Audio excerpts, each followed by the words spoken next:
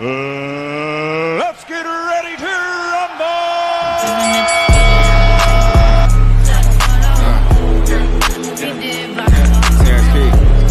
Shout out my nigga Bruce. Keep like sweat. Let Mark was heading.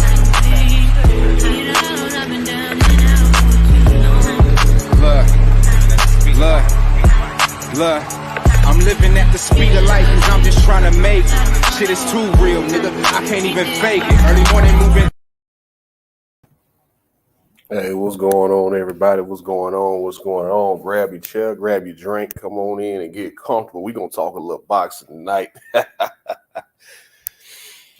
going to talk about the new undisputed lightweight champion of the world, Devin "The Dream" Haney, and his finally completing the final step of his conquest in a long-awaited trip to becoming the undisputed lightweight champion of the world. A lot of people didn't think it would happen, seeing as how, the sport has tried to maneuver around him in the past. And, congratulations to Devin Haney on a job well done yesterday. Completely dominated the fight. Like, the fight wasn't even close like I figured it would be. I figured Devin would get in there and jab his nose off, and that's exactly what he did last night. Or, today if you're in or yesterday if you were in Australia. But excuse me. But absolutely, man, that was a hell of a job by him and his team, overcoming everything that they had to overcome, with his father being able to make it in there at the 11th hour, which, if one was a conspiracy theorist, they would say, if he could have got in here then, he probably could have got in here 2 or 3 days ago. So I'm going to go ahead and put the link in the chat for those who would like to join in. Yeah.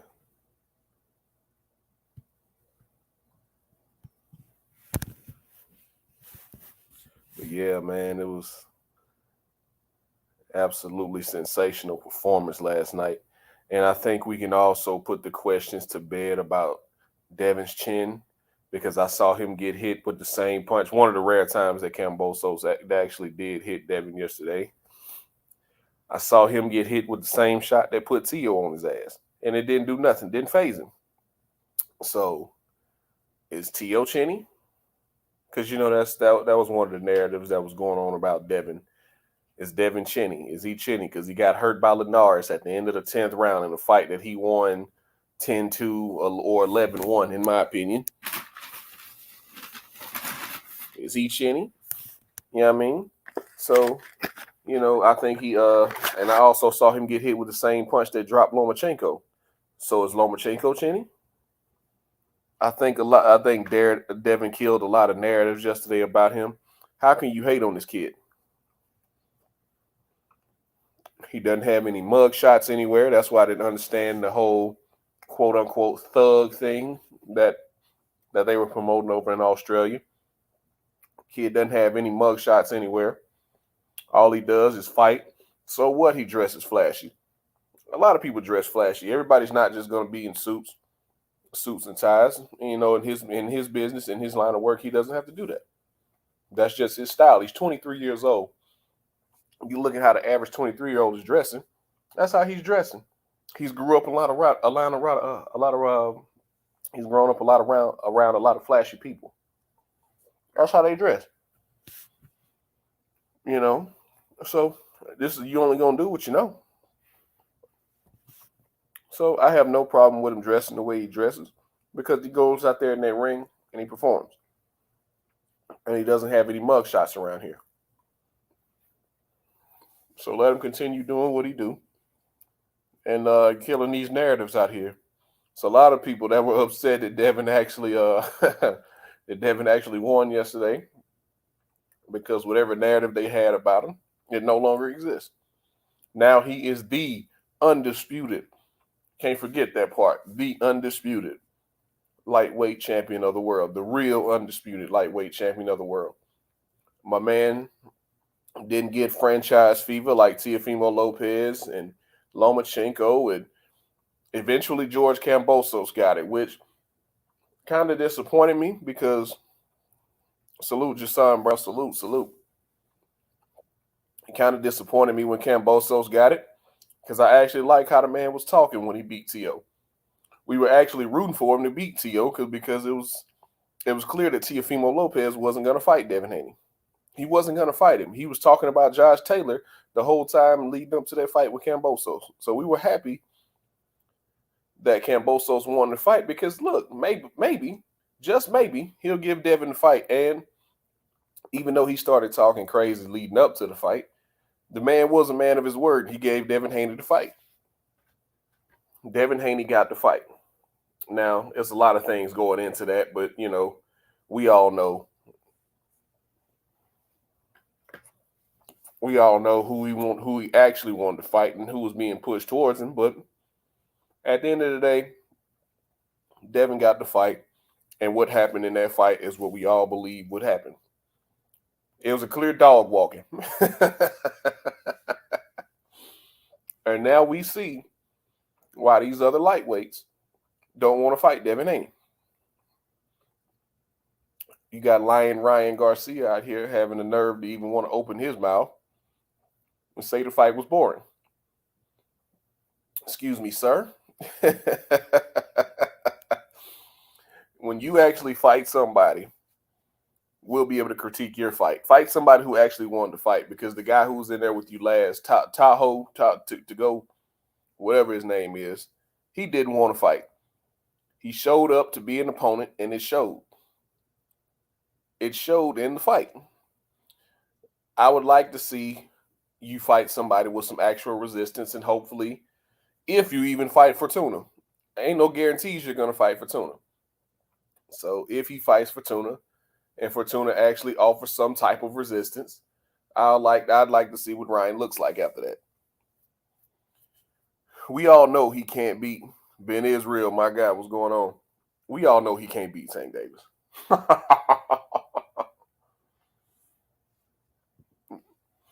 That's just a good way to keep his name relevant. Keep saying Tank's name. Keep saying Devin's name. That's a good way to keep, because it's out of sight, out of mind. It's a good way to keep your name hot by attaching yourself to one of the most skilled and ferocious punchers, not only in the lightweight division and not only in the lower weight classes, but in boxing. And one of the biggest names, the biggest name in the lower divisions. Keep your name attached to his. We all know you're not going to fight him because you had the opportunity to fight him last year and you decided you was going to go chase Manny Pacquiao, who wasn't going to fight you. You knew Manny Pacquiao wasn't going to fight you. But yet, you used Tank's name and you used Devin's name to get hot, and then you started chasing the Manny Pacquiao fight, knowing good and damn well Oscar wasn't going to put you in there with Manny Pacquiao if he's not going to put you in there with Tank Davis. So, we'll see what happens with old Lion Ryan in his next fight with Fortuna, who is coming off of a loss a year ago against JoJo Diaz. You know what I mean? Who Devin Haney just dog walked in his previous fight. So, you can do the 6 degrees of separation. People say the triangle theory don't work, but you got to look at matchups.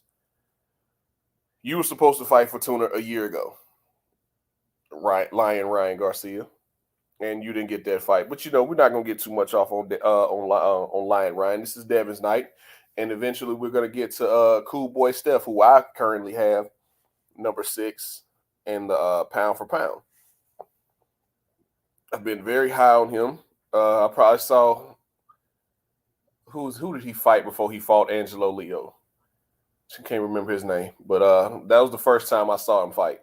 And then I saw him beat up Angelo Leo. And then I saw him beat Brandon Figueroa and become unified. Special, man. He can give it to you however you want it. You want to have a fight? We can fight. You want to fight on the inside? We can fight on the inside. You want me to step back and counter? I can step back and counter. You want me to walk forward? I can walk forward.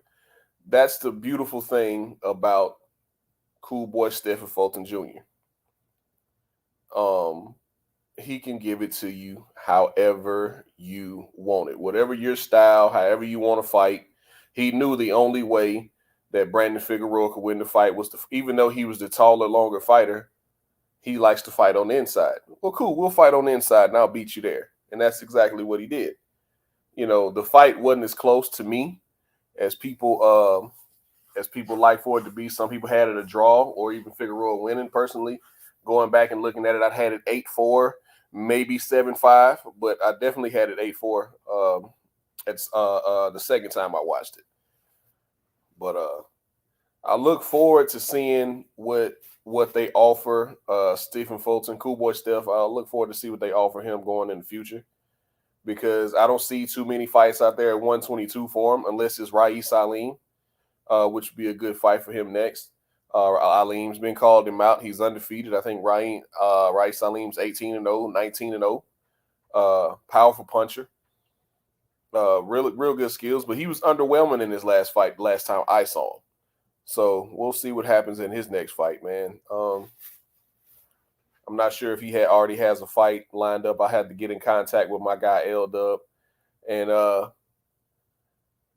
shout out to L-Dub's boxing, man. Keeps me informed on a lot of these things.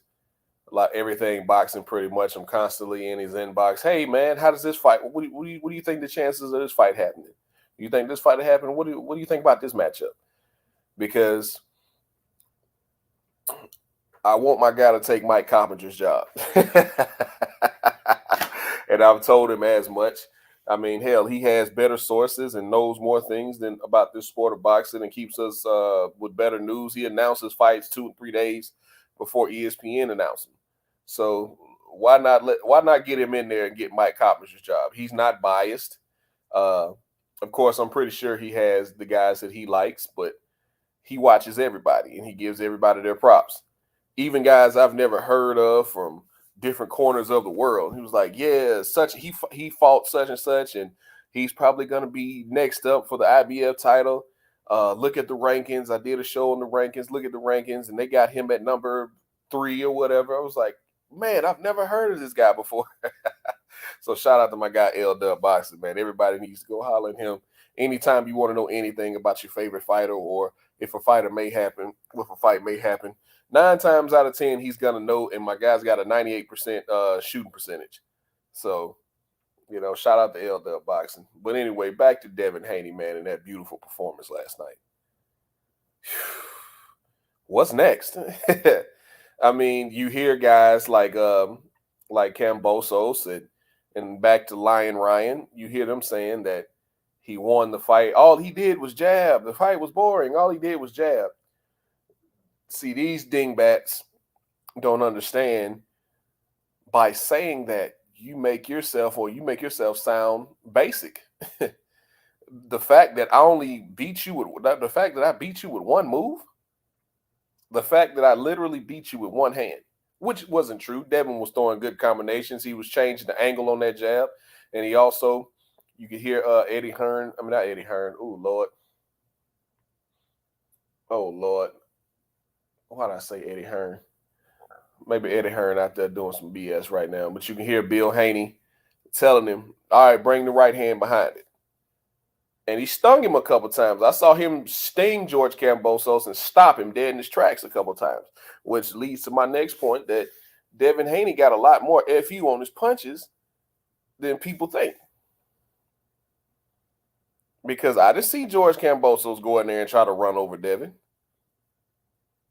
Not at all. I saw him eating that power jab all night. Saw him eating that double jab all night. That stab jab to the stomach. I saw him eating that last night. And it's just, if all I did was hit you with a jab, then why does it look like somebody slapped you with meat all across your face? Why does it look like balls? But why does it look like, why you look like a slab of meat and Rocky if all I did was jab you all night? Nobody walks Devin down. Thank you, In Shape Street Fighter. Shout out to you. Y'all join the panel. Link is in the chat. Nobody walks Devin down. So for him to be, 28-0 with 15 knockouts, and he has no power and all this type of stuff, nobody walks him down. Nobody walks through his punches. Nobody's walking through that power jab. Every time he hit Kambosos, it was snapping his head back. Same thing with Shakur. Every time Shakur was jabbing Oscar Valdez or jabbing Jamel Herring, the fight that I went to, you can see their heads snapping back. That doesn't happen if you don't have power. You know whose head didn't snap back whenever you hit somebody with it? Paulie Malignaggi. Paulie Malignaggi couldn't bust a bag. Shout out to my guy Deuce Times. What's going on, Deuce? Kambosos will take step-aside money to save the embarrassment. There's no other fight for Haney besides Tank. They all that anyone needs to bring up. Absolutely. I agree with you, but they'll try to throw Lomachenko in there, or they'll find a mandatory somewhere. Like you even got Oscar out here trying to throw Lion Ryan's name in there. After Ryan beats Fortuna, you know who's next. No, we don't know who's next. That's kind of the whole point with this. The only thing, shout out to my guy Biz Puseless, what's going on, bro? That's the only thing, man. We don't know what's next for Devin. He has no What's up, DJ? Opposition. What's going on, my guy Biz Puseless? What's going on? No, I'm good. So let me get on real quick. I got a few minutes I could stay on. All right, before I got to get back off. What'd you think about the fight last night, man? I'm always curious to hear your opinion. Devin did his thing, man. You know, I had him like, to be honest with you, I had him last like 11-1. You know what I'm saying? I just basically had to find around and give Kambosos and shit. But you know what's amazing about that shit though? What's up? What's amazing about it is as good as Dev looked like last night, he could look better. He could be even better. That's the scary shit with that kid, man. Because he's not fully there yet. He's not fully there where he could potentially be. Like, absolutely. Like, because as good as he looked, he could actually be better than that shit. Like when he really get to that point, oh my God, he gonna really be, when he really get there, like he gonna really be fucking because he controlled the dictated the fight with the jab, you know, which is, you have to, any great boxer who master that punch, man, you're gonna be tough for anybody. Right. I don't care who you in that ring with. If you get that punch alone down pat, it's a problem. And you know, it just controls and dictates the fight, man, because it could be used in so many different ways, you know, on the offensive attack or the defensive treat off of the back foot, control, the ring generalship, you know. And it's so crazy because I'm just looking at it, and me and Grant was talking last night, you know, me and him was talking as we watching the fight, and I'm like, I was like, damn, he controlling the fight. And I was just so worried about the judging, man, because I was like, keep it a buck. I'm like, he winning every goddamn round. Yeah, like, I gave Kambosos the first round. That was it. Yeah, I had him winning pretty much winning. Like I said, the most I gave him, like, Kambosos is one fucking round out of that 11 rounds, right? And I'm crazy. It was so amazing to me. It's like I'm watching him do what he was doing for the most part, but it's more that he could do that he didn't do in that fight. I think he could have got him out of there around the 8th, 9th round. I think he could have got him out of there. And what I mean by that is, because once you setting up and dictating with the jab, he started finding the range on the jab with the right hand and stuff towards the later part of the fight. The mid to the later part of the fight, which he could have done more. And let's keep it a buck, he didn't even really go to the body. No, at all, really. He'd mix up his jab. He'd hit him with that stab jab a few times just to kind of back him up. That's it. So if he really went to the body, he didn't really throw hooks and straight rights to the body like he could have. What's going on, Max? Yeah, he didn't really do it like he could have. That's why I say, like, as good as he looked, and he looked good, he could have been even better. So like I'm saying, when he really get to that zone, which now you can start to expect to see that from him now that he got all those belts, because you automatically get 10% to 10 to 20% better when you become champion. Now that he got all those belts, you're going to see him. You probably will see him go to even a higher level on his mentality. He's only 23. That's my point. He's not even in his prime yet. And that's exactly my point. Like I said, as good as he looked, he could even be better. And some people might like, nah, I can't be. Yes, he can. He can He's be only even going to better. get bigger, stronger, and faster. Yeah. And more importantly for him, because of the style in which he employs, he's a boxer puncher. So once he really start learning, like he's still learning, because he's still early in his career, and he's still a young fighter. But now that he got those belts, his mindset should go to that next level, and he's gonna get even more comfortable, because his last couple of fights, if you notice, he's starting to look even more and more comfortable in the ring doing certain things. And I think having accomplished what he accomplished, it should really put him on a mental level. I'm not even looking, because physically he's there. He's there already. His mental just has to start to equal up to what he's physically capable of doing. And I think we're going to see the best Devin at either 140 or 147. So now that he's accomplished what he's accomplished, because that was a big accomplishment in this era of boxing.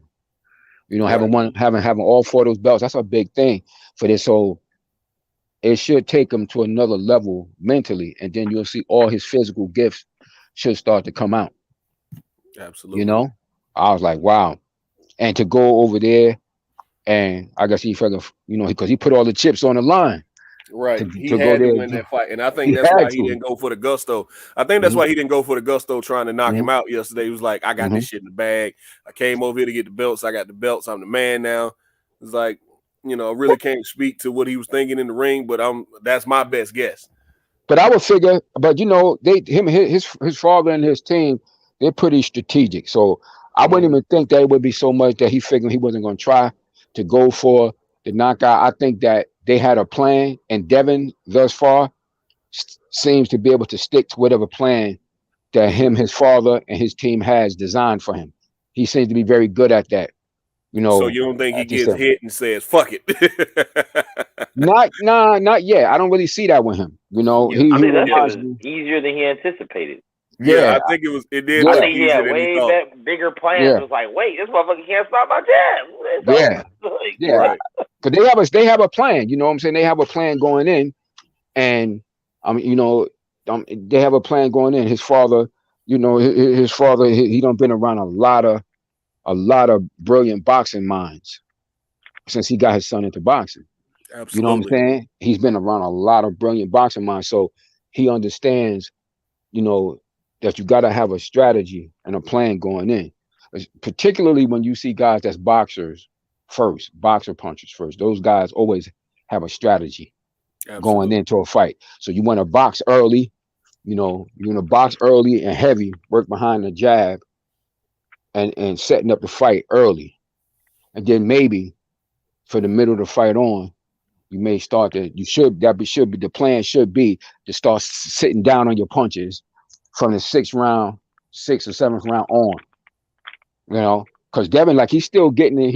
To me, he doesn't still look like he got his full man strength just yet. Like, and that's going to come. I think it's going to come with his mental development. We're not going to see that until he's about 26, 27. Yeah, his mental development. Fully in his prime, mentally, because mentally, I think he's there. Mentally, I think he's there. I think physically, he's not there yet. I think mentally, he's there. Yeah, I think that he just gotta. This is why I'm gonna be very interested to see his next fights. Now that he done accomplished what he accomplished, and he knows that he's accomplished what he's accomplished. It's like you go to either that once you accomplish such a big goal, because boxing is 90. It really is 95% mental. It really is. And once you get comfortable in that ring and you know that you accomplished certain things, like in this case, it would be the same. I would liken him in this regard. People don't bug out. It's like if you see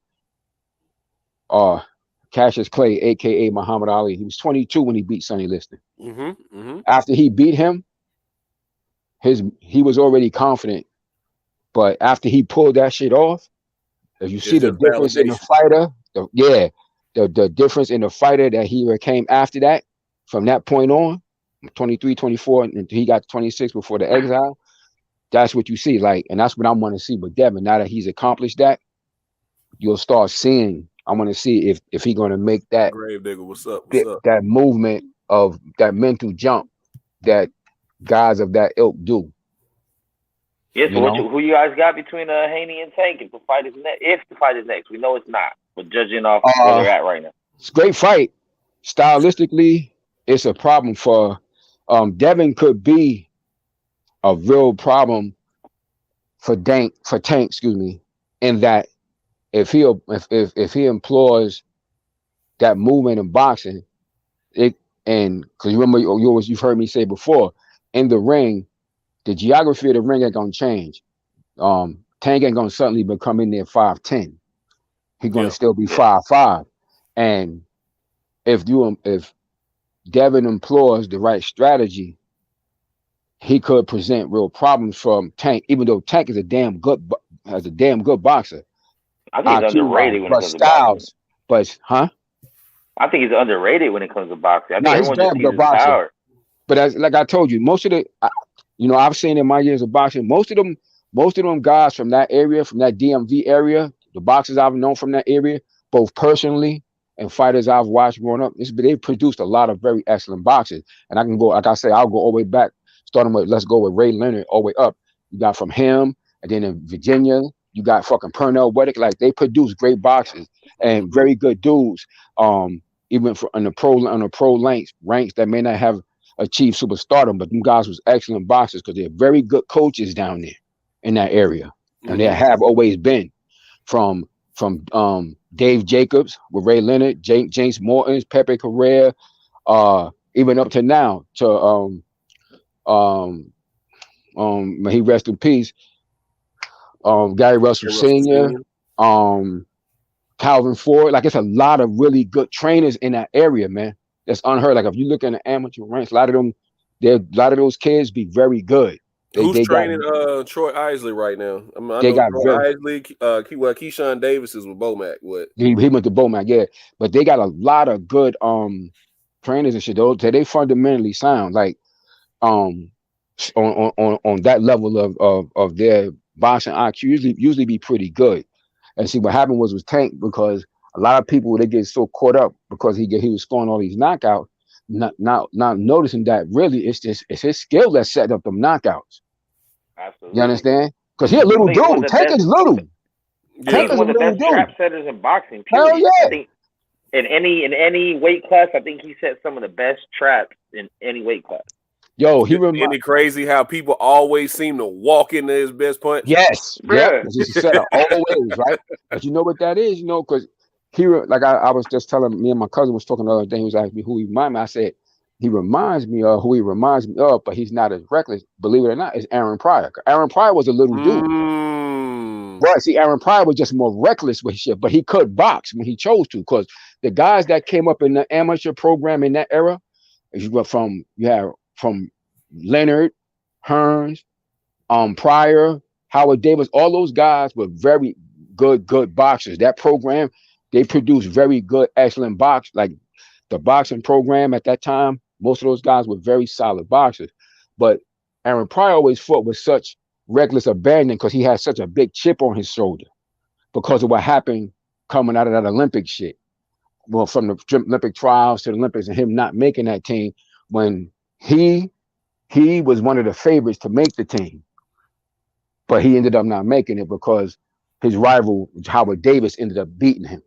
So it's a difference, but that shit made the difference from Howard Davis signing $1 million contract with CBS and him fighting for like $500 in his first fight. So he always had such a big chip on his shoulder. So he was kind of reckless, but he could box. But Tank reminds me of him in his stature. He's a little dude, but he fights. He has an ability to box, but he fights hard. Like, he's scoring knockouts.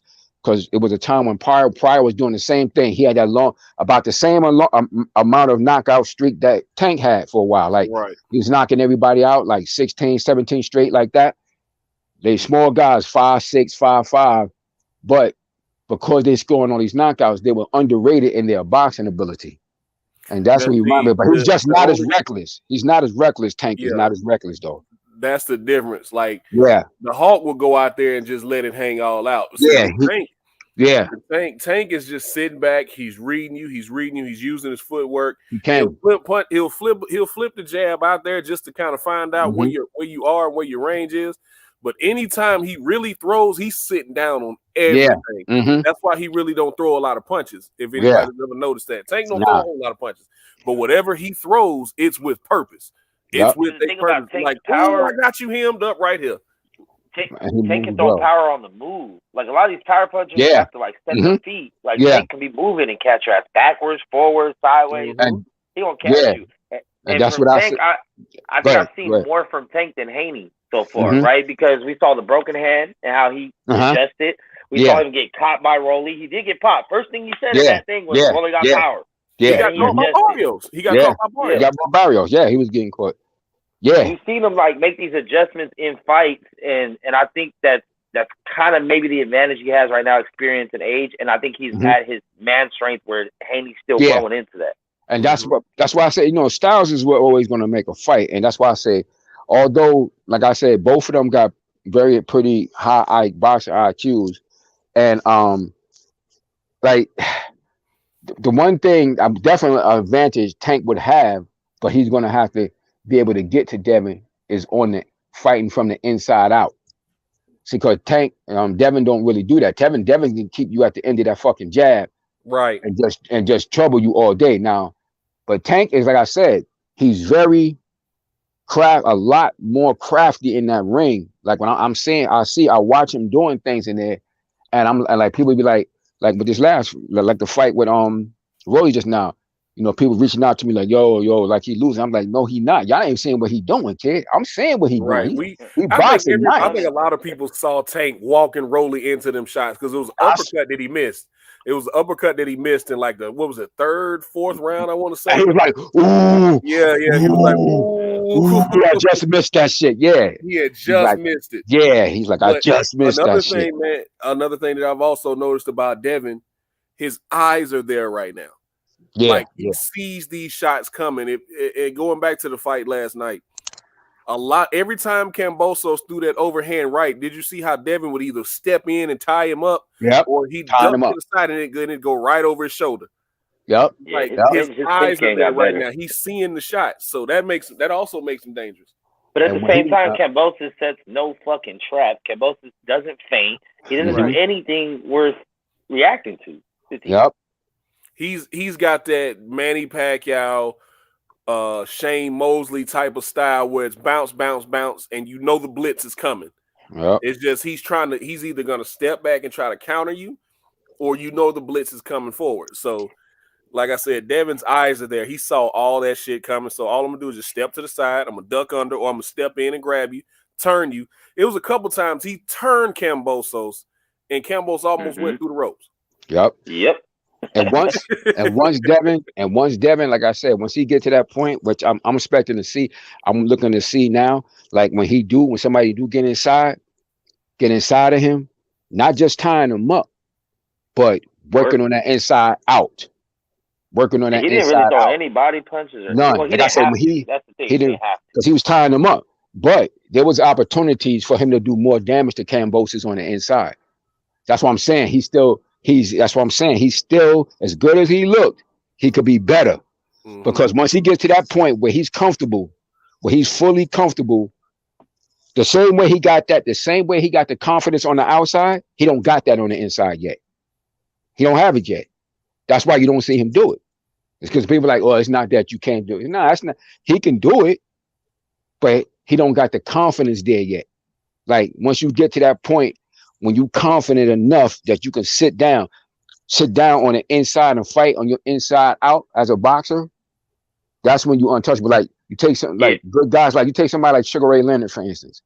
See, Sugar Ray Leonard could fight from the inside out too, although he could box from the outside because he'll let his hands go. Sugar Ray Leonard was fighting guys. See, Angelo Dundee. Sugar Ray Leonard didn't really have a manager. He managed himself really. But when they brought Angelo Dundee in, Angelo Dundee was the manager, and that Angelo Dundee was picking the fights for him.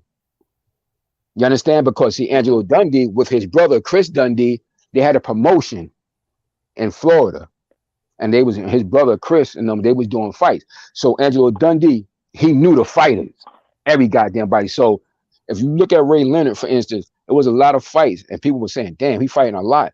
He fighting a lot of guys bigger than him." And Angelo was putting them in with guys that was bigger than him at a certain point, like Tony Schiavone and shit like that. Tony Schiavone was middleweight. Sugar Ray Leonard, Tony Schiavone was a middleweight. Angelo Dundee had trained Schiavone, and he was southpaw at one point. Tony Schiavone, when he fought Ray Leonard, was 33-1. A lot of people was like, "Yo, that's a tough fight for Ray at that time." But he's like, but Angelo Dundee, you know, stylistically, he fit into what I need to do with him. Same thing when he fought the talk. Setting him up for different fights down the road. Yes. But see, Ray Leonard brings me to another situation. Go fight on the inside. So I'm saying once Devin comfortable to fight on the inside out, he gonna really be a fucking pro. You get a problem now? Nah. When he really get to fight, when he fighting on the inside out, he gonna really be a problem. Right now, here's the thing. Tank got the advantage there.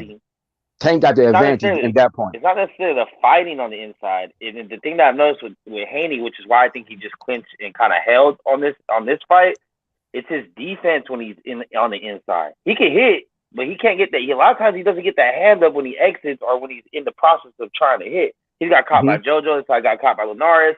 Is when he's exiting or when he's trading inside. He can hit, but he needs his defense up. But see, what's going to happen is when you're a good boxer, when you're a boxer puncher, like you the boxer first, you have to learn how to do that at some point. Because at some point, when you come across, when you're facing a guy that is good enough to get inside and they can work inside, you're going to have to be able to know how to fight your way out of that shit.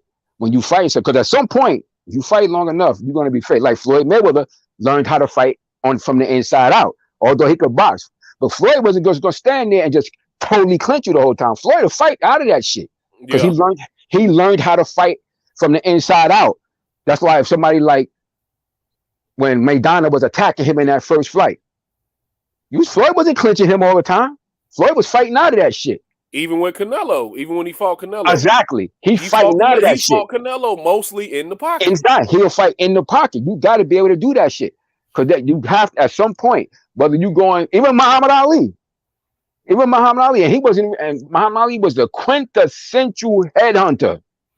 He damn near never threw hardly a body punch. But when he was forced to have to fight on the inside, even if he's shoe shining his way out, you understand? You got to be able to do at least that shit. The shoe shine your way out, or which is the multiple body punches out from there to fight your way out. You have to be able to do that because if you fight somebody good who got good head movement, like somebody who got good head movement, like Joe Frazier forced him to have to fight his way out because Smoking Joe knew how to move his fucking bob and weave. So at some point, he getting away with that now. But at some point, you're gonna have if you have to come across a fighter who do have good enough head movement to avoid some of the get past the jab and get to the inside and fight. Once he's set up on the inside on his defense, because there was opportunities. I was talking to my son and I was telling him, I said, "You see where he slipped there? He was open to punch, but he chose to grab him instead." You understand? I said what Devin is doing now is he wants to see the shots coming. That's why he's not really fighting in the pocket. In the pocket, he can't see him coming. He just knows he has to move, and I don't think he's necessarily, like you were saying, confident that he can move and not get hit with a shot. And that's when he's going to get even better. Now he just, he wants to stay at a distance. Yeah. And as long as he better learn that shit. He got to learn that shit though. Yeah, he got to learn it. You know why? Of course. Yeah, you're right. He's doing it, but that's right because he's not confident. 6 rounds in a row and attach his ass. And so he not around and Bob when he should have weaved, and it's gonna be good night, Irene. It takes one. And once he get confident in there, that killer instinct. He don't give a fuck. He gonna come right for your ass. Because once you see, because all those great boxer punches, if you study their history, all of them earlier, if you can go all the way back, let's start with Sugar Ray Robinson all the way up to Devin Haney, right? All of them. If you look at them early in his career, Ray Robinson, he was move a lot. They moved a lot behind the jab, but they got to a point where they stopped moving as much because they really seen everything. You understand? Pernell Whitaker was like, get to a point where that nigga right in front of you. You barely hitting him, and he hitting you back. Like Pernell Whitaker, though he wasn't a devastating puncher, he was a damn good body puncher when he got close. You know why? Because he had a good trainer that taught him that shit. George Benton was a fucking master boxer, man. And he taught them guys that shit with the fight in close. Like, so once he get to that point where the same way he can see all them punches on the outside, and he can see them when he up close to, that's when he going. If he get that shit, if that shit come, oh my God, they ain't gonna be able to fuck with him, man, at all. That's the shit that takes Floyd to the next level, because I think Floyd is the king. Floyd is the king of watching the ref be like this, like you about to. Yes. Every time when they couldn't show, he's like, you work it, because Floyd would. And that's the thing too, that a lot of these fighters get comfortable when they clinch, and then they look for the ref. All right, I'll clinch you. You gonna break it up. When someone else is gonna work, the ref ain't gonna touch you as long as you're working. Because you're absolutely right. You bring up that Floyd that shit, but those guys in that caliber, and like I'll put Robinson, Leonard, Mayweather, all of those guys is in that same category with that shit. Like they can see even De La Hoya. Even De La Hoya. They in close, and they can see that them punches fucking coming. But they in there. They could be in the pocket and see that shit. James Toney, yeah. James Toney, their eyes is ran open. They're so good they can go sit on the ropes and turn your ass. Sit on the ropes, let you get off, pop, turn. Now you in the corner. Back to the and they using a guy in shape street fight. Devin will close your eyes unless you can get past his jab first. And it's shown it over and over. Once they're in there with him, everybody looks and acts different. Absolutely. And that's what I've been saying, man. Devin and Shakur got more fuck you on their punches than people give them credit for. But you see, though, now I'm glad you brought up somebody like Shakur. But Shakur already showing that shit from fighting from inside out shit already, though. He's showing that shit already, though. He's showing that shit ahead of Devin. That shit to fight from the inside out, he'll from the work from the body outward. He already doing that shit though. That's the difference. He already doing that shit. He could beat you. He could do that. He could outbox you from the outside, but he could also. He already showing me that shit of fighting from the inside out. He might shoot shine. Get out of here and hold that on your way out. Yeah, Shakur's another one, just like Cool Boy Steph. He can give it to you however you want it. And that why, don't you? I don't know about Cool Boy Steph, but you know that boy can do that already, right? Because he's an Olympian.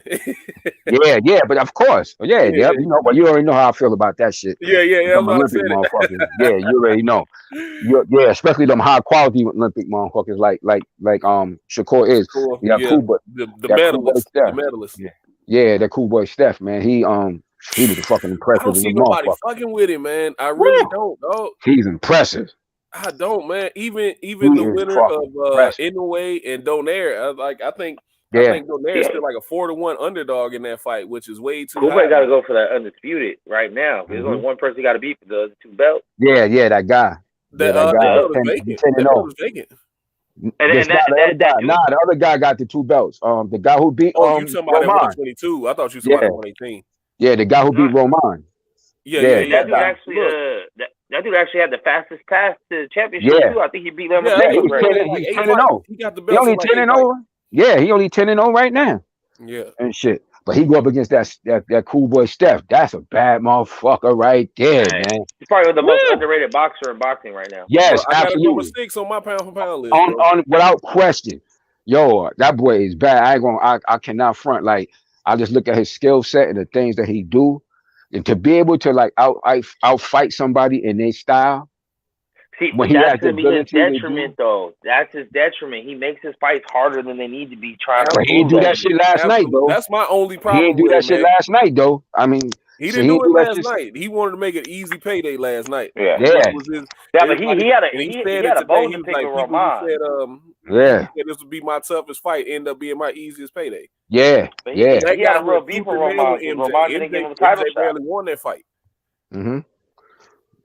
Yeah, I remember. No. Yeah, but he's an excellent boxer, man. Like, and Roman admitted to ducking him at the press conference because Cool Boy Steph called him out and said, "When you was champion, I wanted you guys, you know." He's like, "You did reach out to me, but we had other plans for my career at that time. Here we are." Yeah. Yeah, he said that to him. Cool boy is like, watch this. And he showed that shit. Everything he said to this date, he done did that shit. So, and to be able to like when he beat not Leo, Figueroa, and that Figueroa got a tough style, man. That awkward ass coming forward, slugging shit. Like you got to be, just long, you got to be tough. Walking you down. Yeah, you got to be tough to survive that. Let alone be able to beat his ass, and for him to be able to survive that, and not only survive it and win, that shit spoke volumes to me, man.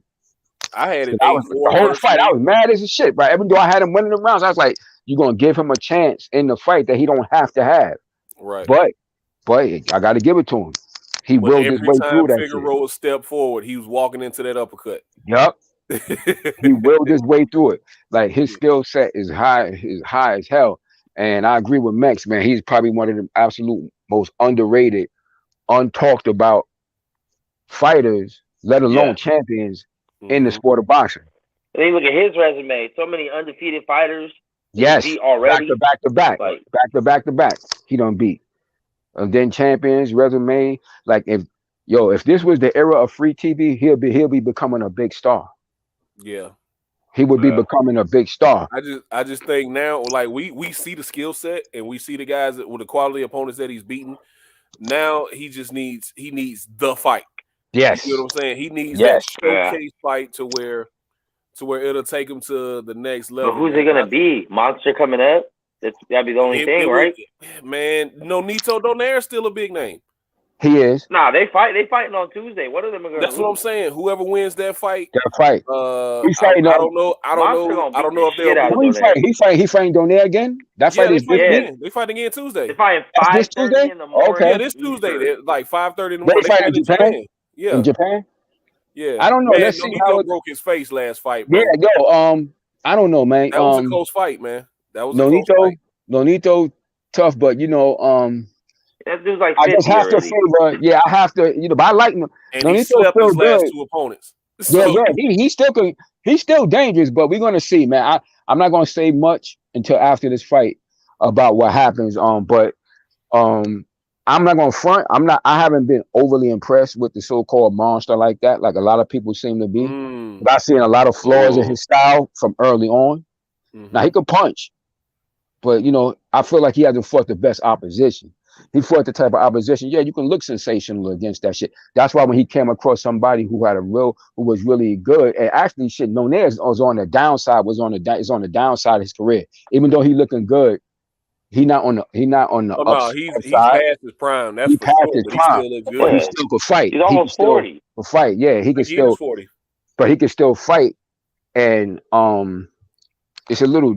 Like I said, this era of boxing, 40 is not like 40.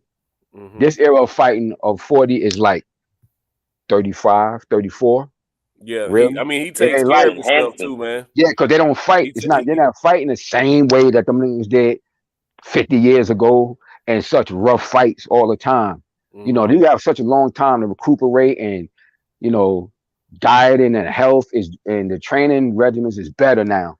So if you really halfway taking care of yourself, and Donaire does have he always had a good skill set. Always.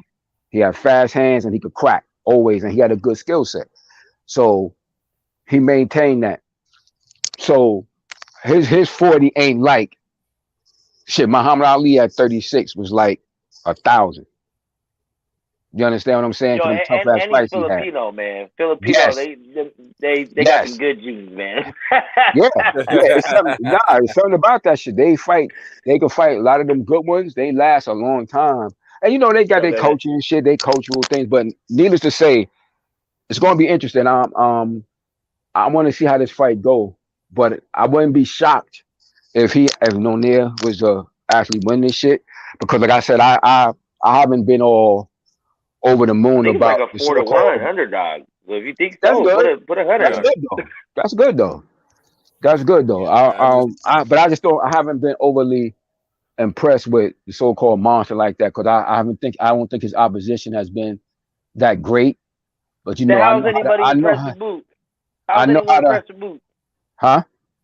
How is anyone What's going impressed on, with Boots? 817? I see you, my boy. Boots ain't fought nobody. Everybody talking about Boots like.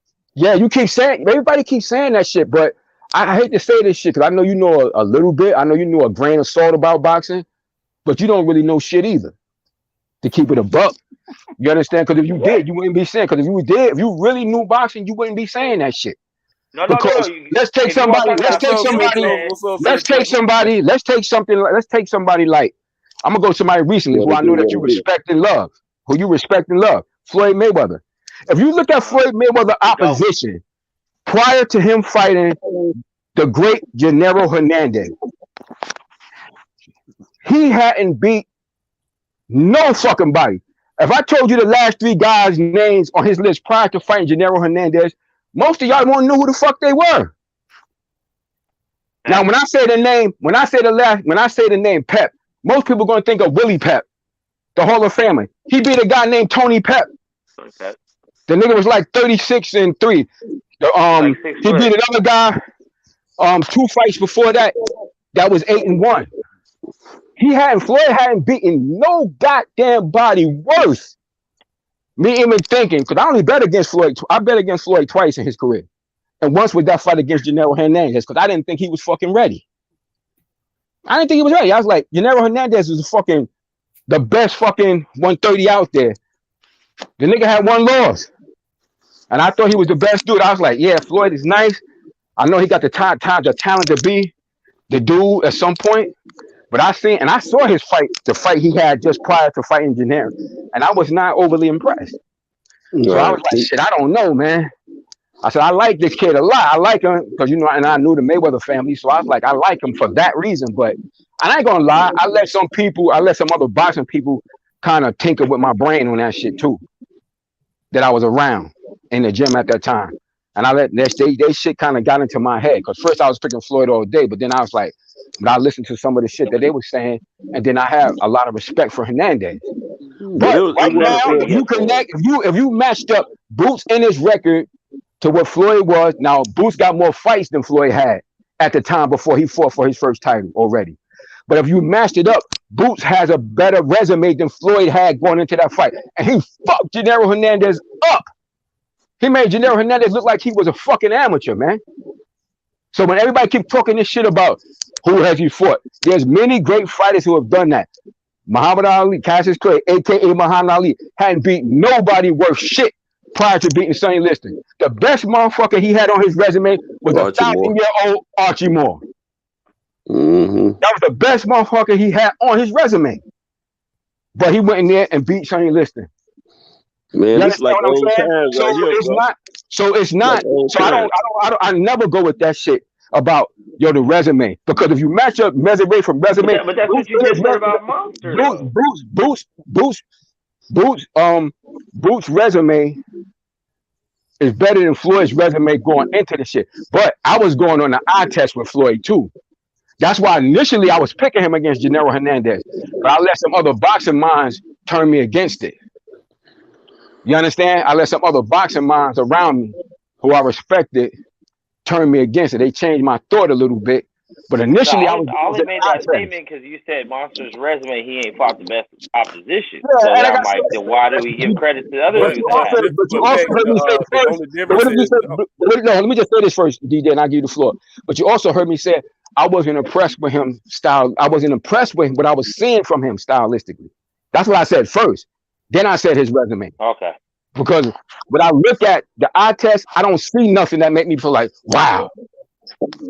Other than he can punch. If he catch you, he could probably hurt you. Yeah, I'll give you that, because I was doing some other shit over here. I don't think I heard that first part. I just caught the whole resume part, and I was like, well. So that's what I said first. So when I looked at him, I don't see nothing that make me, like make me be like, wow, like damn, I don't know. I saw that with Floyd, some of his early fight, but like I said, I'll kind of let the other things make me bias a little bit in my head. Pew, Joe. Back to that statement about Boots compared to Floyd's resume. When Floyd was Boots' age, he already fought Diego Corrales, so there's no way that Boots has a better resume than Floyd did. No. But I'm saying at this point, I said prior to him fighting for the title, By the time he fought Diego, by the time he fought Diego Corrales, which I won a bootload of fucking money from, because I killed the fucking gym. It was a whole bunch of Latinos where I was training at, and I fucking caught every last single one of them pockets for that shit. Hey, Floyd has paid my rent a couple of times already. Yeah, so, but now I said prior to him winning the title, not after. Prior to him winning the title, that's what I'm talking about. But that's what I mean in terms of that. And if you're going, but the same way the eye test told me Floyd was going to be great. Besides his resume, it told me he was going to be great. Whereas same thing with Boots. But if I'm looking at it on record for record, even though Boots got more fights prior to him, Floyd had when he had. You'd have to make it comparable. It's about the same. The eye test tells me, he gonna be really good, excellent fighter. Like just looking at the eye shit alone. One thing I will say, Preachers, about Floyd back then. I mean, because I had my reservations about him going in that Hernandez fight too. I thought he lacked the experience, but one thing he did have that I didn't pay attention to as much back then as I notice now. The boy was fighting every chance he could. He did about 18 fights in like a year and a half or something like that, man. That's a lot. Yeah, he had like but now what Floyd? I think what Floyd was like I don't think Floyd had that many fights. I think Floyd was like 16-0 or some shit, like 17-0. It was something. He was 16 or 17. Well, nobody else fighting that often. I know that. Yeah, he was but but the same thing with Boost though. Boost got almost 30 fights. Boost got more fights than Errol Spence. Yeah, I know that, but I'm saying it. I'm talking about in a less period of time. That's true, but I'm saying but Boost been around a few more years than before his title fight versus Floyd is what I'm saying. I think Floyd had been on the scene like a year and a half. I mean, about a year and a half. And he had like. He had double-digit fights, man, in the mid-teens or more. I know, and that's what I'm saying. Yeah, so that's what I'll be saying when people that was a plus for him going in the ring with Hernandez. But fighters, he was well skilled. He's an Olympic guy, So you have to fight both of them, and that's another thing that they share. They both was that high level amateur, so they both had great amateur pedigree coming in. Mm-hmm. So. There's a lot of similarities there, in that regard. So, like I said, for me, when people say, well, in terms of Boots, who has, I was like, it's very similar. It's very similar in terms of by the time he fought for the first title. That's why I have to keep emphasizing that. I'm not saying after. I'm talking about when he fought the first title. Going into that shit. Now, as a matter of fact, I just went to the box right now. This is the last couple of fights Floyd had. Now you ain't gonna know none of these fucking guys. He fought some guy named Sam Gerard, who was 17-4-1. He fought a guy named, I saw this fight too, Michael Mello. This guy was 8-1, and I saw the fight. And this guy Gustavo Coelho, he was 20-7. Now this is the fight I saw. The Tony Pep fight. This guy was 38-6, right? Floyd didn't look too good. Floyd didn't look too good in that fucking fight, really. Like that, I thought that he would have been able to beat Gennaro Hernandez in the very next fight, but I was still saying, well, I just like his pedigree. I like his pedigree, and against anybody else outside of Gennaro Hernandez, I wouldn't have thought they had a chance against Floyd. But it was just because it was Gennaro Hernandez that I had any slight reservations, and I still was picking Floyd until, like I said, I started listening to some of the other boxing pundits around me. So then I was like, damn, he might not win this shit. You understand what I'm saying? So this is what I'm saying. At that point in his career, he hadn't fought much, and he was.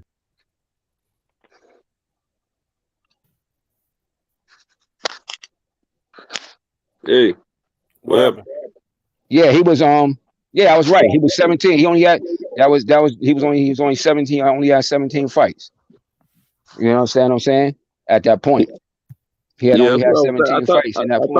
I thought it was about 18 fights by the time he fought old boy. Yeah. Yeah, because I think it was like a year and a half, or was it 2 years? It was 2 years. It was 2 years. Yeah, it was 2 years. Yeah, it was 2 years. Because he turned pro. Because you remember he was on a '96 Olympic team. Right. So they fought in '90. They fought in '98. So it was 2 years. You understand what I'm saying? So like and so in that regard, that's why I say what I say when I say that. Because like I said, there were a number of instances where you see that, like the eye test with somebody with a high amateur pedigree and doing what they do. So that's why when I hear people saying like, "Oh, whoever Boots fighting," they make in comparison, I'm like, well, you don't even got to go far back. We ain't even got to go fucking 40. You can go to just recently Floyd Mayweather. You know, he himself is somebody who hadn't really, if you saw it, like I just read the opposition he had fought. He hadn't fought nobody that most motherfuckers would not even know who those guys were. Shakur Stevens, he's a prodigy. He's doing a great job right out the chute as well. You know, like a Floyd type of thing and Boost type of thing. He did that shit already, though. He done already did it. Was fighting for a belt at what? 13-0, 14-0? Exactly. That's what I'm saying. That's a short period of time. He done already did it. He done already did. And keep it a buck with you. Bob Arum held him back. Facts. Yeah. Keep it a buck with you. He could have fought Valdez. He could have fought Sona. They could have gave that kid like they did what's the kid name that's in the war right now? Lomachenko. Yeah, they could have did the same thing with him. They could have did something similar with him. They could have done something similar. Another difference between like just going back to the whole Boots and Monster thing, people don't have Boots on the pound for pound list. Like you got some people, you got Monster like top 5 pound for pound list. I've heard women you can't put Boots on every. Boots don't deserve to be on no fucking pound for pound list, man. No, until you get a belt, like you're not even on consideration. You don't even have any consideration for me. Yeah. If you win a belt, you can't get on. You can't get on there until you win. Somebody else a couple weeks ago. Well, last week really, they still had Lomachenko on their pound for pound list. So I was like, wait a goddamn minute, man. Let's talk about it. Yeah, and 817, my bro, what's going on, man? Long time no hear from you. What's happening to the family? What's going on, fellas? What's up, brother? Something else I was gonna go to, man, as far as eye test. David Jr. Let's talk about it. Let's talk about it. The man said he wants David Benavidez. My personal opinion, you put him in there with Benavidez right now, Benavidez gonna ruin his career. Who are you talking about? Morrell? Morrell? Oh yeah, David. You put him in there. He claimed he won't Benavidez, and that's my personal opinion. I don't know, man. I think that'd be a good challenge right there, man. That kid's pretty good. He's pretty special, David Benavidez will beat the living shit out of David Morrell. I don't know about that. Dog shit out of him. Hey, he took some pretty good punches last night. Yeah, that shit, but them shits wasn't from Benavidez though. I think I like the kid though. I do like the kid though. I think the kid got a big upside, but I would not put him in there with Benavidez right now. Though, I think they're hard on the same level about what they could do and the courage. Start him off with Caleb Plant. Here's the problem with that, right? You made a great point, Santos. He did take some pretty good punches last night, but the problem was he took them punches last night. You know what I'm saying?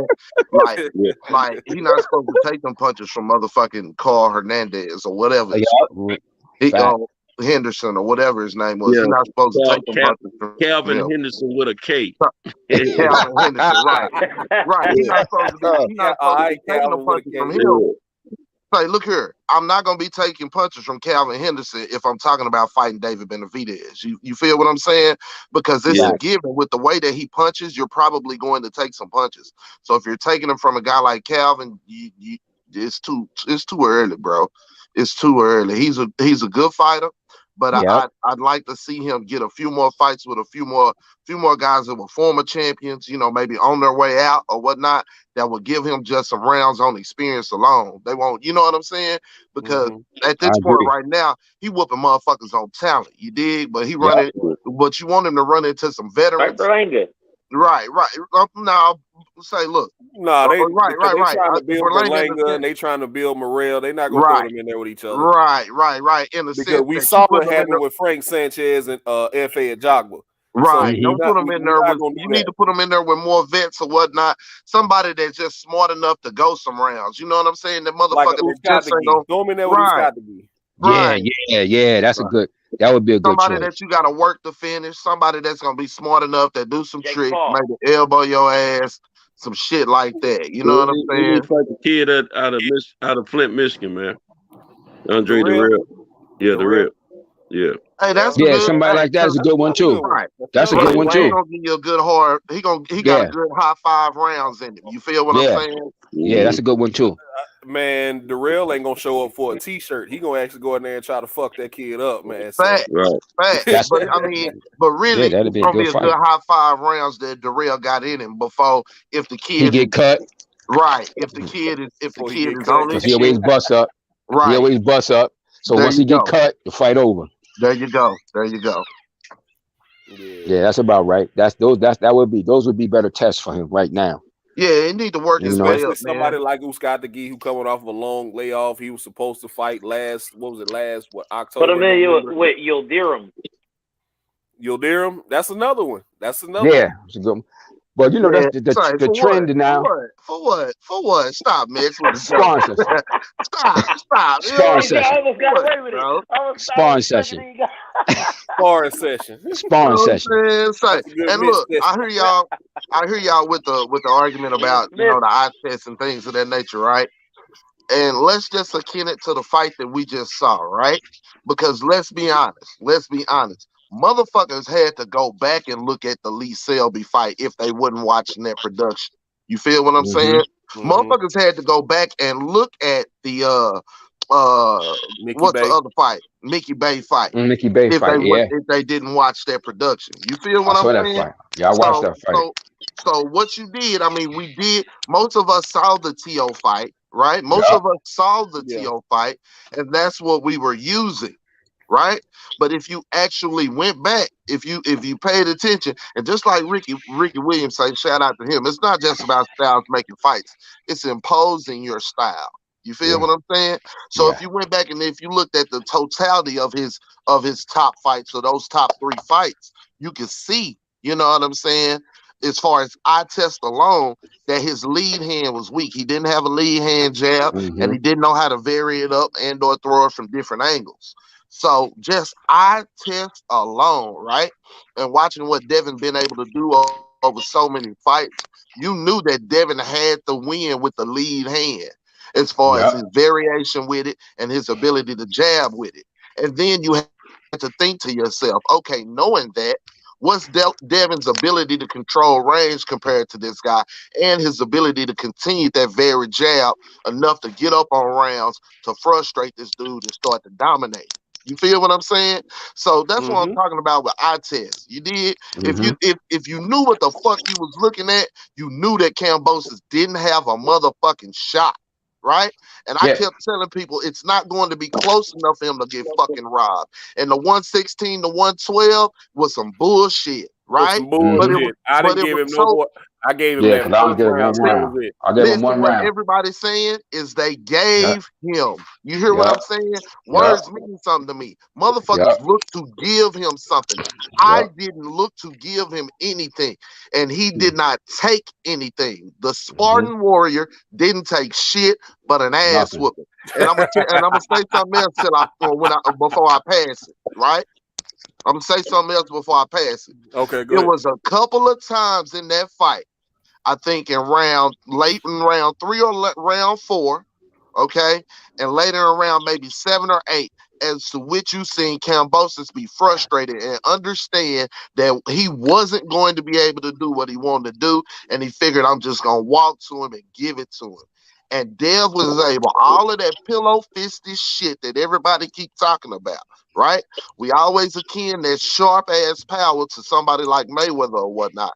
And what you seen was Dev noticed that, recognized it immediately, and hit him with enough to make his ass get back on his tricycle. And I'm telling y'all, if y'all get a chance to go back and watch that fight, if y'all get a chance to go back and watch it. You got heard about Dale heard him a few times. Oh yeah, Dale heard his ass stop and put his hands in his pockets a couple times. And his ass went back to his tricycle. So again, man, shout out to him and Bill. They crossed the seas and chased the motherfucking cheese, brought all the motherfucking belts back. You can call him email, franchise, all of that whole ass shit, but he's the motherfucking man. T.O. Mike Kevin now. All of them. Dale was supposed to have that title. Fingered ass, y'all. I don't know if y'all seen his tweet, but his fat fingered ass, he finally gave Dev his motherfucking credit. Who was that? And finally said, because he's not an employee of the network no more, Dan Raphael fat ass say what it is. Regardless of their agenda, T.O. and motherfucking Kambosos was never undisputed. Dev is truly undisputed. Yeah, he gave him flowers, but that's because his ass ain't cutting a check with him no more. Fat fuck. Hey, did y'all notice? Did y'all notice this last night? They on the list of undisputed. They put Lopez and Kambosos. The four belt era. Yeah, they had all these. They had T.O. and Kambosos on there, but then at the end of the fight, my man was talking about. Dev was the 8th person to do it. Yeah, bullshit. They just don't want to give him. They do not want to give. They refuse to give the proper due to that kid, man. If he was a motherfucking email champion, then what is Canelo? Yep, I'm gonna say this. Ain't undisputed. The reason they had those two guys' name on that list, which rounded out to like 10 people or whatever it was. It's because of the promotion that they fought under. You know, that Teofimo was a top-ranked fighter, and the fight last night was part promoted by Top Rank. A lot of it was, and then when you at the end of the fight, now is an 8-man roster, a 9-man roster now. You know, because they weren't mentioning those two verbally. You see, that's right. They know the truth, because if it's a 4-belt era, then how can the franchise, if it's not a major belt, how can it be part of that 4-belt era? Exactly. You're not passed on. It's not passed. You can't be undisputed if there's a dispute. That's right. Santos, did you pay attention? Hey, y'all, I want to know, did y'all see it first, right? First thing I noticed was Bob funky ass and how happy he was, right? After all the shit, you know what I'm saying? Because you know, and I got to commend Dev on man, Bill did a motherfucking job, y'all. Salute that dude, man. And again, man, the way that they handled all this shit with grace. Absolutely. He definitely bet on himself, man. Bro, he bet on himself, but there was so much in me say, bro, I'd have cussed out Lou funky ass, I'd have cussed out Bob funky ass, I'd have cussed out Mauricio motherfucking ass, and I'd have chunked that belt as far as I could. Like, I'd have acted an ass with Kambosos and his people. You feel what I'm saying? It'd have been fucked. Everybody, it'd have been Charlo times 10 in that motherfucker. But he's smart though. But see, his father is a brilliant. His father is brilliant, man. How he handling this shit? Like, he's brilliant because he still got more business to do. I'm pretty sure when it's come time. I'm pretty sure when it come time for him, when they done with all this shit, he gonna walk away with the biggest grin on his fucking face. And no one's going to be able to lock him down. Nobody. He's brilliant. I got to give brother his props. Look. He out slick. How they say, he out slick the slickster, boy, with all this shit. Yeah, for sure. And Bill's been saying the whole time, and I've been agreeing with him. They needed to keep that belt. They however they earn it, they need to keep that belt because it gets them certain levels of money and certain level position with these companies, right? Now, right, and I was just gonna say, did you see when Mauricio first he tried to hand it to him, and they didn't let him hand it to him. You feel what I'm saying? And then they went ahead and let him hand it to him, but they put his ass in the background. They didn't let his ass take the pictures with him. Yeah. See, I love it. They weren't even gonna let him put the little WBC shirt on him at first. Yeah, I love it, man. Like I said, in that regard, on the side of how they handled the business side of that shit, and his father calculated playing chess with their ass. That shit is brilliant, man. You gotta give it to him. You gotta give it to him. Yeah. And another thing Bill said yesterday when Cambosos came to the locker room to congratulate Devin, he was like, I watched that earlier. Where's your father at? Where's your father at? No, he's like, no, speak with your he father. said he should be right here with you. He said, I saw you over there arguing with him. Yeah, because see, Daddy want to be a butthole at the end of the fight. And Cambosos try to calm them down. And that's what I was saying earlier. You heard Devin telling them, no, chill, we're gonna have to come back. Y'all chill, we're gonna have to come back. But see, I was just gonna say, your boy Taylor Bell, shout out to him. He pulled up a good question, and check this out, right? He talking about contractually. What's the deal with the rematch? Nobody wants to see it. Is it going to happen? Good shit. Cause check this out, right? You heard Tim California raising head ass Bradley and Joe cocksucking ass Tessitore on that motherfucker. You heard him talking about there's no need to see the fight again or whatever. Check this out. The network they trying to get level take on up. What the networks was the one that said, hey, ESPN said, hey, Lou, all that shit fine and good, right? But we ain't putting your motherfucking ass on unless you fight Loma or Dev, right? He ain't had no goddamn choices. The network, right? Decided. So big game. The network not finna shoot him another 10 million to watch his motherfucking ass get blanked. Nope. You dig what I'm saying? They not finna put that money up to watch him get blanked. Fuck with the contract. Fuck with that contract. He gonna get bought out. I gotta watch the fight again. I gotta watch the fight again with sound. The top ranked one, because I didn't watch that shit with no sound on purpose, because I just wanted to watch the fight and see what was going on. So I really didn't hear, but I heard a couple of brothers mention Tim Bradley and them talking some stupid shit they were saying. So I'm gonna listen to it again. Oh yeah, Bradley was stroking it. He was stroking it because he knew Bill and them people was there, and he'd have to answer for any of that hating ass shit that he been doing. So he was stroking. Because he been one of the main ones shitting on Dev, man. Facts. But at the end of the day, y'all, I'm just saying at the end of the day, that rematch ain't happening, bro. That network ain't gonna shoot that bread out for that bullshit again. I'm telling you. And I'm gonna tell you something. He brings up a good point. He brings up a good point about that. That one thing I noticed last night is that Dev kept telling them, if Allah sees it,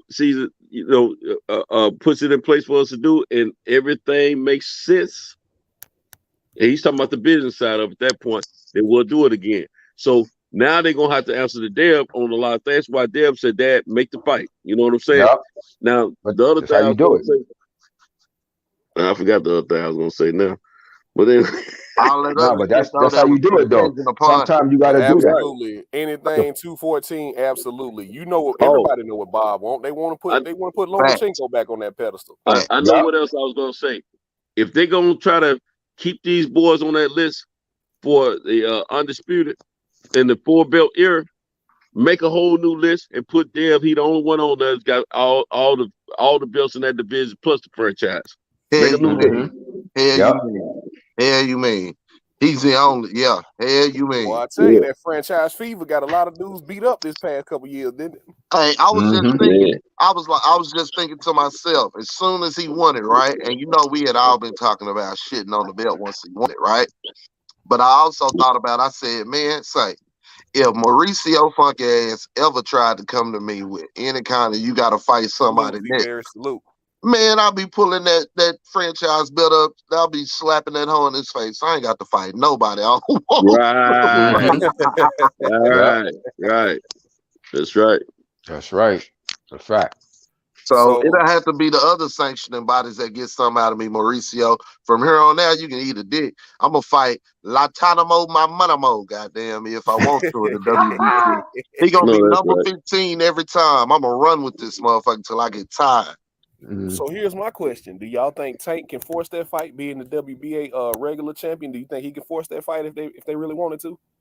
No, I think Devin gonna have to go back and fight that second fight, man, and go and get that. ESPN gonna buy him out, man. They're gonna buy Cambosos out. They're gonna cut. Yeah, I wouldn't be surprised. 817 made a good point with that shit because it was such a clear shutout.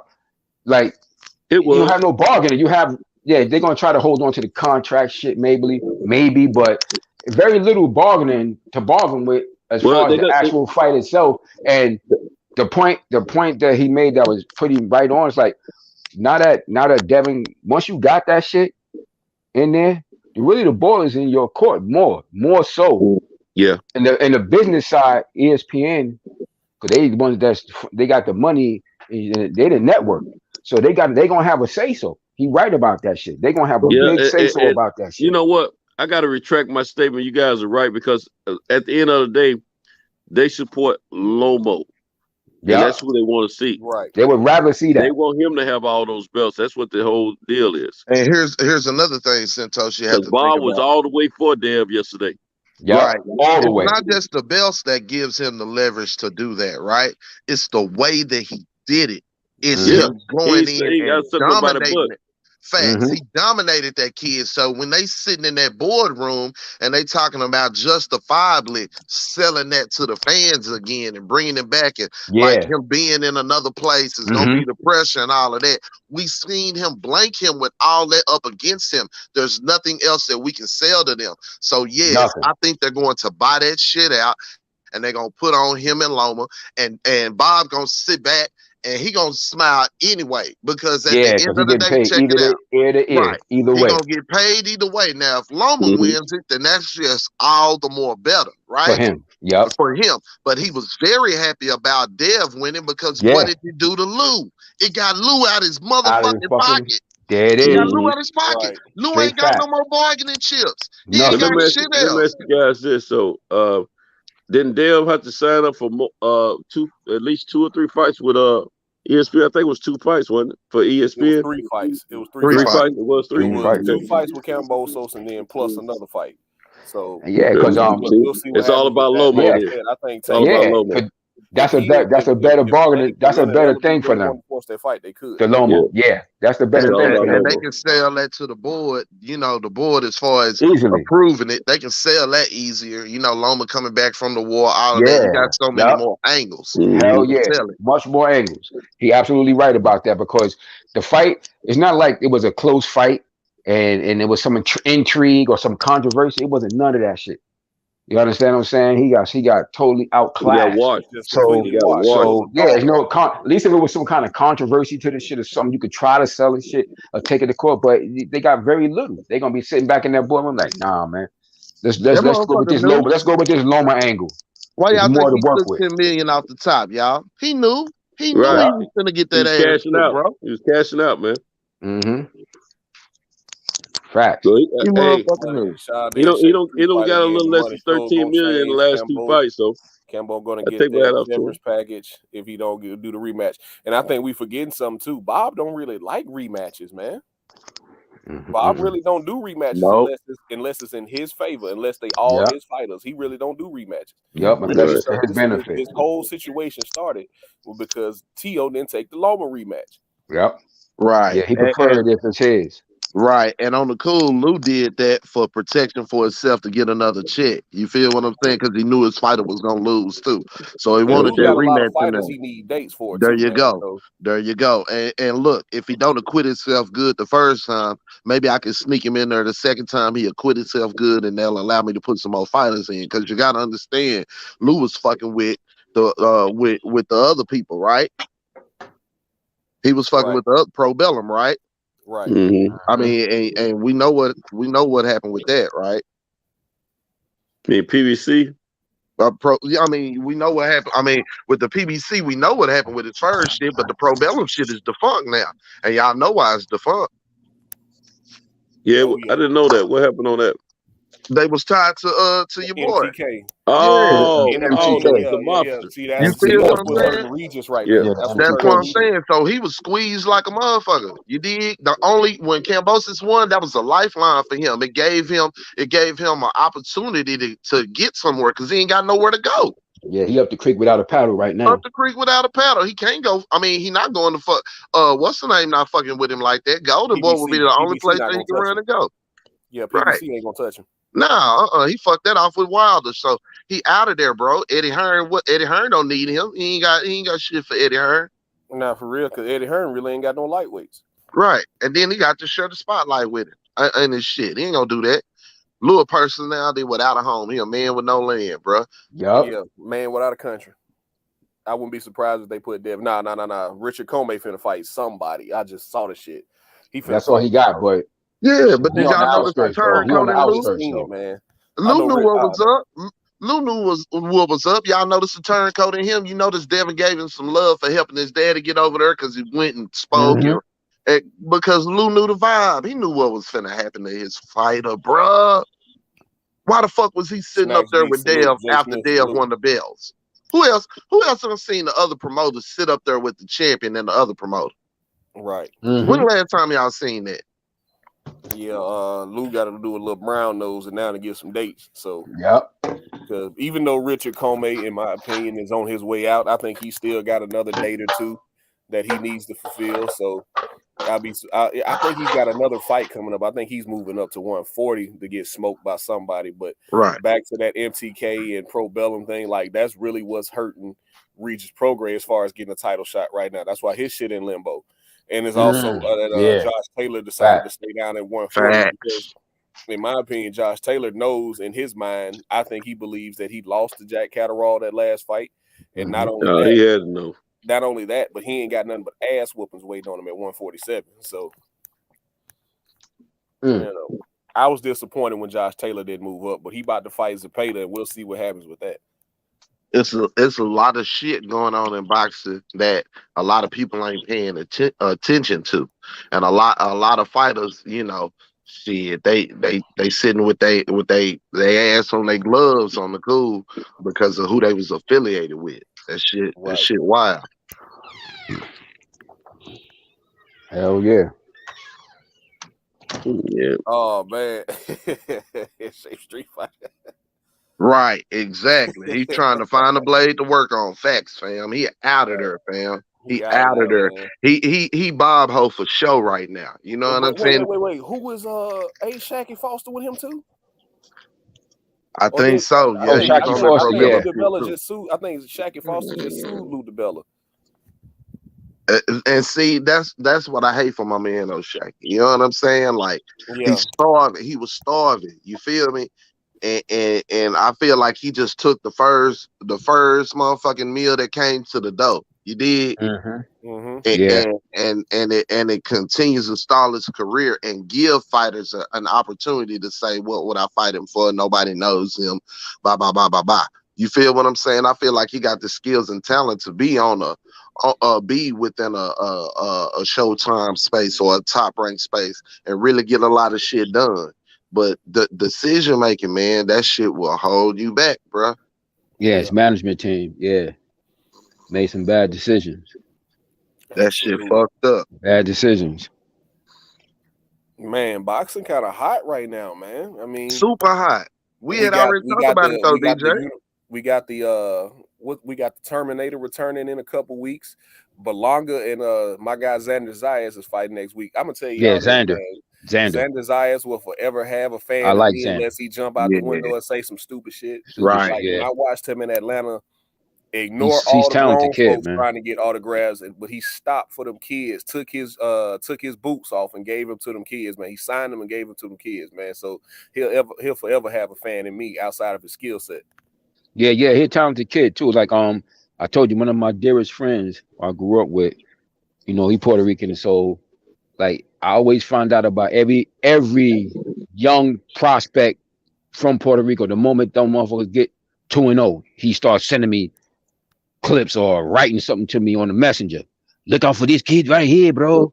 So I knew about him from jump, and I like what I see with him thus far. You know, and he seemed to be a decent kid. He's supposed to be. I'm sure they're gonna be out here in New York for that damn Puerto Rican Day parade. Absolutely, because it's gonna be lit. They're gonna be. They about to have. Because they're gonna redo it. They're gonna finally be doing it after a couple of years because of all the stuff with the COVID and everything. So he's gonna be out there. It's gonna be big.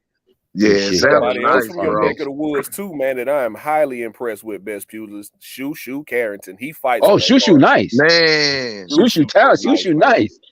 Yeah, Shoo nice, man. It's good to see the youngsters come through, bro. It's good to see the youngsters come through. And we had talked about it last year, bro. What did we say? 2022 might be the year that boxing clean itself up and wash out all the bullshit. And that's what we've been seeing. We've been seeing boxing clean itself up, bro. Real shit.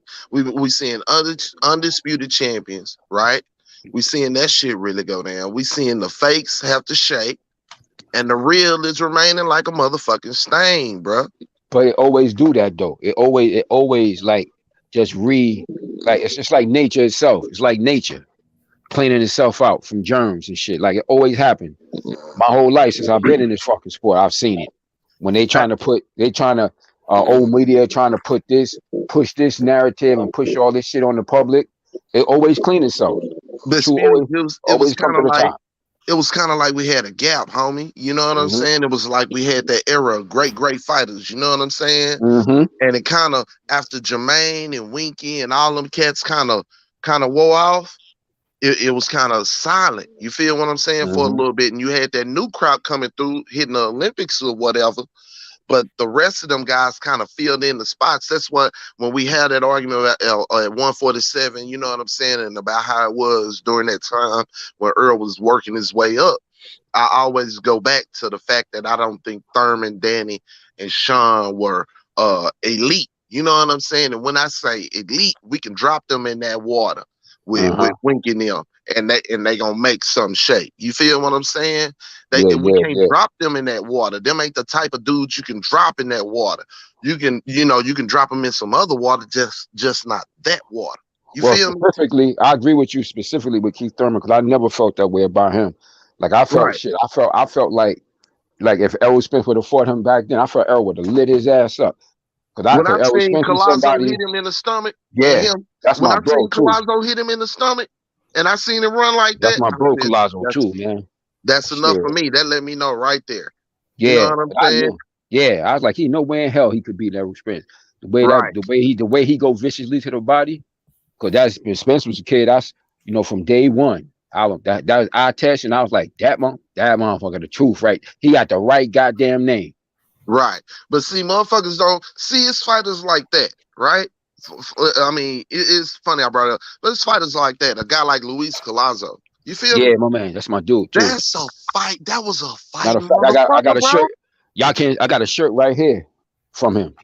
Bro, that is a fighting motherfucker. You dig what I'm saying? But motherfuckers will say he was a bum or he was this or that. He was nice, but man. Boy, you fuck around and get in there with Collazo and he'll fuck around and clean your clock. You'll have more work on your plate. You're going to earn your money that night. Against Luis. And Thurman was giving it to him, bro. But Collazo, like we say about Morrell, right? Collazo was that type of vet that will continue to find a way to stick around and go in deep waters and maybe catch your ass with some shit and get a dub at you. You feel what I'm saying? And he damn near got it out of Thurman. He damn near got that out of Thurman. Shit, you remember? So you remember he gave fucking Ricky Hatton hell when he first came over here. Sure did. Beat Ricky Hatton ass up, really. On the remember that shit, right? Yep. I ain't seen his son fight. I heard his son trash, man. Ricky Hatton's son. I hadn't seen him fight though. Yeah, he's still got a long way to go. It's kind of like that Shane shit. Kind of like that Shane shit. Shane Moses Jr. and Julio Cesar Chavez Jr. Yeah. Right. Like it comes a point in time where they got to make a decision whether they just gonna ride on the name or get better. You seen Shane get in the best shape of his life and try to get better. You feel what I'm saying? Mm-hmm. It's some shit like that. Right. Yeah, pretty much. I don't really see it at the same time. But that Morrell, man, I want to see what he looked like in round 7 or round 8 because he ain't never been that far. You feel me? So I want it, and I don't want it to happen in the David Benavidez fight when all of a sudden it's round 8. Too much. He been getting hit with some hot shit, and all of a sudden he started breathing heavy. Now that's your ass. I need to see it be easy like it had been before. You feel what I'm saying? With this guy coming to, like, when I heard the guy say he wasn't coming to lay down, I remember putting in somebody else's chat, he coming to fucking lay down. Anytime motherfuckers say he ain't coming to lay down, he coming to lay down. I feel like Morrell just gonna cut through him like a hot knife through butter. But then L-Dub, shout out to L-Dub, I shot through and L-Dub went to chopping it up about it. And he was like, hey, Henderson gonna fight. You know what I'm saying? And so I was like, okay, let me see what Morrell gonna do. And for me, just for me, guys, it took too much for Morrell. He took too many shots from a guy that he shouldn't have took that many shots from. And it's for you to be talking about David Benavidez, you don't need to be having these learning lessons at this point and then talk about fighting him next. You need to continue on that path of learning lessons. You can't skip from the bottom floor of the goddamn dojo from green belt or whatever the hell belt, the brown belt, all the way to black belt, bro. Nope. Right. Yeah, because it's a trend right now. Right. That's the trend right now. Yeah, that's the trend right now with all these quick fights. But still, man, the tried, true way is still to develop them fighters, let them fight, learn their craft. So that way, because at some point, you're going to go through some tough waters. There's just no way around that shit in the sport of boxing. No way around it. EJ needed a bundle. Broke my heart, man, because I really like young Holy. I really like young Evan Holyfield, man. He got caught with some hot shit. It was a classic situation where he got knocked out by a punch that he didn't see. Yeah, he was doing great in that fight. Then he got hit with some shit he didn't see. It put his ass out cold. But he'll be back, man. He's still young. I think young Holy's only like 23, 24 years old. Yeah. Look, man, it happens, man. It happens. And you got to understand, he didn't have he doesn't have an Olympic pedigree or really an amateur pedigree or anything like that. Exactly. So it's better for that to happen to him now than later on down the line. Hopefully, if he's really serious about it, he'll buckle down, clean up the shit that caused him to get knocked out and take on the challenge at that same level and conquer that. And then he can continue to move on. But don't put him in there with no pansy next. Put him in there with somebody that could do the same shit that did to him last time. And let's see if he learned from it. But see, you got him and you got David Morrell and you got a guy like Keyshawn Davis, who says, I want that Lomachenko treatment. Put me in there. I'm ready to go. I got the skill set. I got the mindset. I'm an Olympian. Like, I've seen all these styles. I'm ready to go. Give me the fast track me, please. So you got guys like that who I think Keyshawn Davis is ready. I think he's ready for a top 10 opponent. But I see things with him. See, he's different. Like between them other two, between Holyfield and Morrell, I see more with Keyshawn Davis, though. When I look at him, I see more with him, and I have from the moment when he turned pro before he went to the damn Olympics. I see things with him. You look at him. There's certain things that I see in terms of his fundamentals and his IQ and his overall skill set and his mind. Like, it's things I see with him. Like, you look at things and you see potentially this kid could be a very good to great boxer. There's things I see. I don't necessarily see that with. Definitely, I can't see young Holyfield. Young Holyfield, he got to take some time. But Morrell, he got some talent, but I don't really see fully what I would see with Davis just yet. I see more with Davis. If you're taking those three, I see more potential with Davis than those other two for sure.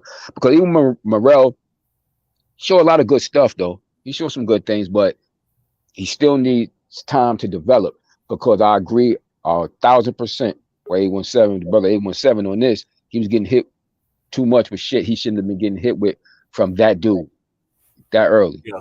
Salute, Reggie. We got boxing conversation. Reggie, salute, bro. Yeah, he was getting hit with things he shouldn't be getting hit with that early. But that's why you have those fights, because you got to go through that. Facts, Dispute. I couldn't have said it better. And what I see with Keyshawn, I'll agree with you there, right? It's the continued ability, right? Even in those moments when there should be lows, you know what I'm saying, where the guy could possibly get off something of that nature. You haven't seen that with Keyshawn. You feel me? Not yet. But you haven't seen that. But what I will say, in his last fight, he could have knocked that guy out in probably the third or fourth round, and I think that fight ended up going 6. He could have knocked him out early. I thought he was playing with his food a little bit too much in that last fight just to get some work in. I was gonna touch on that, and then I was gonna say this too. It's the ability to strategically, right? When you're levels above, going there and show that and show it quickly, right? Yeah. And for some reason, the guy was able to stick around for 6. So for you to tell me that you're ready for that upper echelon when you got a guy like that sticking around for 6 rounds, I understand you're excited, but let's pump the brakes a little bit. I mean, he's what, 4 or 5 fights in, and he's already in 8 rounders. Hey, if the fast track for him is a guy who's 13-0, 14-0, 18-1, 19-2. Give him some shit like that. You feel what I'm saying? The last guy he fought was like 18-1. The last guy was like his record was like that. And that's what I'm saying. Continue to give him those, right? And continue to extend his rounds. Because what you want to see is him to continue to do that over a long period. I want to continue to see him do that for 8 rounds, 9 rounds. So that way, I know he got the ability to pull out something like Dale possibly did. Somebody got it. In shape Street Fighter. What's going on, bro? That's Santos. Okay. What's good, fellas? What's good? Yeah. I didn't want to stop the flow. Y'all boys, y'all on it tonight, man. I just wanted to make sure I jump in and say that Hatton Son is trash, bro. And he cheated it. They let him get a win, and it won his last fight. So I decided to just check him out, and I watched him fight. I'm like, man, this dude here. And then they wound up cheating the man. I was like, wow. Yeah, I heard he got a gift in his last fight. And they gave it to that boy, man. And so when y'all said that, I just wanted to make sure I jump in on that. Yeah, I hadn't seen him fight. I've only heard stories about him. But I heard he's not that good. In the words of Aerosmith, he trash as shit. Yeah. Nah, that's one of them. I'm inspired by my daddy things. I'm gonna try this shit. Exactly. I need to get out the way. Man. So how long do y'all think it'll be before somebody, I don't know who it'll be, before somebody slaps a mandatory on Devin Haney like they did with Jamel Charlo?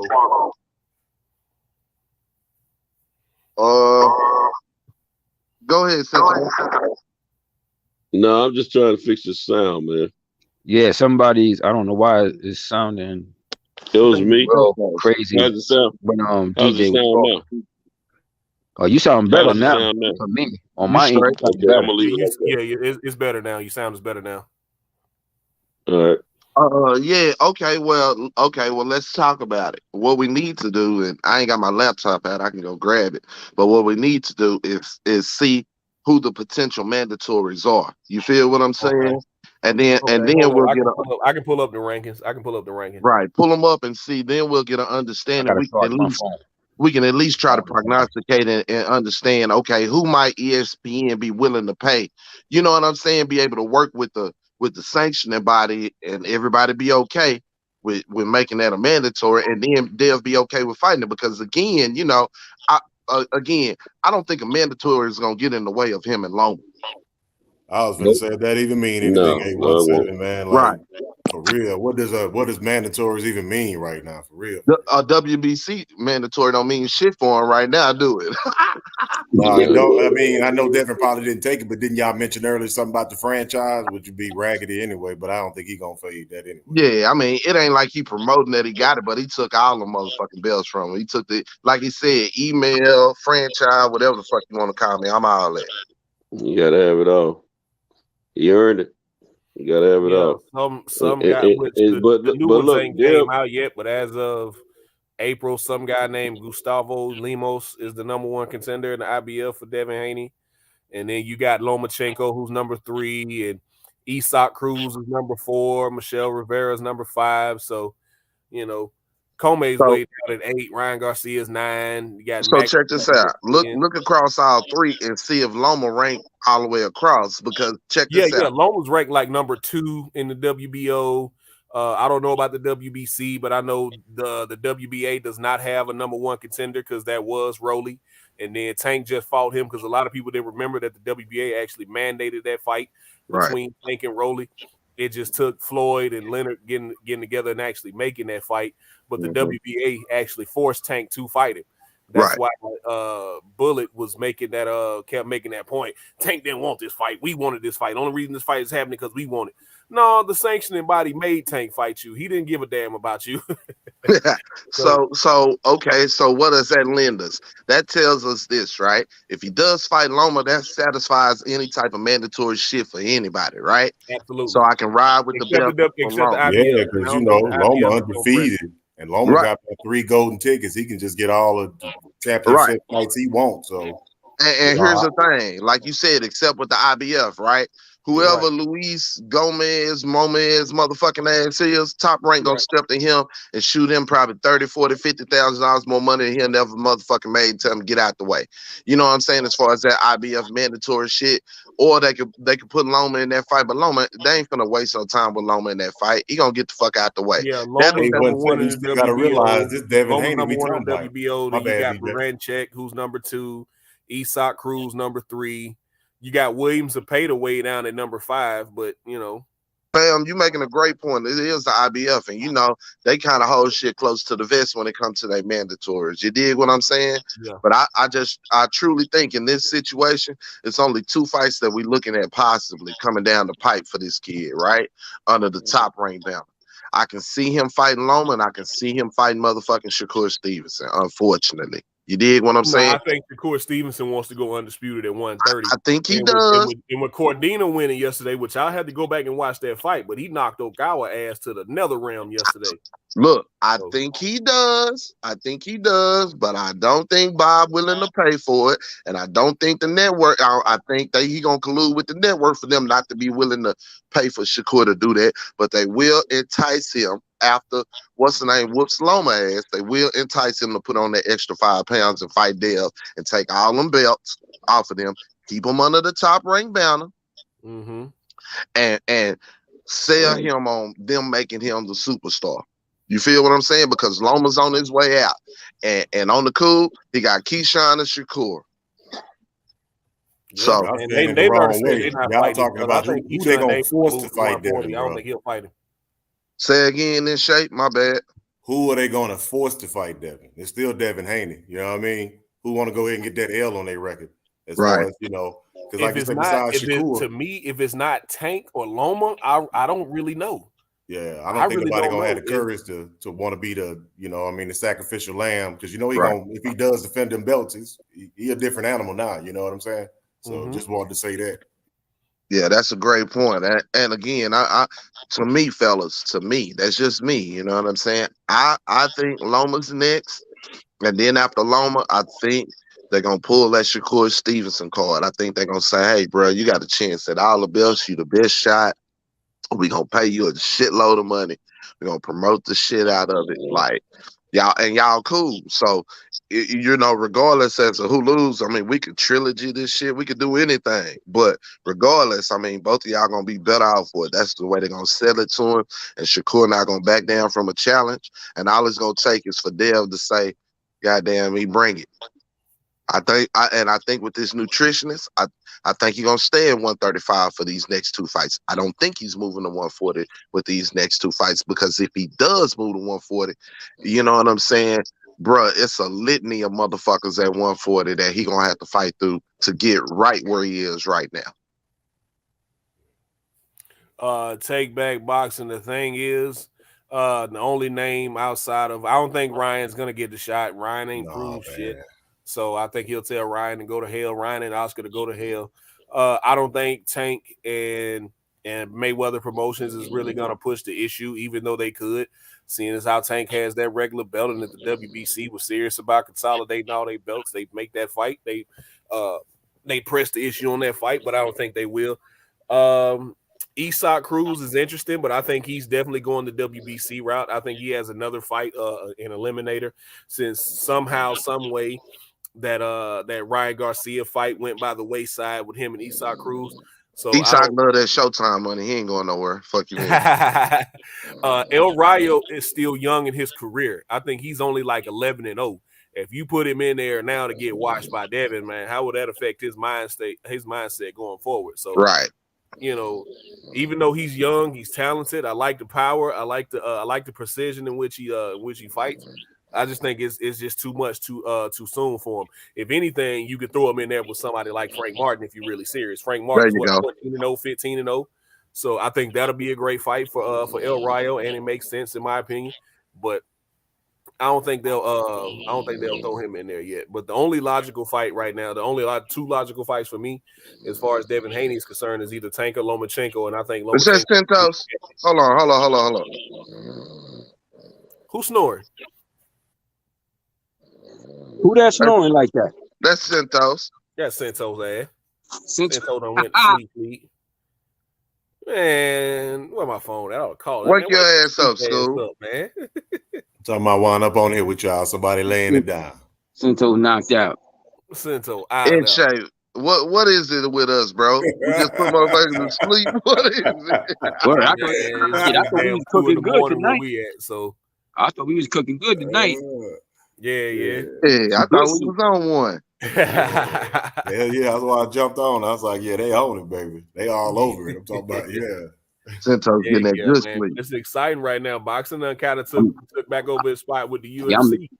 I'm looking at some highlights from Devin Haney stinging Cambosa's ass right now as we talk. Hey man, because look what happened with you and your father. Tell him, Best, like when y'all was talking earlier about Devin, I always say how I feel about Devin just because of that jab. I understand what the jab is, just in any kind of fighting period. Junior Farr got caught with it. He tried to jab, overhand right, caught him. He went to sleep. Ain't nobody doing that to Devin. So he must have some kind of pop on his shots, man. You know what I'm saying? People don't.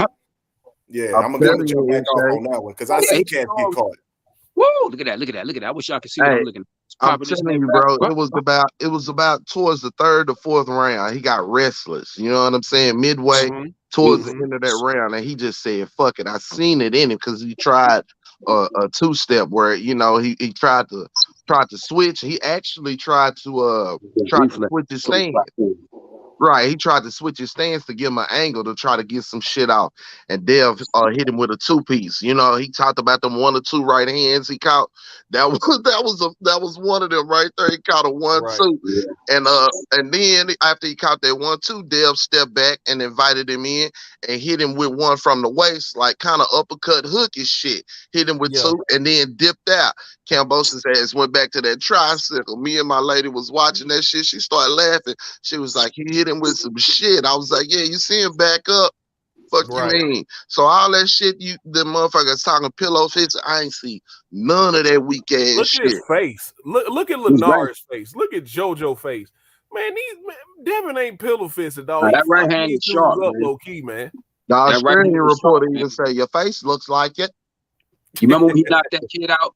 Remember when he knocked that kid out with that beautiful overhand right, kid? That's a good sharp shot. If he started putting hands on people like that more and more, you're gonna see a lot more of that shit too. He wanted to do it last night, Bess. You heard him say it. You heard him say it. He say, I'm still in first gear. He was like, I ain't even gotta get out first gear. Even though like I think it was like the 9th or 10th round. Did y'all see Devin drop his hand?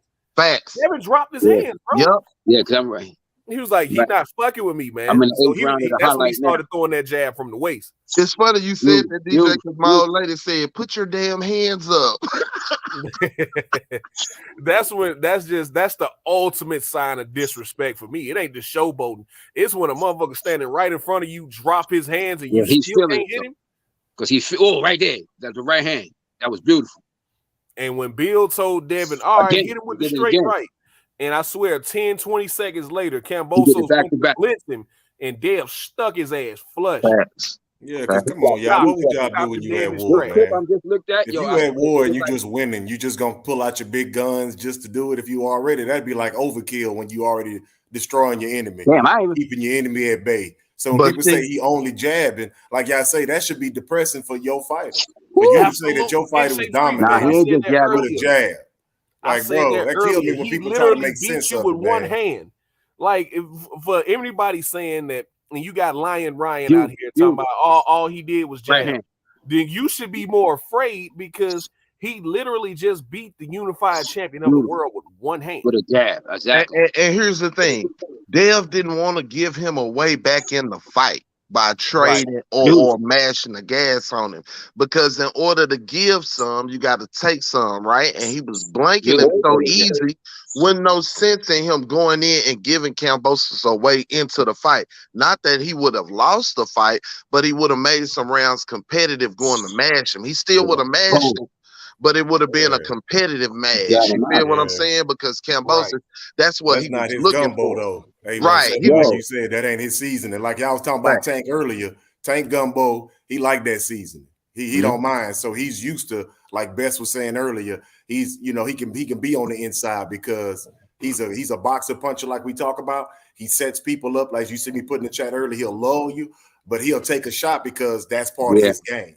So he's better at even being ready for that shot or assuming what you're going to do next because he sets these traps all the time. And like you said, people run into it. So that's his flavor. Devin doesn't really do that. Devin kind of, like he said, I stop you before you even get started. Tank kind of does that, but he's a boxer puncher. So he kind of likes to make dance with him a little bit. As that you see with Rolly, he let Rolly lead. And then all of a sudden he took the lead. And like I said, Rolly had snot bubbles coming out his nose. But that's a great point in Shape Street Fighter. So watch how I do this, right? So we all know about the little clip when Florentine said Dev was whooping Tank ass in sparring, right? So you have to think about it, right? If those things are true, right? If those things line up and are true, and we actually talking about their styles, right? And it also falls in line with our eye test conversation from earlier, right? Now let's imagine them in a fight, right?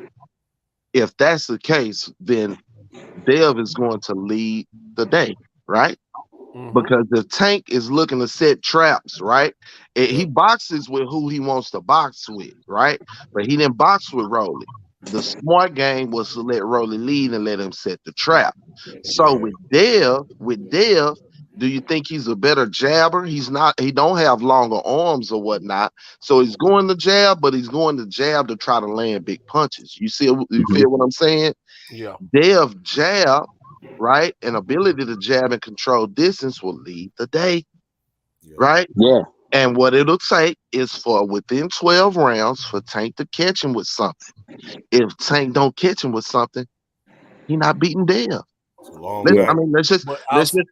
That's why I said what I said earlier. Go ahead, Best Fuses, and I'll go. That's why I was saying what I was saying earlier. Like stylistically, and I talked about the geography of the fight, the style, and that's a very important factor in this fight.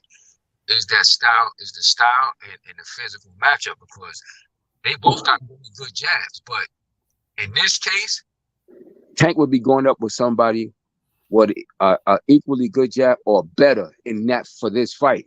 Like Devin's jab could be even better than his in a matchup against them, because he can keep that jab, and he uses his jab that way for distance. Like he uses it, he don't just use it just to set out. He uses it for distance to gauge everything, and that could make it like Tank gonna have to really dig in his bag of tricks to try to figure out a way to get close enough to get off a shot that could possibly do damage to him.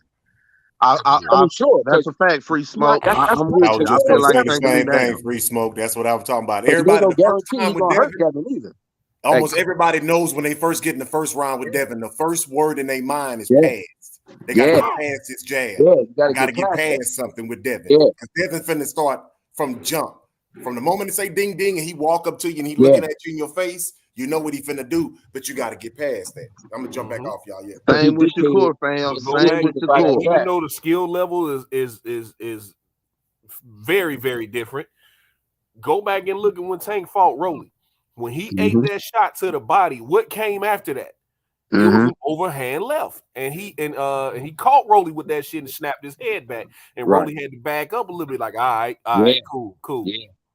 So Tank is great at catching guys in, but once he realizes, and this is the thing that may play a factor in the fight, it may not. If Dev can't hurt Tank, Tank will walk your ass down. He don't mind coming forward. Fuck the jab. You can hit me with as many jabs as you want to, because eventually I'm gonna duck under one of them shits, and I'm gonna hit you with this uppercut from hell, and we're gonna see how you react to that. I was just gonna say that, DJ. Now I was just gonna roll to now. How does Tank catch him, right? And Tank catches him if Dev don't have enough to make him back the fuck up. You feel what I'm saying? I think Dev's sharp enough early. He gonna be sharp enough early, but is he sharp enough late? You feel what I'm saying? Absolutely. Is he super sharp enough late? Because Tank is a motherfucking. He's like a jack in the box or like a firecracker with a short fuse. Over 12 rounds, that motherfucker still got that ability to rock your ass. You dig what I'm saying? Let me ask you a question, and let me ask Stylistically, that's a beautiful, quick. beautiful fucking fight. Like, yo, the potential of that shit. You talking about some classic, great potential fight. That shit is one of them. Out of those young guys that can fight, because stylistically and their gift, man, that's a time. Woo, that I would love to see that shit, boy. That's a good fight right there. And another thing, Tank is used to giving up 3, 4, 5 inches of reach, but he's still knocking these dudes out, or he's still outboxing them. So that would be a great fight, man. Yeah. So what would happen with that jab, like you say, if nobody's honest about Devin's jab, but we know that evidently something must be working because ain't nobody really walked up on it. Nah, he's trying to punch you. What I see right now, I think that maybe, but that's going to be the fight everybody wants to see how strong Devin is, because I know that's what's in everybody's mind, that Tank is going to walk him down. You know what I mean? So yeah, I just wanted to say that. But hey, as far as what I've seen so far, I can't, because nobody's going to say, hey, Devin hits hard. Nobody still ain't walked Devin. Nah, but Devin. No. We're not saying that Devin hit hard. We're saying if you can't hit Tank with something, because Devin got Kambosos couldn't get past that jab. What we're saying is, if Tank can time that shit like he timed Leo Santa Cruz and like he started timing Mario Barrios, if Tank can time that shit, he's gonna duck under that shit and come and hit Devin with some hot shit. So you know what Devin goes, this is what I'm saying when y'all was saying about Devin earlier with that. And he was great at switching up the angle last night on Kambosos too. If he keeps throwing that same punch, Tank gonna time that shit. But yo, that jab is not just like that jab got some sting on it. That jab got some sting on it. Yeah. That's what I'm saying. Devin got more fuck you on his punches than people. You know how you know that? You know how he could punch? Look, he a better puncher than he's given credit for, because he 27-0. But Devin, I think people forget that Devin got 15 knockouts out of that 27 fights, yo. Facts. That ain't no fucking pillow. Like if he had like 8 knockouts, get knocked out every time. If he had like 8 knockouts or 7 knockouts, then I could see that pillow shit. But he got 15 knockouts, yo. Facts. But it's a feeler, like y'all say. I mean, even if you blindfold Devin, you can kind of see him like just that hand being like a feeler, like on the inside type. He snaps it, moves it. Yeah. But even when he moves away with people, it's constantly. And I'm thinking that he'll try his best to frustrate Tank with that, to always have it in his face besides just hitting it with different angles. So I want to see how Tank will be able to maneuver around that. Because, Devin can go backwards too. And he can step off. He can keep turning him. But hear my thing. That's a great point. That's a great motherfucking point. Now, in shape, here's my thing, right? I just feel like Tank is that special enough athlete. You feel what I'm saying? So where Dale's gonna be controlling him with jab and space for a while, right? And Tank gonna be down on the cards, and it's gonna be one of them. Hey, they got you down on the unofficial. You feel me? And I think a motherfucking fight gonna break out. You feel me? And I feel like Dev's technique and shit and all of that, like you slipped with Linares when he got comfortable. I feel like in that heat, whatever, I feel like it'll slip just a wee bit. I don't feel like Dev can do. What happened if Dev get buzzed then? Like what he just did with Kambosos, y'all? You feel what I'm saying? A blanking, he can't blank Tank. That's what I'm saying. So he can't break that once Tank hits these lower weight classes. They're not gonna get back up. Match his footwork. Man, that's it in shape. In them spots where he ain't, like I said, if it's a 12 round, I say 7-5. Goddamn me, right? You get caught. But you seen him buzzed by Linares. Everybody kept bringing it up. But within them 5 rounds, within them 5 fucking rounds that Tank would win or whatever, I believe it's one of them times where it's dynamite in that motherfucker, man. I swear to God, and I feel like He gonna make Dev do some shit uncharacteristically, drop that hand. You know what I'm saying? Not be ready, and he'll catch him with some shit, bro. I feel like Dev is the superior boxer, but I just he gets Devin to the body, it's gonna be a problem. Yeah, man. Yeah, I wonder who Dev gonna really get the fight next, man. Because I'm looking at this fight now. He's snapping Cambosia's head back like a muff. Yeah, like I'm looking at this highlight. It's just that I want to know, and I want to see if he does get hurt, what he gonna do, because he showed me that he got a little something with him. He clinched when he got hurt. He was able to stay intelligent. And people kept saying it looked bad, but it's like, dude, this is a fight. Until I'm ready. You know what I'm saying? It is what it is. And it's smart. And it was smart. Fight, and it was all good. So, right.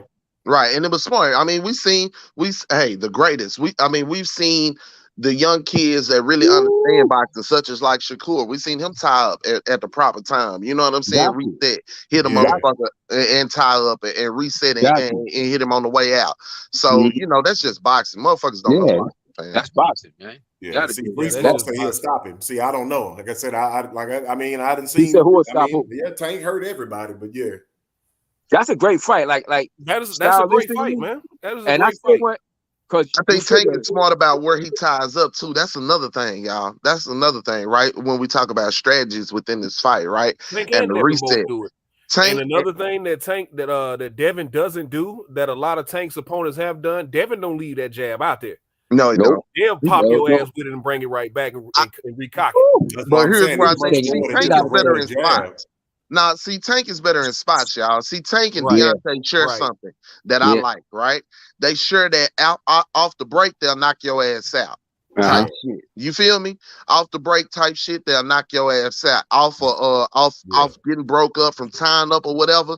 They good at catching you off rhythm or changing your rhythm and hitting your ass with some shit and knocking you out. You feel me? And I feel like Dev and Tank, where they tie up in the ring, will be an important factor as well. Because if Tank can tie up Dev somewhere where he can't escape out to immediately, he'll catch him with some shit and sleep him again. It's too many spots in there. What shot you think he gonna catch him with then, 8-7? What shot you think Devin is gonna be suspect? I think it's going to be an overhand something, but it clips him on the jaw. And Tank is very good at looking down and going up and looking up and going down. You feel what I'm saying? Yeah, I know what you're saying. And I really feel like he'll get enough distance from Dev enough to be able to hit him with a leap in something and catch him on the jaw with something while he's trying to either step in or step out. That's just me. Something else Tank does very well when his opponents throw, because he's always, because 9 times out of 10, outside the Pitbull Cruz fight, he's always the shorter fighter with the shorter reach. Yeah. Every time his opponents throw, he steps in closer and closer. You can see him gauging his distance. So until he can figure out the range in which he needs to hit you, he's not gonna throw a whole bunch of punches. Tank don't waste punches. But the one thing he does, and I said this earlier, when he throws with authority. He's not throwing to fill out. He's not throwing to gauge distance. He's throwing to hurt you. Because they know he's going to hit you at that point. Because like you said, he don't waste punches. So when he does throw, he knows it's going to land. Therefore, he can put in full effort. I agree. Right. Absolutely. Man, that would be a great goddamn fight. That's a great motherfucking fight. I got to bring it to Atlanta. I don't know if Dev commit to his punches like Tank do. You feel what I'm saying? Like he committed to the jab when he comfortable, but some of them, the 1-2s and then the exchanges in between. You know what I'm saying? I don't know if he really confident in them punches. Like when people say Jerron will take a punch in between some shit that I don't like seeing him take. Jerron confident in taking that one because the one he trying to give you is the one that's gonna fuck you up. You feel what I'm saying? Mm-hmm. So he's willing to stand in there and commit to his punches more. Dev's not really a committed puncher. He's a great tactician, but he's not a committed puncher. You know what I'm saying? And I just don't know. I just don't know with Tank's ability to box and his athletic ability, he'll be able to box him like he did Kambosos for 12 rounds and protect himself. That's my only thing. Both guys have extremely high ring IQ. Exactly. Yeah. Extremely high ring IQ. Man, that would be a fight for the ages, man. Yeah. Yeah, that's gonna be that fight right there with two excellent, highly gifted young boxers, man, with great athleticism, both of them. Smoke, I don't think either guy with gas. Both guys have great gas tanks. Tank. I've seen Tank's power carry to the 11th round before. Yeah. So And I think both of them would know what they would have in front of them, just like I said with Dev. He knew what he had in front of him when he signed that contract to fight Kambosos. So as far as the fight being close, I knew if he went in there and allowed it to be close, Dev was never who we thought he was. And that was some bullshit. I knew it wasn't going to be close. And I say that for these two guys. If they ever grace the ring with each other, they know what they facing on the other side. They've been in each other's circles. They know each other people. They're going to come with their shit strapped on. Them boys gonna be in the best shape of their life, and they're gonna be looking to make a motherfucking statement, both of them. Oh, they know, definitely, because they done been around. They don't work with each other. They done been around each other in the gym. Both of their camps know each other well, so they're gonna be very, very well prepared if that fight should come to fruition. Yeah, that's some legacy shit there. Them guys understand that. That's some legacy shit there. And that's bragging rights. See, it's one thing, you know, for us or whatever, right? And it's another thing for the networks and history and all of that. But when they ass get old, right? And they sitting up amongst each other, right? That's that's bragging rights, goddamn me. You know, motherfucker be able to say that 40, 50 years from now. Holyfield still, he still got something on Tyson. Tyson don't take that shit. Yeah, but that's how it is. And they had a history before talk big shit, right? Lennox Lewis talk big shit, and can't none of them say nothing about it because that man was that man, bro. Man, fuck Lennox. Don't bring him up. There you go. Man. Trigger DJ. I couldn't stand him. Hey, Lennox, especially when he beat up Holyfield, man, I couldn't stand it. He was a real motherfucker, though. I couldn't stand him. Yeah, I hated him because he was good. He like Tom Brady. I hate him because he good. But, that's because you and Holyfield are brothers, man, or cousins. But hey, y'all remember Michael Grant? Michael Grant. Yeah, I remember that motherfucker. Wasn't he the one who knocked out Michael Grant? Yeah, it was Lennox. Flatline. It was Lennox. Flatline Michael Grant. It was like 2-3 rounds. Right. Say, look. I had what was that? The Knockout Kings. I think it was the first one that he was on, right? And I used to always grab him, and I was like, man, he gonna get Lennox. He gonna get Lennox, right? Right. Boy, he got in there, and I seen Lennox work that jab on his motherfucking ass. I said, oh man, I knew. Man, I knew he wasn't going to do well, and I even told my manager that because my co-manager was his manager. I told my manager, my main manager, which was Grant, and this other guy that was my co-manager. He was Michael Grant full manager. Oh, Reggie, go to hell. I told Grant, like, I was like, he get hit too much. I said, Lennox Lewis can punch. He might not got the best chin. I said, but he can fucking crack. And I said, and Michael Grant get hit too much. Right. He's not gonna survive that shit. Are you kidding me? He is not surviving. I said, they're in the same atmosphere. I said, Lennox Lewis is a fucking Olympic gold medalist. You understand? That motherfucker fought in 2 Olympics. That motherfucker fought Tyrell Biggs and Riddick Bowe. I said, this boy ain't in that class. Y'all can try to hope and wish and play. That nigga should have been in the NBA. He ain't had no reason to be in the Hey, bro, he made that nigga look like a baby deer when he hit him with that shit, bro. I told bro, I said, that is 2 entirely different species right there. That motherfucker don't belong in that ring with him. I said, y'all like a baby deer trying to escape a fire. He talked about that recently. He was like, man, he felt like he wasn't ready, but he couldn't turn down that opportunity. Yeah, bro. He felt like he did a more fight. He was like, man, this is the champion. Man, this is the opportunity to fight for the belt, man. I can't turn it down. Yeah, hey, but y'all ever seen a baby deer try to cross an ice pond? That's what he looked like. Yeah, he was Bambi legs, baby, Bambi legs. Because I had seen his fight. I had been at a couple of his fights, but I was like, he get hit too goddamn much. Man, Klitschko's giving him that work. Now, who might have gave Lennox a problem would have been that goddamn Ike Biabuchi, but he got his ass in trouble. That's who might have gave him some problem because that was a rough motherfucker. He was strong. You know what I'm saying? Ike Biabuchi. But Tally was beating his ass till he got cut. Yeah. All the scorecards. Yeah. So now that's what I thought was going to give him the work would have been a Biabuchi would have been trouble for him because he could punch and he was strong as shit. You understand what I'm saying? Because you remember he was the first one to knock Chris Bird's slick ass out. And he caught him with that damn uppercut. Boom. That's all she wrote. See, that's what I'm saying, man. Biabuchi's still in prison, ain't he? Nah, he out. He out now? Okay. Yeah, he got out like that's what I'm saying. You had about like Chris Bird and you know what I'm saying? Like, bro, them heavyweights will work your ass. Even the ones that that wasn't the best. You know what I'm saying? They will work John your ass. Ruiz, slow ass. To the day he didn't beat Holyfield, man. They robbed Holyfield in that fight. I'm sorry, might be a little biased, but they robbed Holyfield in that fight. John Ruiz did not beat Holyfield, man. I think it was. I think he let it be too close. Yeah. At that time, Holyfield wasn't at his nowhere near the Holyfield that we know and love. Yeah. So that fight, because the Holyfield at his best, that fight wouldn't even been close. Nah, that's before Holyfield found his doctor. He was definitely on the downside. That's one of them. He long in the tooth. You know what I'm saying? Long in the tooth. They you know what I'm saying? Motherfucker caught lightning in the bottle and pulled off his glory moment. Then he fucked around. He caught lightning in a bottle, like when Roy Jones went up there at 198 pounds, a dog walked his ass. Yeah. Like I said, that was just a case of, I just felt like he was at that stage in his career. He was just on that. Yeah, that was a Canelo move on Roy Jones' behalf. He went after the weakest heavyweight champ. Yeah, he did. He did. He damn sure would fight Klitschko. Business wise, at the time, it made the most sense to do. Yeah, because then at that point you could negotiate, you know. And at that time, they had actually been talking with him about fighting either Holyfield or even Mike Tyson at that time. That was the talks at that time, which would have been better for him because they would have been bigger selling fights. You know, they would have both made a lot more money as opposed to him just jumping in there with somebody like Lennox Lewis. He got fucked up, man. You know, got fucked up. Yeah, Lennox was just big as a fuck, man.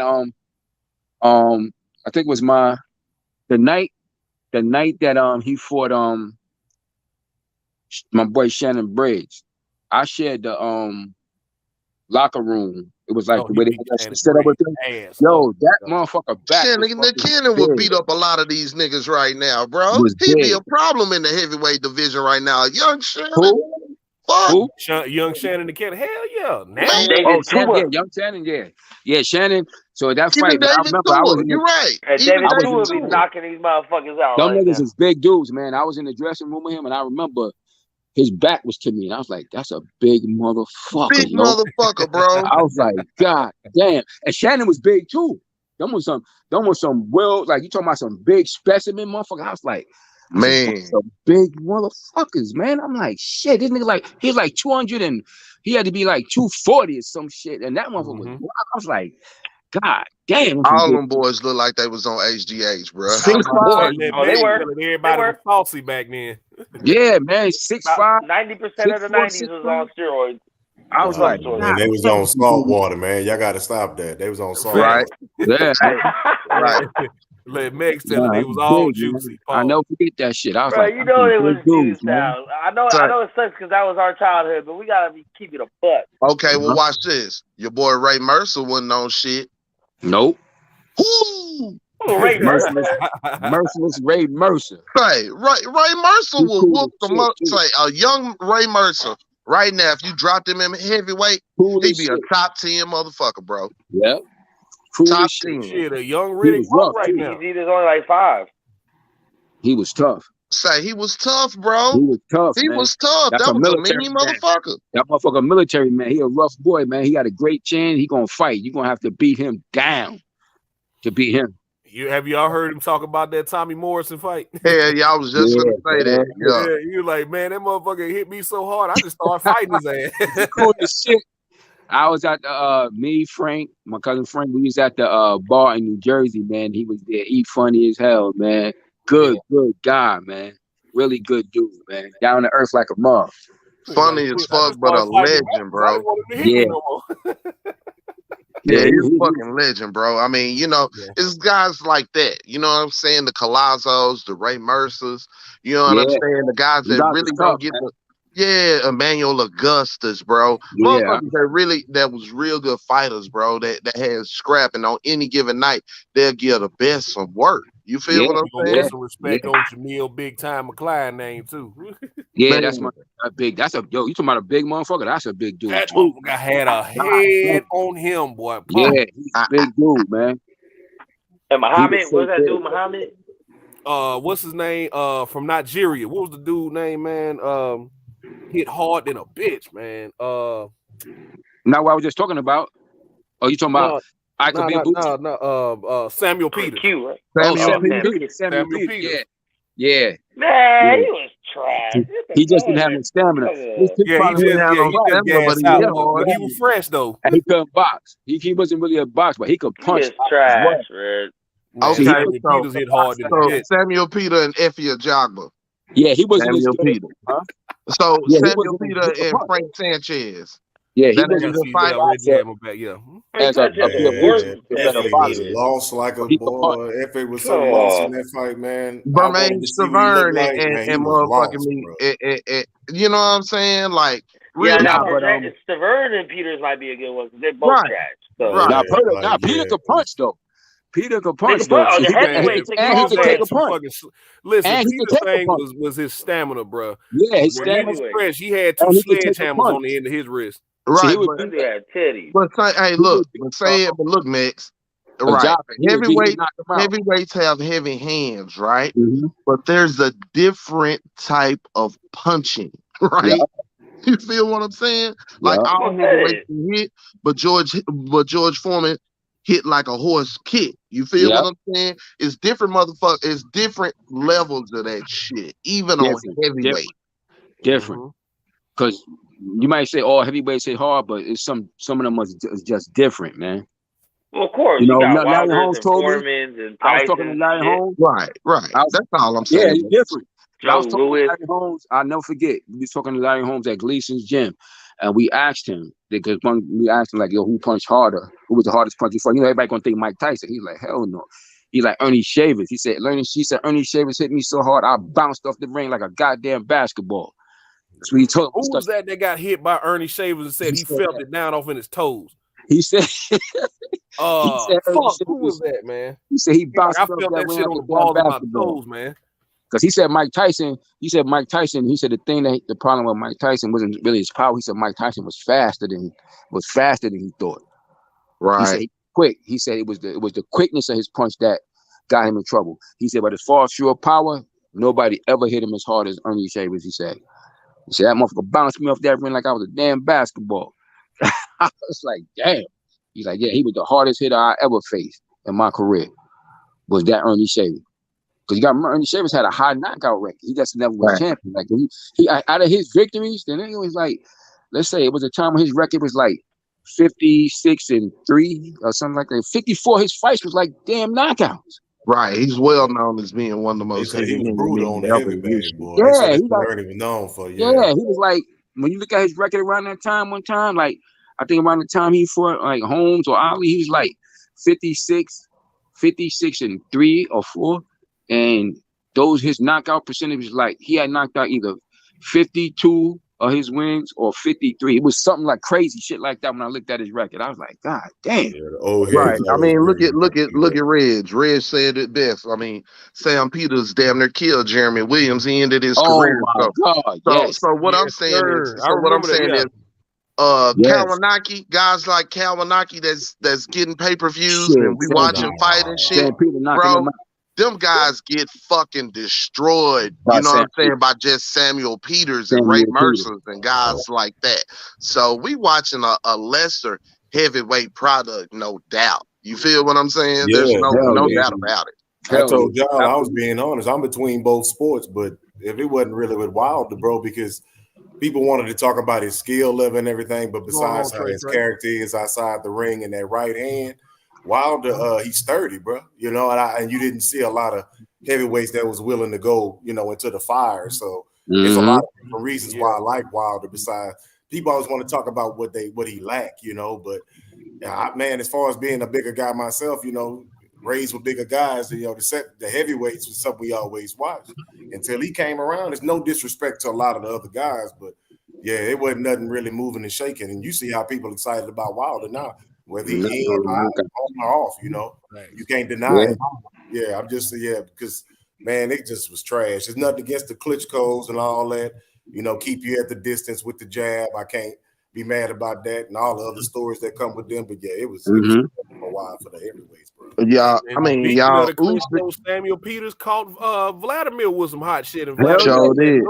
We gonna goddamn jab and hold tonight, baby. Hey, y'all, jab and hold tonight, baby. Usyk is a former undisputed cruiserweight champion, and currently holds damn near every belt at heavyweight. And who gives a fuck? Yeah, right. Like that fight is coming up. That the him and AJ rematch is coming up in a month. And nobody gives a fuck. Nobody on this side cares. Hey, look, Wilder go out and stand by a statue and say, I'm coming back, and goddamn me, the boxing world loss is mine. You feel me? So we know what time it is, bro. We knew what time it was when he beat him in the first fight, and they called it a draw. Needs an American heavyweight champion. You think Wilder could beat Usyk? Yes. I don't know if Usyk want that smoke. Punch his chance. Oh yeah, he got to punch his chance. Definitely. I mean, his boxing skill alone. He knock out anybody. If he catch anybody, he can every man who has been in the ring with Deontay Wilder has touched her ring. Yeah, I would have said yes before he fought Joshua. But now that he fought Joshua, Wilder gonna put him to sleep. Look, that shit is unprecedented. Like, people not really understanding when it comes to them knockouts where Deontay Wilder is and ranks and should be ranked with that shit. Like, and everybody would want to throw out his skill set and all that other nonsense. But I'm like, man, y'all not understanding. Like, this motherfucker went to like 39-0. He was knocking out everybody. Nobody went the distance with him, man. You understand? Like, the knockout streak was this fighter named Mac Foster. It should have continued. It should have continued. 24. He went to 24-0, right, with a streak and shit, right, at the time. Even Mike Tyson didn't get to that shit at the time. Mike Tyson got to like 19-0 before he went the distance. So Mac Foster record stayed intact for a long time. And it was actually Alex Stewart who broke that shit, right? Alex Stewart went to 26-0 with 26 knockouts before he got his first loss. Deontay Wilder obliterated that shit, yo. Right. You understand? He obliterated. That's just historic, man. To get that far in your career, stopping everybody, man. It's just the mathematics, and the people act like they don't understand what's happening, whether they tomato cans or whatever. Appreciating that the way that it should. That shit is like Mickey Mantle hitting 56 in a row, man. And you see how long that record still stay under? That record still ain't been broke yet. Now it's great punches you had, like we say somebody like we just talked about Ernie Shavers. He didn't do that shit with that streak, that many knockouts in a row. From the beginning of his career, heavyweight from Alabama, but you know that's neither here nor there. Yeah, shit. Even George Foreman, who was as great as they come with that shit. George Foreman, he didn't even do a knockout streak that long. Mm-hmm. Shit, Joe Louis, one of the greatest absolute punchers in the history of the sport of boxing. He ain't even do that shit. That's some really unique, special stuff that guy did. And he don't get the proper respect for that shit, man. Because everybody always try to downgrade him. And they cheated him out of, the other one, bro. They cheated him out of the one with fucking Fury, bro. I mean, god damn it. I look, we know what's in the record books, but I'm gonna say it every time because it have to be said, and if it don't get said, they'll change it. You know how they do history, you know how they like to play with that shit. But I watched the fucking fight. I watched them give him an extra long count to fucking get up. And I watched them rob this man and give him a fucking draw. I watched it. So the draw wasn't a robbery. Man. He didn't win no rounds except for the ones he dropped him in. Bro, get the fuck out of here. Fury didn't even punch really the first 2 rounds. How did Fury win the... Bro, we can go back Fury beat him count. 3 times. Hold on, Mix, just let me say it and you can go ahead and cap for him and cape for him. Let's go back and watch the first 2 rounds of that fight and see how many punches Fury threw and landed so we can see how he won those rounds. Because if in fact you're just going to give him a draw or anything like that, I need to go see where Fury won those early fucking rounds. He didn't really throw a fucking punch. Salute Brandon Washington. What's going on? Yo, y'all. By the way, yo, check it. Y'all see my man? Y'all see my man Frank Go? Y'all see my man Frank Go getting there and get busy? My nigga Frank Gore. I thought he said he wasn't gonna box no more. Nah, that was Williams who said, nah, that man was sucking wind out of them folk around here like, nah. Frank got him a knockout, didn't he? Nigga Frank Gore caught him a knockout. Frank got him a body. He said, I wasn't going out like Willie Lump. Fuck that. What's good, G-Trey? No, G-Trey, I like Usyk too. That's why I say he can fight. It's just like they said, nobody don't really care. We don't care, man. We don't care. Yeah, everybody, and I think part of us not caring is because everybody, like, I'm not going to speak for everybody, right? I'm going to say for myself. I think he stops AJ in like the 8th or 9th round. Although I do think, I was just about to say the same. I do think he's going to beat AJ again, but I really don't care about the fight. I really not. Watch me fuck y'all up. That was a perfect. Watch me fuck y'all up. Watch me fuck y'all up. Right? Watch me fuck y'all up. Watch Mex get fucked up by this. I think for the sake of boxing, we need AJ to beat him. I agree. Y'all ain't hear me. I'm gonna say it again. I think for the sake of heavyweight boxing, AJ needs to beat him.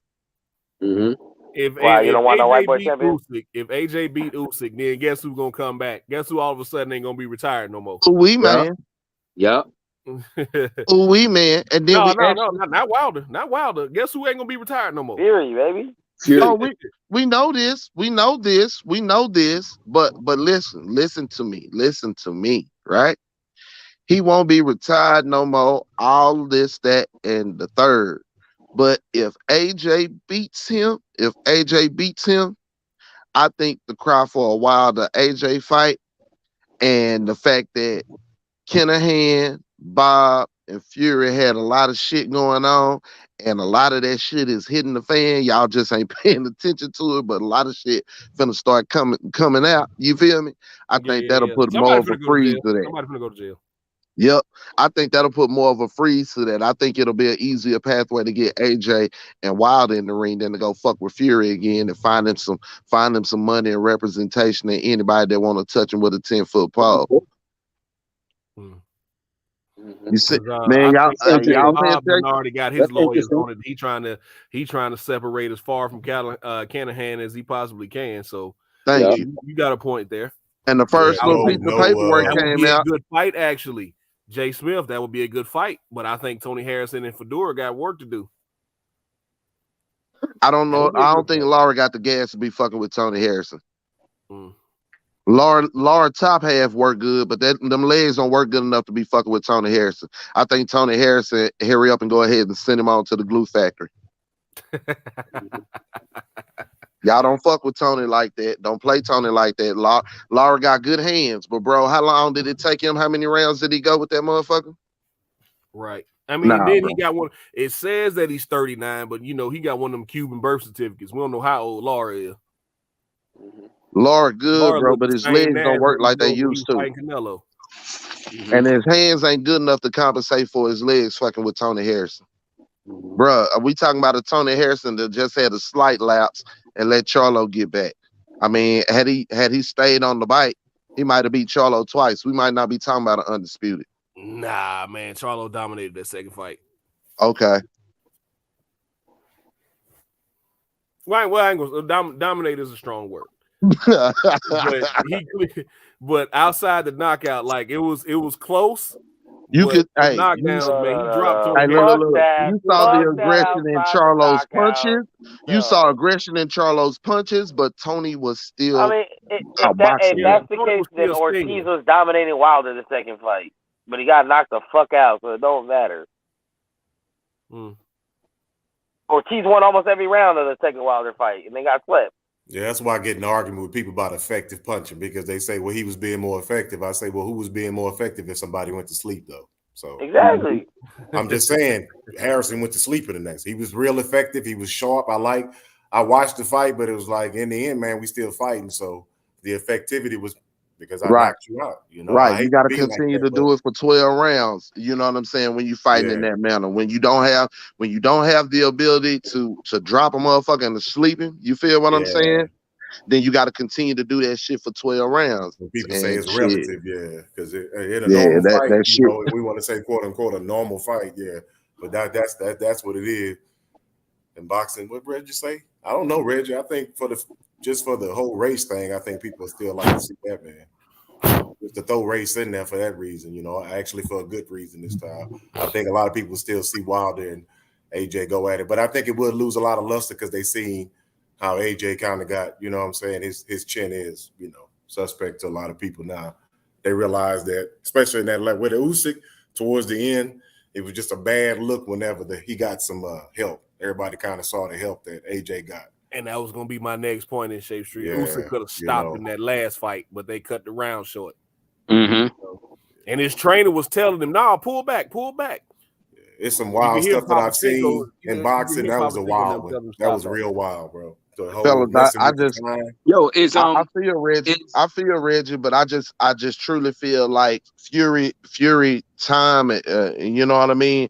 As far as being able to get out there and come back and do that shit and be unscathed and not have heat from them folks, I think it's too much. Hey, I really do. I just said no conspiracy. It's finna get weird, baby.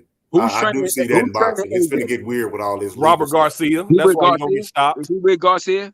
Yeah, he with Robert Garcia. Yeah. That's why he's gonna get stopped. Oh yeah, that shit ain't good. I heard somebody said some shit about Garcia, but I wasn't sure. Yeah, I don't like that at all. Yeah, he picked Robert Garcia. That's why he got Robert Garcia is I was already picking against him, but I'm definitely picking against him now. He picked the wrong motherfucker to go to. Why would he go to Robert? What made him think Robert Garcia would be able to give him what he needs to be Usyk? He wanted, from the story I've heard, he wanted Ronnie Shields to drop everything and come to the UK and train him. Well, Ronnie Shields got coming up. Ronnie Shields got he had Morrell coming up. Yeah, so he can't just go to the UK and train him. Nah, he not doing that. My nigga, why didn't he call Kevin Cunningham or somebody, bro? Somebody like that's another one who I said he should have went with. Yeah, that would have been somebody like that would have been better for him. Somebody like Kevin Cunningham, the Southpaw Whisperer, what better way to get ready to fight a slick Southpaw? He should have went with Floyd, man. Stop playing. Man, nah, bro. Go with Floyd. Learn something. Okay, say look.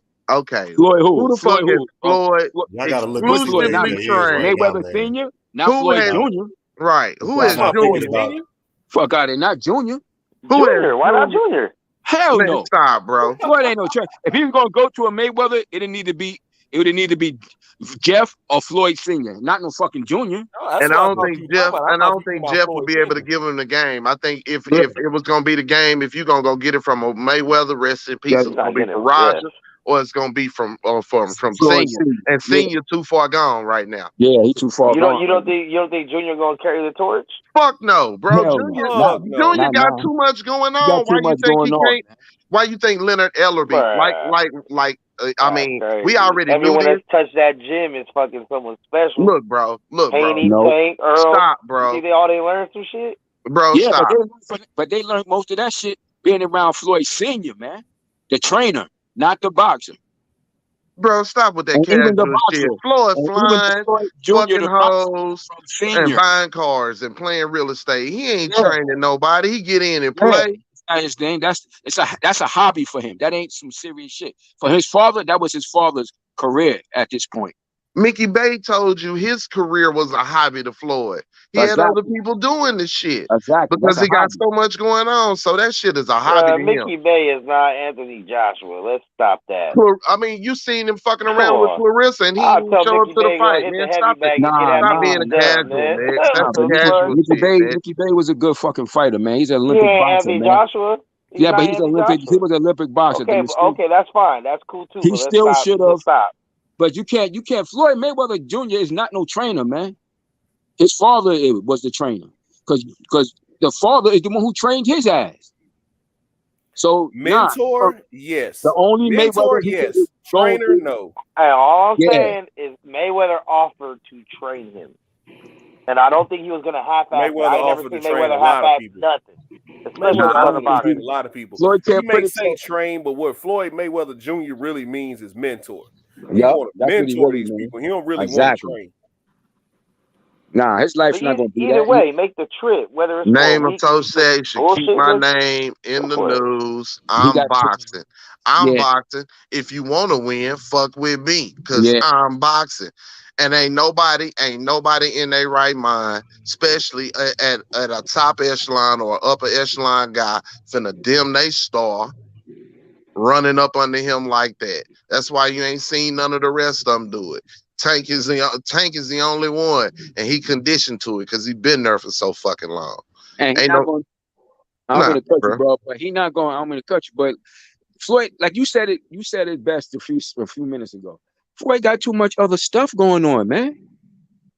Why you gonna stop all his other businesses to devote just to training? Nah, he not doing that, man.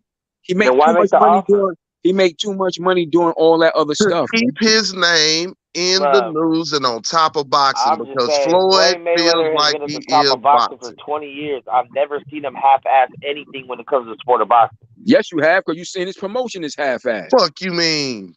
Stop with the Max, let me ask you this. Hold on, Max, let me ask you this. When's the last time you actually seen Floyd Mayweather in the corner with a smock on giving instructions? Yep. A ring cornerman's jacket. He ain't even been in there sweating with his prized possession like that. A cornerman's jacket. We ain't never seen that shit. Stop with the cap, Max. You know you just arguing to argue, bro. Oh, wait. Okay, hold on. So y'all believe that Calvin Ford taught Tank every fucking thing he knows? Yes, nigga, that's where he started with. Fuck out of here. Y'all crazy. Floyd might have gave him some shit, but Floyd ain't been in the trenches with him, fool. No, Floyd ain't been in the trenches with him, fool. A few training sessions, nigga. What you see from Tank Davis, that's Calvin Ford shit and his team.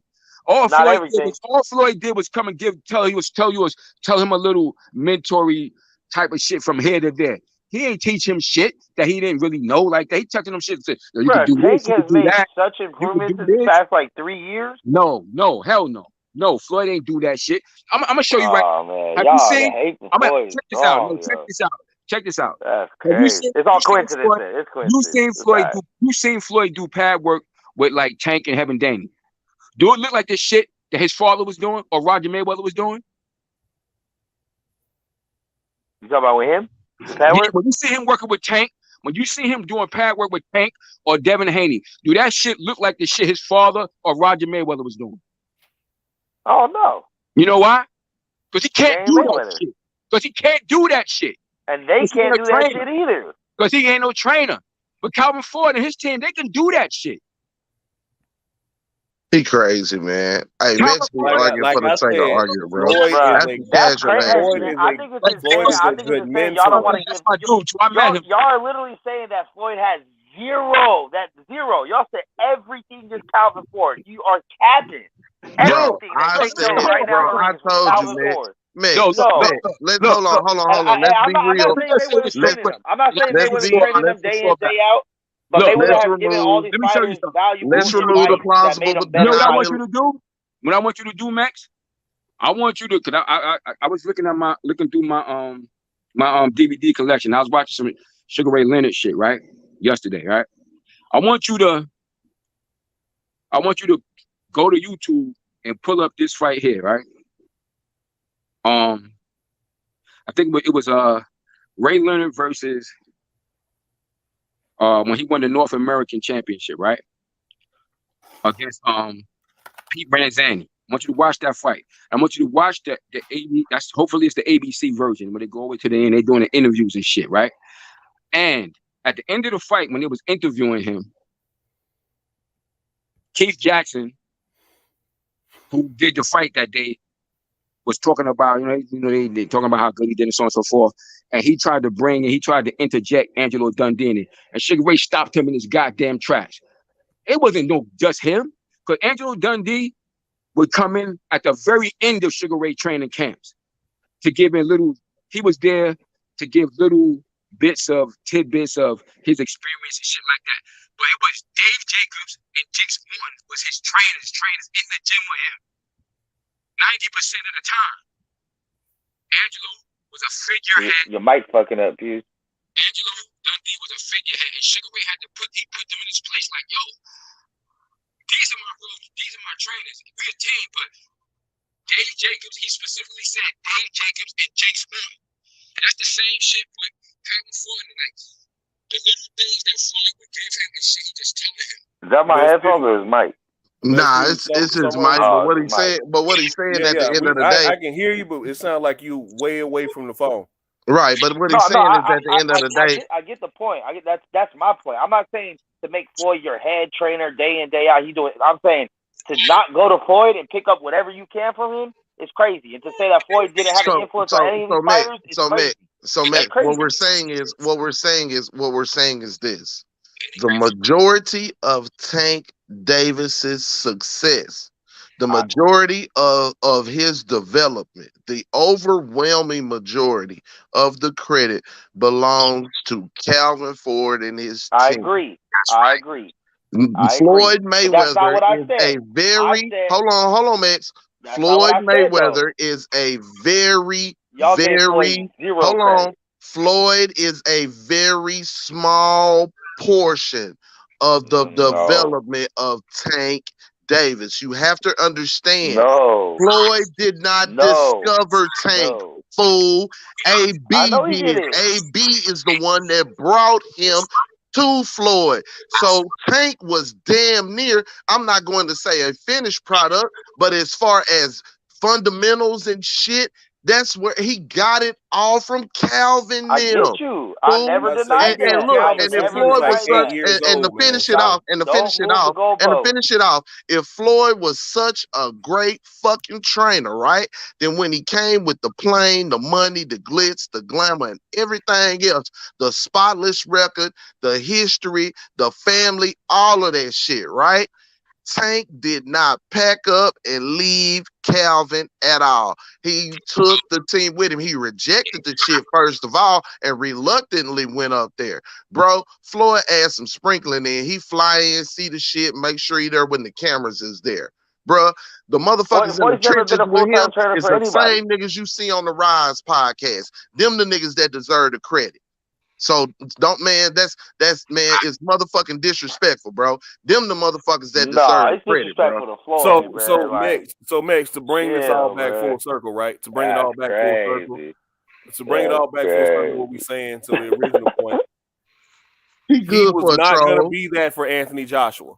He was not going to be there for Anthony Joshua. To bring it all back to our original point. But I'll say Anthony Joshua. To say that Anthony Joshua would have learned nothing from Floyd. We're not saying that he wouldn't have learned nothing from Floyd. Nobody never said that. But Max, we're not saying that he wouldn't learn nothing from him. No, we didn't. Max, we never said that. What we said was Floyd ain't got time to train him, and he wasn't really trying to train him. I specifically asked you. I said, so Calvin Ford is 100% of the reasons y'all say yes. No, we didn't. And I was trying to say, let's remove the plausible deniability from it, because in order to say that, that's like Floyd didn't ever go in the ring and say, hey, man, you know, when you're doing this, kind of look at the clock and pay attention to this or some shit like that. And that may not have been some shit. That might have been some shit that Calvin them already said to him too. We don't know that either, because we ain't been there every step of the way. But I will tell you this. Calvin them was the ones that discovered him. They've been there every step of the way. And when he did take his ass to Las Vegas, he took the motherfuckers with him, bro. They are the people that are responsible for the majority of Tank's development and success. Absolutely. Floyd is busy flying jets, fucking hoes, buying real estate, and being on fight hype, bro. He not training no fucking body. Floyd ain't trained no fucking body. And don't sit up here and sell that bullshit. Don't try to sell that shit like he was gonna train Joshua. Hold on, y'all. That's back to the original point. What started everything? He can't even pay attention to his asset. Joshua ain't even his fucking asset. Joshua. You said he offered to train Anthony Joshua. Floyd was never going to train Anthony Joshua. He wanted to get him in the Mayweather gym and have other trainers train him, and he'd be there. Yeah. You know what I'm saying? We got AJ in the gym. You know what I mean? We got him working out here. Yeah, he might give him some pointers here and there, but he wasn't on fight night. Floyd was not going to be the one in the corner training Anthony Joshua, and that's what Anthony Joshua was looking for. So he knew Floyd wasn't going to be that. He went to Ronnie Shields. Ronnie Shields on Anthony Joshua's world tour. He never stopped by Floyd. How you not gonna stop? Because he knew Floyd was not gonna be that, because Floyd has never been that. If I'm gonna have to play basketball and Jordan says come over for 30 minutes and I'm going over there. I don't give a fuck. I'm not gonna think he's not gonna teach me nothing. Oh, nothing you can teach me. My daddy taught me everything I need to know about ball. What the fuck? If someone with that amount of experience says, "Hey, come on through and I'll show you a couple things," even if it is show you a couple things, you go.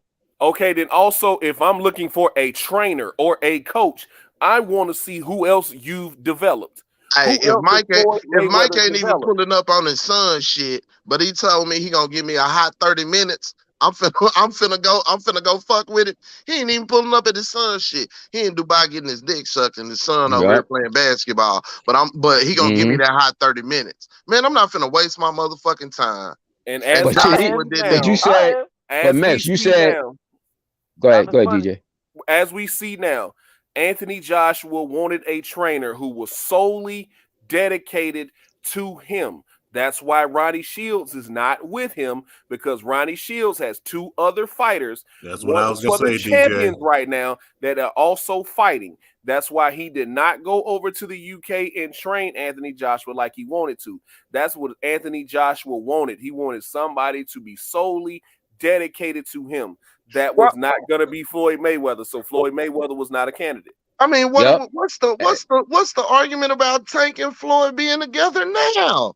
Mm-hmm. Floyd ain't around enough, and he won't let him fight who we want to see him fight, fool. So how the fuck he gonna go train somebody else, and he won't even show for a motherfucker he promoting and getting money off of? Exactly, and you saying, and then you saying, last two fights.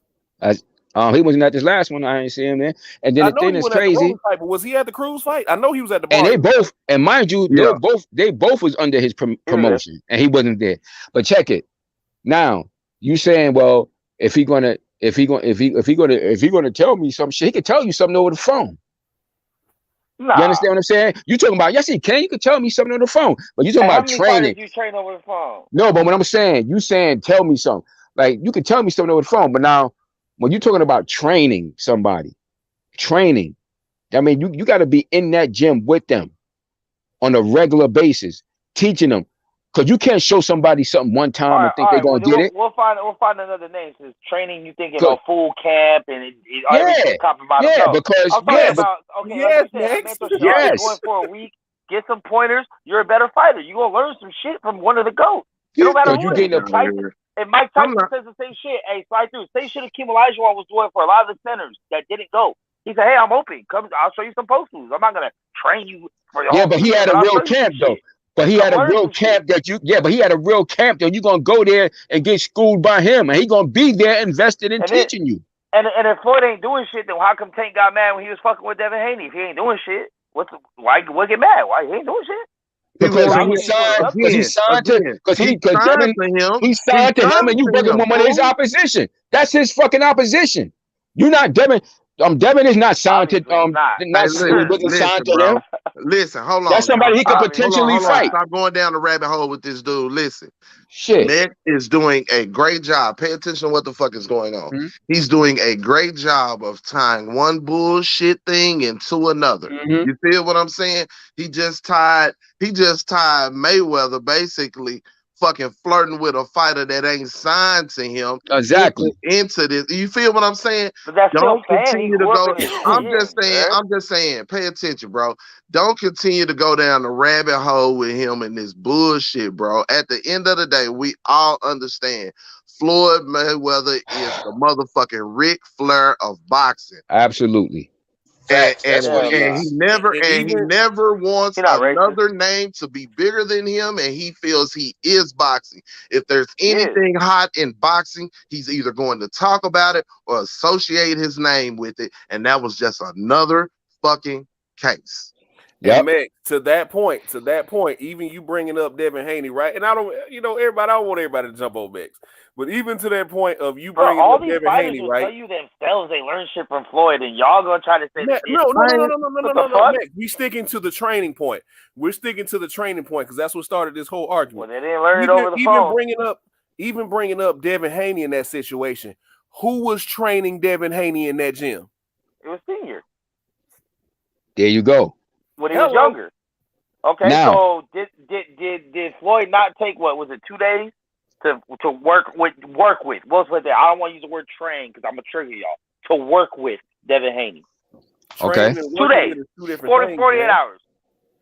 But he learned something. That's now why let me ask you something, though, Max. Max, let me ask you something. Then. Okay, no, he switched it to work. He switched it to work. That's cool. Mentor, but he is not a trainer. There you go. Okay, then there we go. We'll settle on that. Now, but even with that though, Max, you do realize now. You saying now? I'm glad. Y'all just bring up the fact that Devin Haney trained with Floyd Sr. for a couple of years, right? A couple of years. Yeah. He trained with him. Now, who trained Floyd Mayweather for the first half of his career? Senior, and then went to prison. It was Roger. Now everything. Now you do know everything that Floyd Mayweather Jr. learned. He learned from his father as a boxer. So what was Junior going to teach Devin Haney that his father hadn't already taught him? Floyd Floyd Mayweather is a disciple of Floyd Mayweather Sr. Fact. All of them are. All of them are. And all of them are. Roger, Jeff, and Junior Floyd. They all disciples of Floyd Sr. So anything that Floyd Mayweather showing, he learned from that man. True. But there comes a time when the student surpasses the master. Because what can Senior show that Floyd can't when Floyd is the guy that did it? He had the best career out of everyone there. Floyd is just Floyd is just 817 said it the best. 817 said it the best. He using that shit for him. Floyd doing that shit for him. It's only for him. Yes, only for him. No. 817 said that shit for sense. Max, Floyd would never give it away, bro. He cannot. His ego will not allow him to give anything away to allow somebody else to be better than him. It never will work in his mind. He's doing it for him. You understand? He's doing it more for him. Hey, Vespucci, have we ever heard of a Michael Jordan Skills Academy? Hell no. What the fuck? Do you ever think about that? Every year. No, with Max, he's a great player. But we heard about people going to learn from Akeem Olajuwon all the time. Yeah. All the time. All the time. Always hear about that shit. The Mamba Academy. Yep. We heard about that. Yep. Even heard about that shit. Like, bruh, like some guys are great themselves. They cannot give it away because their ego don't allow it. It's but just not who they just are. that. But check this out, B. Well, it's a great point. But check it out. It's not just that. It's not just that ego won't allow. Every year. What are we talking about? Hold on. It's not just that the ego won't allow. It's also the other guy's not worthy. Remember, Mike said that, when Kobe came at him with a feverish, fervor to learn. You know what I'm saying? He felt like that, yeah. He was constant with it. You know what I'm saying? Not only did he have the bravado, but he was constant with calling him, being on his tip, trying to learn. So finally, he opened up and gave it to the kid. So it's not necessarily sometimes about ego. It's another motherfucker being worthy enough for him to see a piece of him in him and say, you know what? He's worthy for me to give the game to. Now, Mix, here's another point, and I'm going to get out the way, y'all. Here's another point. Kobe, right, being the guy that he was, the competitor that he was, in the offseason, he had a way about going to other players and learning from them, right? Mm-hmm. So them other players knew that they were in competition with him, but they also respected his fervor to learn and his want to be great, right? And they would give him little tidbits. So in closing, again, Mayweather might have come in and may have put a few sprinkles on the cupcake, right? But he didn't make that motherfucker really taste no different, bro. The motherfuckers that's responsible for that cupcake, for the ingredients, for the way that motherfucker tastes, how it come out, how it rolls, how it's standing up, and how the motherfucking cupcake was good enough for him to want to come put sprinkles on. Okay? That's what I said. I said they found the jam and Mayweather shined it up. But what we know of Floyd and what he's shown us and what Tank has given us as well, as far as what Floyd has provided him. You did what I'm saying? On the boxing end, on as far as in the ring, tidbits, tactical, whatever. Just tidbits, bro. Just sprinkles. That's it. Tidbits. That's right. But they're valuable tidbits, though, is what I'm saying. insane. Nobody's mixed. He's 50-0. He's one of the greats. Nobody's saying that those sprinkles probably don't have a little flavor. Yeah, we're not saying that's not what we're saying. We're not saying that. But what we're saying is, it didn't incredibly change the taste of the cupcake kid. That's it. Did it? That's all I'm saying. Well, he did benefit. He benefited. What he benefited is just being around Floyd. 30 minutes for Robert Garcia, 30 minutes for Floyd Mayweather Jr. You know where you're going. That's not a valid question. You know where you exactly. One's an actual trainer. One's an actual trainer that does it. Well, if you're really trying to box, you going with all right, you going with Garcia. So Mex, does that make Robert Garcia a better person or trainer than Floyd Mayweather because he trained champions or something? You see what I'm saying? That's like a wasted question to ask. No, I'm saying if you want to enter a sport, if you want to enter any sport, and a GOAT says, "Hey, I'm put a little time away to fuck with you," regardless of what the context is, it could be sitting down at a table and just talking about the sport. You take that opportunity. Period. You don't just many fighters have told you over the years that Floyd is about himself. What more do you want to learn? Yeah, except for the hottest fighters in here right now that say otherwise. Hey, side note, anything 214, that's the same thing I was thinking. I want a cupcake too, bro. Mm-hmm. You can learn from them. We're not saying that. I think the narrative been going in a whole nother direction. That's not what we're saying. I'm not saying that shit. That's the only point I'm making. I'm not saying that shit. Of course, you would listen to any great individual that could give you a jewel. Of course, you would go in. That's with anything in life. But you're talking about when you're trying to really learn a craft and apply it to lead you to true success. You need somebody who's going to be dedicated. I'm gonna go with the person that's dedicated to that craft of whatever it is that they're doing, as opposed to I don't give a fuck. I don't care how great a motherfucker was at some shit. If you give me the opportunity to be with somebody who dedicated to this shit 24/7, I'm gonna go with that shit if I'm really trying to do that shit. Now, if I'm just like floating around, if I'm in the right situation and somebody willing to offer it, of course I'm gonna take it from a great individual. As anybody should. Joshua was floating around and he never showed up. He never. But Joshua, he went and visit this person, that person, and skip Floyd. Yeah, but he's looking for a real trainer. He's not looking for no tidbits. That's the difference. If he was looking for tidbits, if he's gonna go just to get tidbits, that's a great place to go. But if he's trying to get both.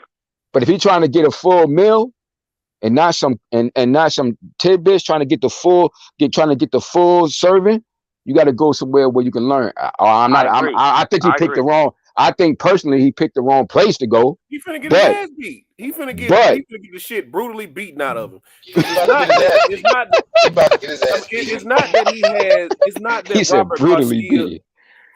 not that Robert Garcia has a bad style. His style is just outdated.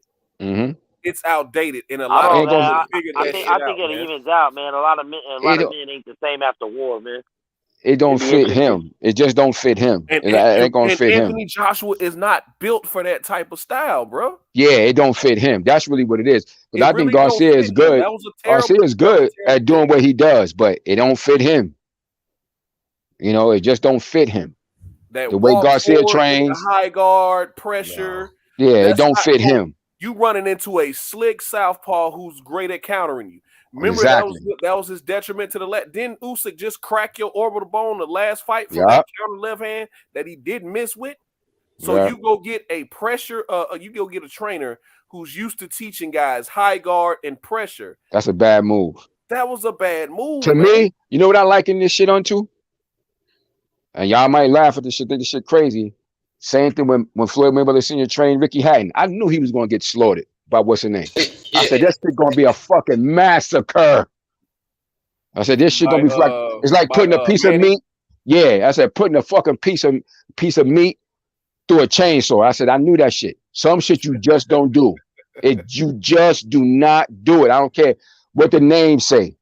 That was a terrible matchup, and that's how I feel with this shit. That's why I asked that question because I heard somebody mention. I thought they said Garcia. I said they couldn't have said no fucking Robert Garcia.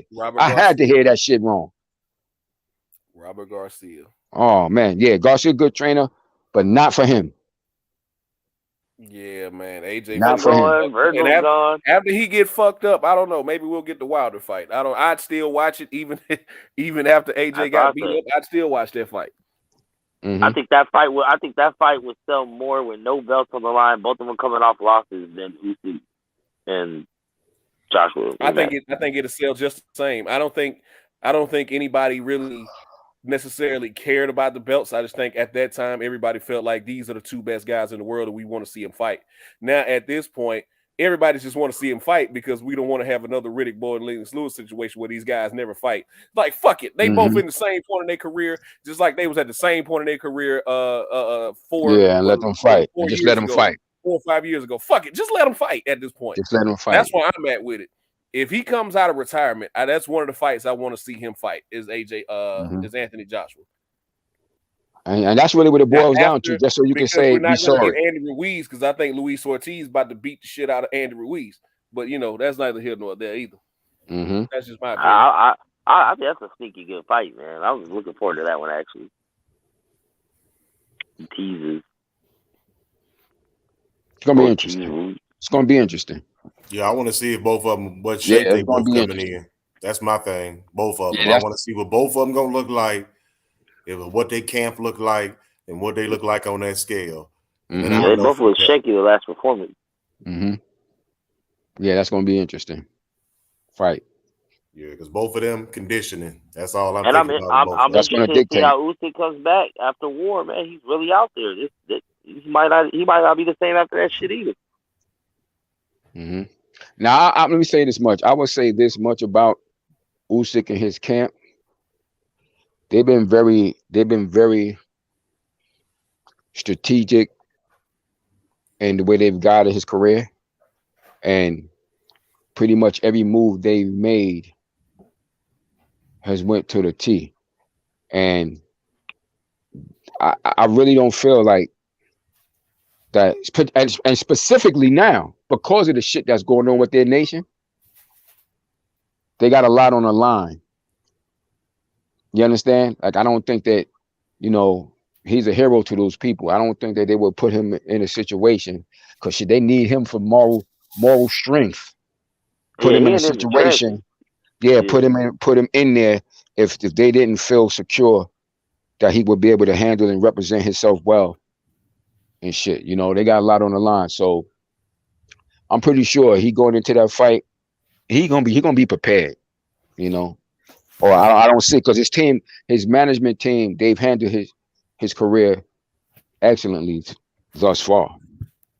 So everything he's been in from his Olympic shit up to winning the World Boxing Series, unifying that cruiserweight, like everything, they've been solid with that shit. So I don't see them will make this kind of move at this point. So I'm pretty sure if he taking this fight, he's gonna be well prepared for it, like he's been in everything else thus far. They're very calculated in what they do with him. You talking about Usyk, huh? Yeah. Hell yeah. I picked Usyk in the first fight. Yeah, that's why I said I don't have no concern at all when it comes to that. When I picked him in the first fight. He came in, he was smart to come in lean like he did. But whenever I saw that, it wasn't even so much the bicycle. I thought he was just gonna work behind the jab. Yeah, I was the main one to pick Usyk in that first fight. Yeah. But when I saw he wasn't even trying to work behind the jab, I knew that was a wrap. Yeah, simply put, Anthony. I wish Anthony Joshua was what we wanted him to be, but he's just not, man. Keep it a buck. I thought he was until I kind of just wasn't. I just said he was robotic. He's a Terminator. He just, he aesthetically die over him.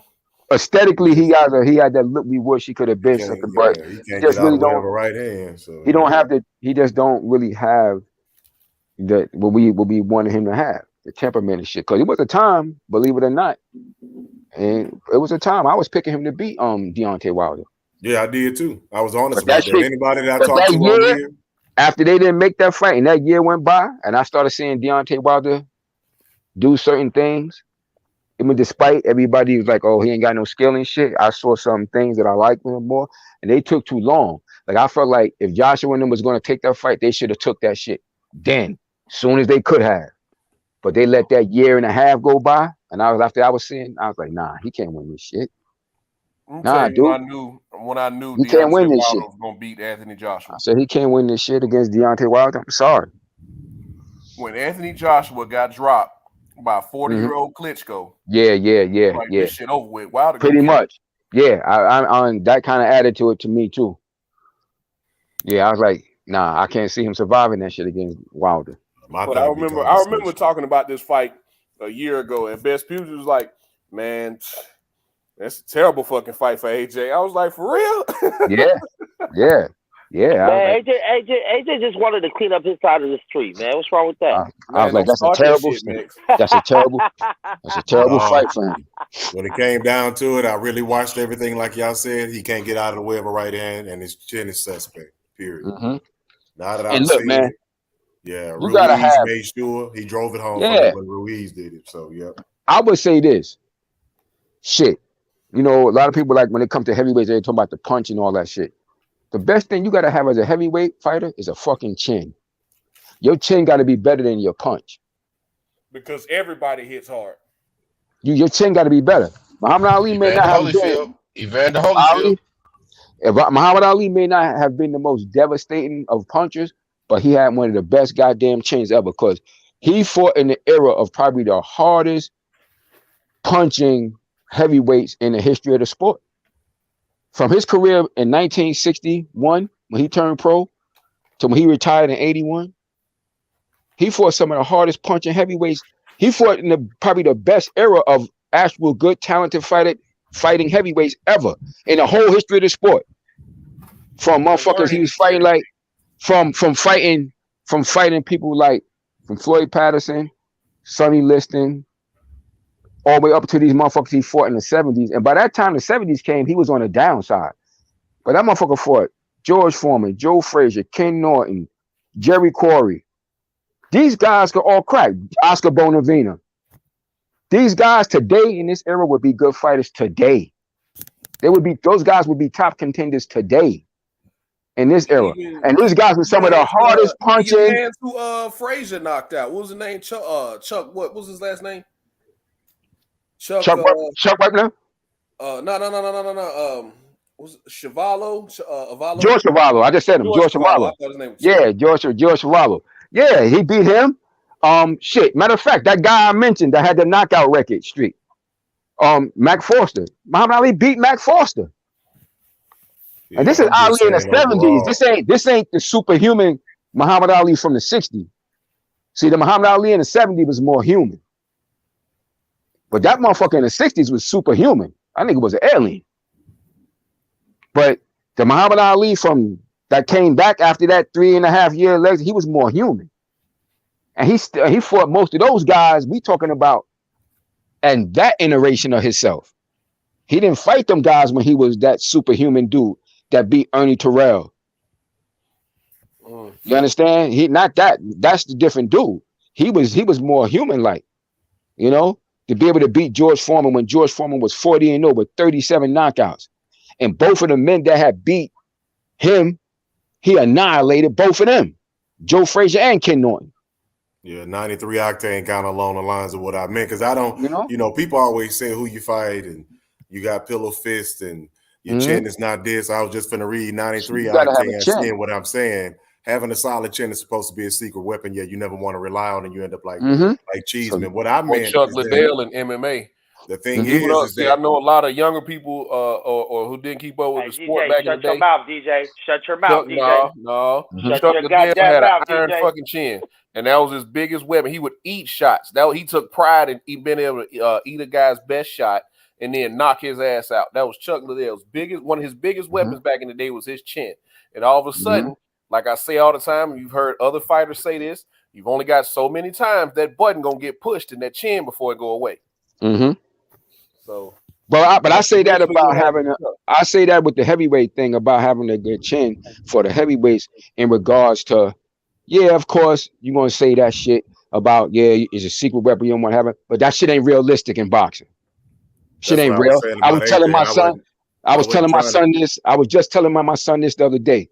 Because I'm training my son, I'm telling him, And I was telling him straight the fuck up. I'm like, because I'm hard on him. I'm like, look, when you get your ass in that ring, if you scared to get fucking hit, take your ass and go play tennis. Take your ass and go play golf. Take your ass and go play baseball. Take your ass and go play basketball. I said, because when I was fighting, the moment I came to the realization, I was on some trying not to get hit shit. The moment I said, look, my trainer told me, he said, look, you're going to get hit in that fucking ring. I don't give a fuck how good your defense is. You're not going no whole fucking fight without getting hit. The moment you come to that realization that you're going to get hit at some point, that's when the game going to change for you. So that shit being a secret weapon and you don't want to do that, it's bullshit. Because you cannot have a long, successful fighting career and don't get hit. Look at Roy Jones. Roy Jones was the best fucking fighter from 1994 to 2004. What the fuck happened in 2004? He was getting hit before that. He was getting hit before that. But there's no way you're going to avoid that shit if you fight long enough. If you have 2 fights and you go 2-0 and you quit, you ain't got to worry about that shit. Even a more recent example, Shakur Stevenson just got hit the most he's ever been hit in his career, and that's right. Dog walked his opponent. So you're going to happen. It's going to happen. There's no way around that shit. You're going to get hit. With AJ, it's going to happen. No matter how good you're. Whenever he got grazed by people, that his legs would always do that same little thing. Yeah. So it wasn't that I'm saying like it's just biology. Like I tell people, that's one reason why I say I enjoy boxing, because it's hit and don't get hit. Regardless of how tough you say a guy is or anything like that, it don't make no difference to me. That's not really high level to me. That's something that you really don't have nothing to do with. Yeah, that's right. Your fighting. You can develop your head movement. So I mean, I feel y'all on that. But what I meant by with AJ is that now it's just like he's just not sturdy at all. That's what I noticed. And the fact that Usyk can hurt him like he did, to the point that they actually shaved seconds off the last round. It is what it is with AJ now. If he would work behind his jab, like I said, he's a strong guy. He can move around and stuff like that. But now I can see it in his eyes, man. He a deer in the head. Deer in the headlights, like y'all hear me say all the time. I can see the fear. Like he really is shook about that.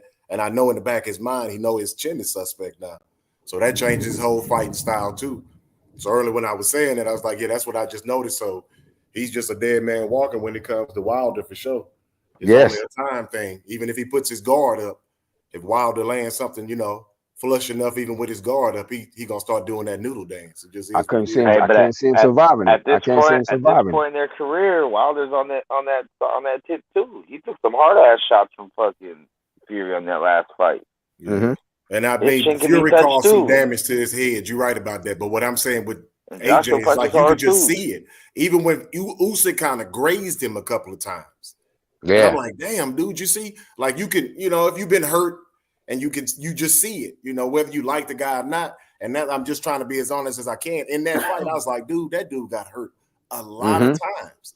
Like by some glancing shots, some hard jabs. They kept falling in on each other. And I'm like, damn, dude, you bigger than this guy. Just kind of, and you could just see he was just worried about getting hit. And that's because like you said, I know his chin is not there, man. Yeah, man, you just got it sometimes. You just have it, and sometimes you just don't.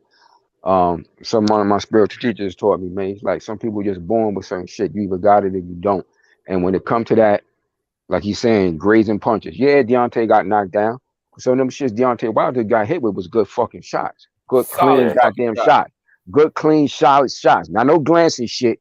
He ain't getting knocked down by no glancing shit. Bro, y'all see the videos where you can hear them bitches? He getting hit. Bang! He got hit with some shit. So that's a different thing. And when at the end of the day, when it comes down to it, you should be trying to work your craft and learn how to hit and don't get hit as much as you can. But you're never going to be able to do it 100%. Yeah, and all it takes is one good shot. All it takes is one good shot. All it takes is one good shot. No matter how good of a chin you have to go down. And mind you, when I brought up Muhammad Ali, the reason why I like to use him because, like I said, he probably fought in the era of his 20-year career with probably some of the hardest punching, most talented heavyweights to have fought in the history of the sport to date in that 20-year period. Now, he was knocked down 3 times. The times he was knocked down, only one of the fighters who knocked him down was a Hall of Fame boxer.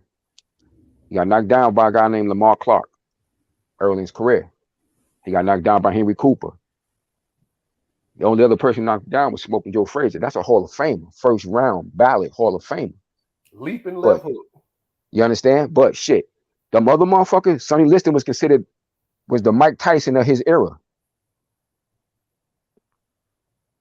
He beat him. He didn't knock him. He wasn't able to drop him. Floyd Patterson could crack the first couple of rounds, bro. Floyd Patterson could rock. He had a devastating left hook. That's when everybody's going to officially just drop the hatchet on it and say, okay, we see what it is. Yeah. Bro. And he's going to have to make a decision then. Because all I see is Usyk's confidence being higher. And Usyk, I think, is going to walk him down a little bit more now, especially if you're going to see Mr. Garcia. The thing you need to be doing is being around somebody who's going to try to help you with your movement, sticking your jab, using your size, because anything about you trying to take anything, bro, you finna lay down. It's gonna be a bad one too. You know what I'm saying? That's just my prediction, and I'm not counting the man out. I'm just saying, like we were saying earlier. I actually would love to see him win. I would love to see him win, but I'm just saying I just don't really see it because what are you going to do? Like, change his style? Cause I can't. The only way I can see this shit winning, only way I can see it winning is if it's Usyk. If Usyk just do some stupid shit. If he don't fight like Usyk, if he totally don't fight like nowhere like he been fighting, he could lose. You understand? That's how I see the fight going. Come in this fight 250, then he do some dumb shit, he'll lose. But if he fight like Alexander Usyk been fighting, so he been successful, I don't see him losing. For a number of reasons. I don't feel like going into that shit right now, but for a number of reasons. But the only way I mostly can see this fight going to Joshua is if Usyk don't beat Usyk. Well, Usyk you understand? Is still undefeated, so he's been on top of his game. So that's why I said it too. Anthony's always coming back. He coming back from the first time. He coming back again. So he always on the coming back. It's another reason why I said it on the psychological. Although I would love for him to pull that shit off. But Usyk is just closing the door. He finishing business in his mind. Anthony trying to survive. You know what I'm saying? So But I would love to see. I really would actually love to see Anthony pull this shit off. I just don't feel it. I don't. That's not what my boxing intellect telling me from all the the variables I'm seeing that I'm able to see thus far. And from the last fight to this fight, I don't see anything. I didn't see nothing in the last fight that make me feel different. That I should feel different in this fight. Yeah, because honestly though, I know he always been a little special. If Usyk stops AJ in this fight, I can see AJ retiring. That's what I'm saying. Me too. Like, me too. I ain't trying to count the brother out. It just is what it is. And some of his outside the ring antics too. It's been kind of weird. You got to factor all that stuff in too.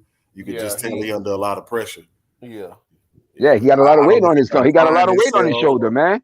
He got a lot of weight on his shoulder because it was at one point they was making him the man.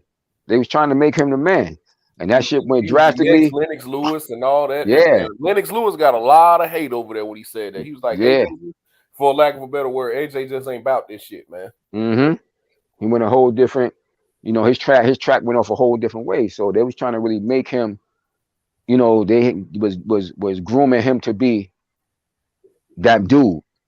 You understand? And it just went the other way. And he got a lot of, you're right, DJ. I could see that shit too. Like if he lose this shit, that's the end of the road. We ain't never getting that Deontay Wilder fight because he probably gonna call that shit quits. Now, if he loses a close decision, that's one thing. Maybe, but maybe if he gets stopped, like I think dominated, or completely dominated, dominated again. I think that's it. I don't see it. Like because he got a lot of money, shit. Because as far as money, he don't need to do. As far as the funds, he got all them endorsement deals. He's a model. As far as the bread, he ain't gonna need to do it. But so I actually, like I said, I would actually love to see be wrong and day, but I don't feel that shit. Like I just don't see it. Like that's not what my boxing IQ and intellect and the shit I know. And from what I saw, I just don't. What about that lifetime contract? How many fights he got left on that contract? It might not be up to him, huh? In perpetuity. Yeah, perpetuity, but shit, they can't stop him. They can't stop him from retiring. Shit. He want to come back. That's on him. I don't know. That's what I'm saying. Like you got 2 or 3 fights left, or one fight. They can't do shit. Your ass retired. They can't do nothing. That shit is null and void. Yeah, if I retire, hold my sack. Yep. So I don't see, but you know, we can wish for the best. You know, I wouldn't mind being wrong on this shit because then it would open up some other things in the heavyweight division if he could pull this shit off. I agree with y'all. I agree with y'all on that note. Nah, Vince Pugilist, he gotta lose. Yeah, I would still like to see them too. I can't hear these UK fans on these platforms. He's a 3-time unified champion. What has Wilder done? What's Wilder done? He's definitely because they damn sure would be like that too. He's a 3-time unified heavyweight champion. Yeah, that sounded about right too. Man, fuck that. I hope he get his ass beat. You should have fought him in 2018. Oh shit. But it's gonna be interesting, man, to see how this shit go. It's gonna be interesting, but I don't think he's gonna be able to pull this shit off like he pulled off on Ruiz, dumbass. I think he should just come in brawling early. Fuck it, you ain't gonna win a decision. Nah, see, Anthony gonna run. If he don't get Usyk out of there early, you know Anthony gonna run out of gas. Yeah, exactly. So you gonna lose man, all that. Man, look how fucking big he is, dog. You know how much lactic acid gonna build up in his arms. That's why I said he can't. His arms gonna be jelly by the 6th round. But he if you don't get him out of there in 4, I promise you, he gonna barely be able to hold his arms up by the 6th round if he don't get him out of there in 4. And he was tired at the end. With the less weight, he was a lot leaner. Joe Joyce is, I think he's got an eliminator coming up, if I'm not mistaken. Hey man, he's sneaky good. Joe Joyce, sneaky good. Slow Joe. What they call my man? He got the comic book name. What's my man? Juggernaut. The Juggernaut. That motherfucker. Juggernaut. Word. That motherfucker punch is slow as shit, but don't just be landing though. I swear that's exactly what I was about to say. Don't just be landing. Joe Joyce is slow as shit, but slow as shit, but don't just be landing. You can see the look on guys' face. Not only is it powerful, but it's like, how the fuck did I get hit with that shit? You ain't never looked at when Michael Jai White was doing the clip with Kimbo Slice resting. Oh yeah. And he kept showing him about the speed. People don't realize that's a real thing. Like, and then he did it slowly. Yeah, Kimbo was like, "What the hell? Yeah, that's a real thing." Like, word, that motherfucker be slow as shit. I used to say that same shit about, but I used to say this shit all the way from when he was amateur up here in New York. That damn Kaznaki. Like, I used to say the same shit. Like, how do y'all get in the Golden Gloves? I used to watch niggas fight him in the gloves. I was like, how the fuck y'all don't see that slow ass shit, man? How's he hitting y'all with that shit, yo? Right. Hell, I said that shit is like 1,000 years for 1 year to get to you, and he's still landing that shit on you. Another example is probably a crazier example. He don't throw shit technical at all, but you see the look on these guys' face when he hit him with it. It's like, where the fuck did that come from? That damn Navarrete. When Navarrete hit people with shit, like, what the fuck was that? Word, Navarrete, man. Navarrete be throwing. It's hard to describe. He be looping that shit. That should be looping in slow motion. Right. But that should be landing though. Right. It'll go from a screw jab to a shovel hook. You see guys like you can see them shaking it off. Like, okay, can't get hit. Wow, can't get hit with that shit again. Hey, look at 93 Octane. That's a good point you're making about that. But the thing is, it's gonna be up. All he got to do is eat and work out. You know, because he's going to be going to heavyweight. He ain't got to worry about trying to, like, make weight. His biggest thing is just going to be in isolating after the war, because, you know, they're going to take him off somewhere. The psychological side going to be the big part, too.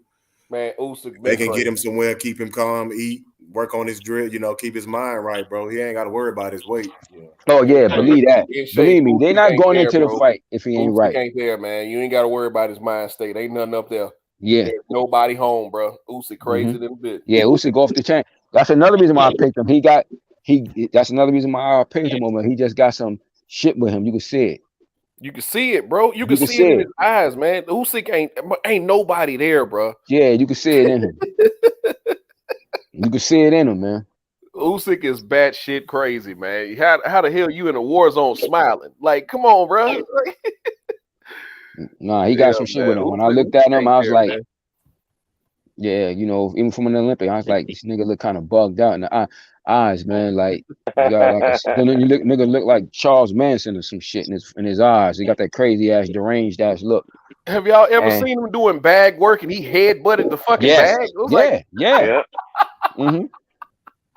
Get prepared. He got that warrior mindset.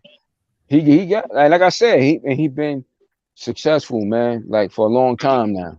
You know, he's been successful for a long time, and you know he do what he got to do. And like I said, him and his team, they've been, you know, successful at that shit. Now I'm watching their steps along the way. I'm like, okay, I kind of got to give it to him. Man, he's a good boxer. I got to give it to him. I'm like, shit, he can box. You know, and he has accomplished some things for real, man. So I don't know. I just think AJ, man, we'll see, man.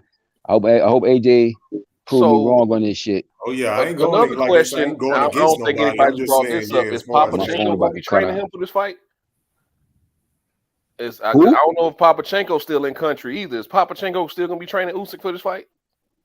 I'm not sure. Well, that's another question. I don't know either.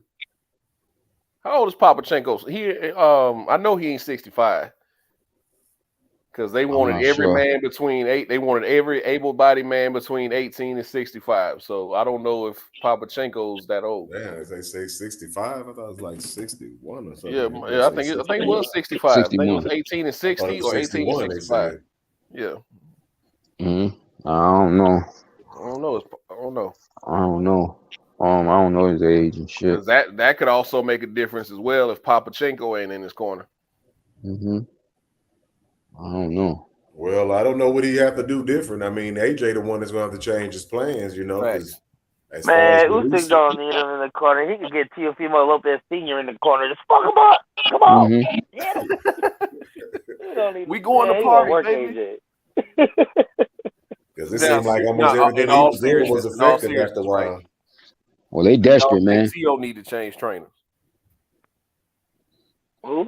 Do y'all think Tio need to change trainers? In all seriousness, right? Well, Tio need to change trainers. Well, any fighter, if they go through a loss like that, it's not just changing trainers. It's who you get, man. You have to get the right person. Just to change, just for the sake of changing, I'm not really with that. And you gotta make that change. It needs to be the right person.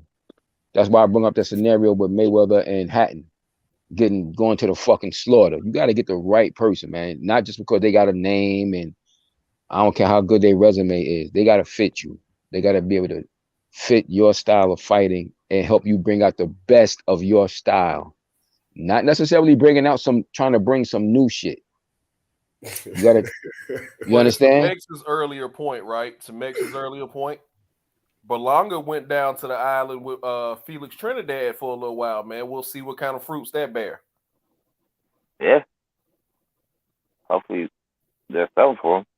He needs a lot of help. But Tito probably devoted more real training time to him. If he come back, he probably had that jab. But Tito lives like a king over there in Puerto Rico, and he's doing well still. He's still living well over there, doing well. So he can actually devote time to really training him. Yeah. You know. To y'all point earlier, man, the only time I see Mayweather ever training somebody is when he just can't do nothing else. Is what make Mayweather so good, like y'all said, and I had to understand that about him. His ego, like you said, he didn't drink, he didn't do anything. He was just a machine. He just was a psychopathic, narcissistic machine. So he gonna always need something to feed that. And if he officially stops everything else, if he's training somebody, it's to say that, oh, this guy wouldn't be such and such without me. He still needs that connection. So I don't know how well he would be able to train, but I said that to myself, like if he ever just slowed all the way down around his pop's age type stuff, I think that he would train people just for that. You know, of course they'll still be good because, you know, Mayweather is Mayweather, but I think that would be the time that he would officially now he at the gym. You know, he can't do any more exhibitions and, you know, he not really flossing around no more, piece and chain on. He'll start training people. Outside of that, like you said, unless he's just going to be a 70-year-old man chasing young women, you know. Once he cracks 50, we might see a switch. I'll say that. Once he cracks 50, I think we'll see a switch to him actually becoming a full-time trainer. Because honestly, the reason why I believe we keep seeing these exhibitions, I don't think he knows anything else to do. I don't think he knows what else to do. Boxing has been his entire life. I don't think he knows anything else. Body this last one. I don't even think. I mean, that was easy. That's an easy couple million. Why wouldn't you do that? Because the thing that makes Mayweather a terrible promoter is part of what made him such a great fighter. Yeah, that's why I said it's all about his ego, man. He gotta have that fix. He gotta feel it. Like I said, we loved it, and some people hated it when he was actually active and an active champion and actually out here fighting the best guys. Now that he's a promoter and he has to devote all of his energy into his fighters and putting his fighters on, we don't see that same type of energy for his fighters. It's still all about him. That's why I said once he cracks 50 and his body really starts breaking down and his timing is really off and everything, I think we'll really see if he wants to be a trainer or not. Yeah, he got that, what they say with the women that sometimes happen. I think I said it before. He got that Munchausen by proxy, where they do something with the child so they get attention. You know, that Mayweather got that kind of vibe to him. Like, no matter what he put his hands on, even if it does benefit whoever it is, it's going to always be about him. It's just he got to get his fix. That's why I say it like that. I just don't see it, man. Because he does so much shit he never mentions that he could get a lot of attention for it. He don't mention none of it. But some of the stuff is just, you know, even Mayweather, like people don't take, they act like he not classy, you know. He got his class to him, but it's just his way of being classy. Some stuff he don't do because, you know, you cross that line, you know, people started calling him soft a little bit here too. So I kind of seen him kind of tightening up a little bit, you know, with the whole boots and all this other stuff. They was cracking jokes about stuff, but yeah, he don't go. I don't want to use that word, but yeah, you know, I'm trying to be careful when it comes to him because I know in the beginning we all hate on each other, and you know, I'm gonna be honest about that side because Mayweather always been a great fighter, but a lot of us didn't even like him just because. But you know, I understood as I got older what was going on and how great he really is as far as a fighter. But yeah, on a lot of personal stuff, yeah, that's what made him great though. If he didn't have that ego, he would have never been 50-0. That's another reason why I say that's that kind of, you got to take him for who he is, man. That's why he was so great, period. You know what I'm saying? Absolutely.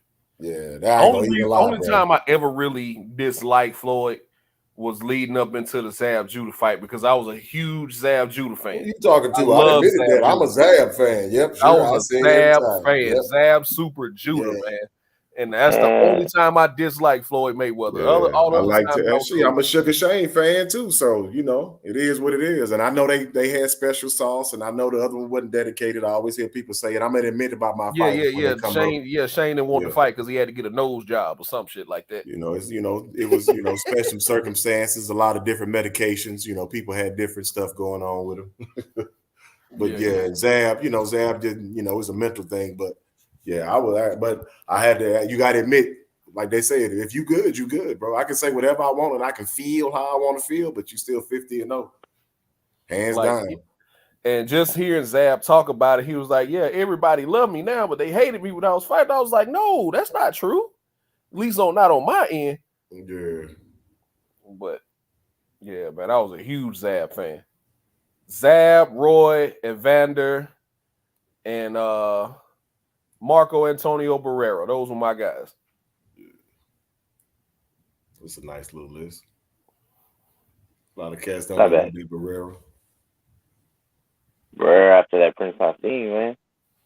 Yeah, and that was one of the first fights where I actually became an even bigger fan because watching all that flashy shit get put to bed, all that. Kyle said he on in 30. He had just beaten, I think before that, he had beaten Kevin Kelly. So he had came to the States. He was like, I'm going to knock your spark out, right? And it was like, hold on, don't be talking to buddy like that, man. All of that was good for the sport, Stay on him off for 30 minutes. Oh, hell, Kyle. You can't get in someone's head that don't speak your language. Yeah, that's why I say, yeah.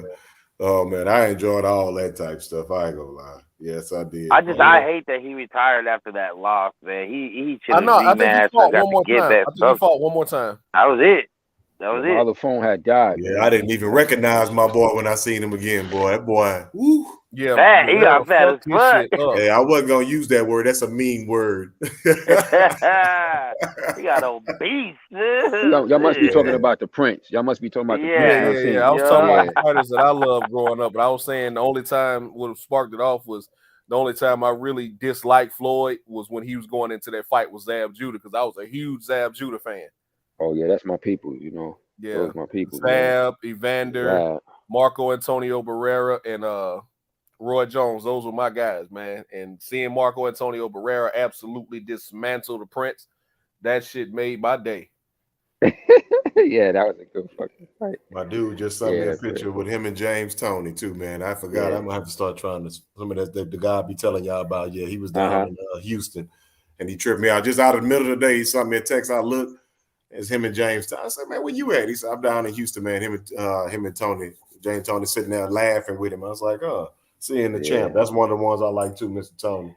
When I started seeing people can stand in front of somebody and not get hit and still hit them, when you started understanding what boxing really is. And had a fucking chin on him too, because that's somebody else who got hit by Samuel Peters, and Samuel Peters beat him. Samuel Peters beat him twice. Yeah. So, yeah, man. Yeah. But I think James Toney was damn near past it by that time. I think when did they fight? It was like 05, 06, something like that. Yeah, but it was like I said, that's amazing because James Toney, you know, having been a middleweight champion, to be fighting up there at heavyweight, because he didn't if he would have had more dedication to his training, he would have never got that big. You know, he would have stayed in the middleweight. The heaviest he would have got would have been light heavy. But that just show you how skilled he was, man, to go up there to get in the ring with somebody like the hard punching Sam Peter and then get his block knocked off, yo. That show you exactly how skilled a fighter he really was, man. To be able to handle that hard punching, pure heavyweight puncher like that, you know, and do as well as he did, and not being in shape. He was in fight shape because he always stayed fighting. Not being in shape. Anywhere, anytime. Yeah, but just that his skill set was so good. You know, James Toney, you got to be a real boxer, man. You gotta run and jog and shit. You ain't running and shit. He just was fighting because he just had so much skill set. But he didn't do shit. He didn't do shit like running. That's why James Toney went from 160 pounds to 230 pounds because he wasn't running. Right. Yeah, because I mean, he been fighting that long. You know what? I learned a lot of them guys too, and they didn't trick me here recently. Like they just know how to pace themselves. Yeah, that's it. You know, like really can pace. They can damn near count their punches and everything. You've been doing this so long. Yeah. And he come from a good training. He had good training. You know, he had an excellent trainer, you know, who taught him the classic defense, you know, the shoulder roll, all that shit. The Detroit train, that's another area where some very excellent trainers from. A lot of good classic boxing information passed down. And James Toney was doing that shit. James Toney wasn't running. James Toney getting there and spar a lot. He'll spar a lot, hit the heavy bag, speed bag a little bit, but you gotta be careful with that, Best. Isn't it like don't they argue about the Philly shell, or is it the what is the other one? They always argue about what the name is. The body rock. What's the other one? I always had an old head. Yeah. Because everybody call it something different. You know what I mean? But it's the shell defense, which been around forever. You know, Sugar Ray Robinson used the damn shell defense. You know, it's an old defense, and you know, it's a skill defense. You know, it's a better defense to use. I would say it's better than that damn rope-a-dope. You sit in that rope-a-dope, you just sitting there becoming a human punching bag. You know, which I never teach my kids that shit. Like I said, don't ever put your hands up in front of your face and let somebody hit you. You never do that. That's the worst defense you could do. It's part of the reason why Muhammad Ali ended up in such a bad state, because he just sitting there and you letting people punch you. You never do that under no circumstances. I tell them, you never stand there and do that. Because he didn't do that. Because you notice he didn't do that shit when he was young. He only did that on that after he came back. Because he did that because when he had put on so much weight during his exile, when he came back, he had to get used to them guys punching on him, and that was a terrible habit that he carried from his practice sessions, sparring. He started carrying it into his real fights. And once his legs started to leave him, he started to rely on that more than he did in his previous career in the 60s. And, you know, physically, obviously it hurt him bad later in his life. You know, you can't stand there and just let these hard ass punches beating on your body and shit like that. You know, your body is not designed for that shit all the time, especially when you're going up against such devastating punches as he was facing. You know, he was facing some of the most hardest punches, and his sparring partners. You know, he had great sparring partners, man. You know, Muhammad Ali was sparring with people, the most famous being Larry Holmes, but shit, he was sparring with fucking Tim Witherspoon, Michael Dokes, all these good young motherfuckers. He was sparring with them when he was old, when his from like 75 on, he was sparring with those type of dudes. And these guys was young, good, strong punchers and shit like that. You know, like that famous clip you see of him dodging all those punches. That was Michael Dokes he was doing that shit with. When they got that video, that little meme, you can't touch this. And you see Ali moving on punches. That was Michael Dokes, yo. That he was doing that shit with. Because Michael Dokes was one of his sparring partners. So taking all those punches, that shit is the worst defense ever. So I tell you, training anybody, do not teach them that goddamn rope-a-dope. If you want them to have any semblance of a good career. I remember Elijah Tillery, my man. You remember Elijah Tillery? Carlton Elijah Tillery. He fought Riddick Bowe. That's the one when they Rock Newman jumped in the ring and he started kicking Riddick Bowe. Remember he started kicking Riddick Bowe and they pulled him out the ring. Rock Newman jumped up and pulled him out the ring. Matter of fact, that's who Mike Tyson was sparring with when he hurt his rib. The first time he was supposed to fight Evander and they postponed the fight. My man called Elijah Tillery. He was cruiserweight and heavyweight. I remember he told me that shit one day in the gym. He said, don't stand there and let nobody just be pounding on you with that rope-a-dope shit. He said, because the moment you start doing that, it's time to call it a career. Yes, you never got to preach to me. Like I said, I'm the choir. Every time I started getting on here, listening to boxing talk with people, like I told you, I love all fighting forms, but I know what boxing is. I know the beauty of it. I know why it is what it is. When I hear people complain about movement or the jab or, you know what I'm saying, just not being there, I just do not understand it, because the whole point is just to hit and not get hit. Like you said, it's going to happen, so you're going to get hit. But the main thing is to try to preserve yourself, man. That's why the knockout is the highest. Once that happens, that's a wrap. You know, like, I don't understand it, man. I really don't understand. And I know it's a race thing, and I know people involved in it emotionally, and but like everybody using that so much now about skills pay the bills. That's what it is. Defense is not getting hit. Defense is not like seeing the shot come and block it. No, defense is not getting hit, man. Like, It always was, and it always will be. People could talk that bullshit they want to about, like, what's his name? Who used to train Golovkin? The Mexican dude, the trainer. Abel Sanchez was talking that bullshit. Sanchez. That was the stupidest shit ever. Get the fuck out of here. That's why he ain't around no fucking more. That dumb shit. Box is boring. Get the fuck out of here. That shit ain't never been true. The best boxers always been them black fucking boxers. And I ain't trying to be on no racist shit, but it's the truth. No, the best it's just motherfuckers. It's time the to best test and the best ones that did that shit well was able to box. The very terminology we talk about, this pound for pound shit, that shit was invented for a black fighter.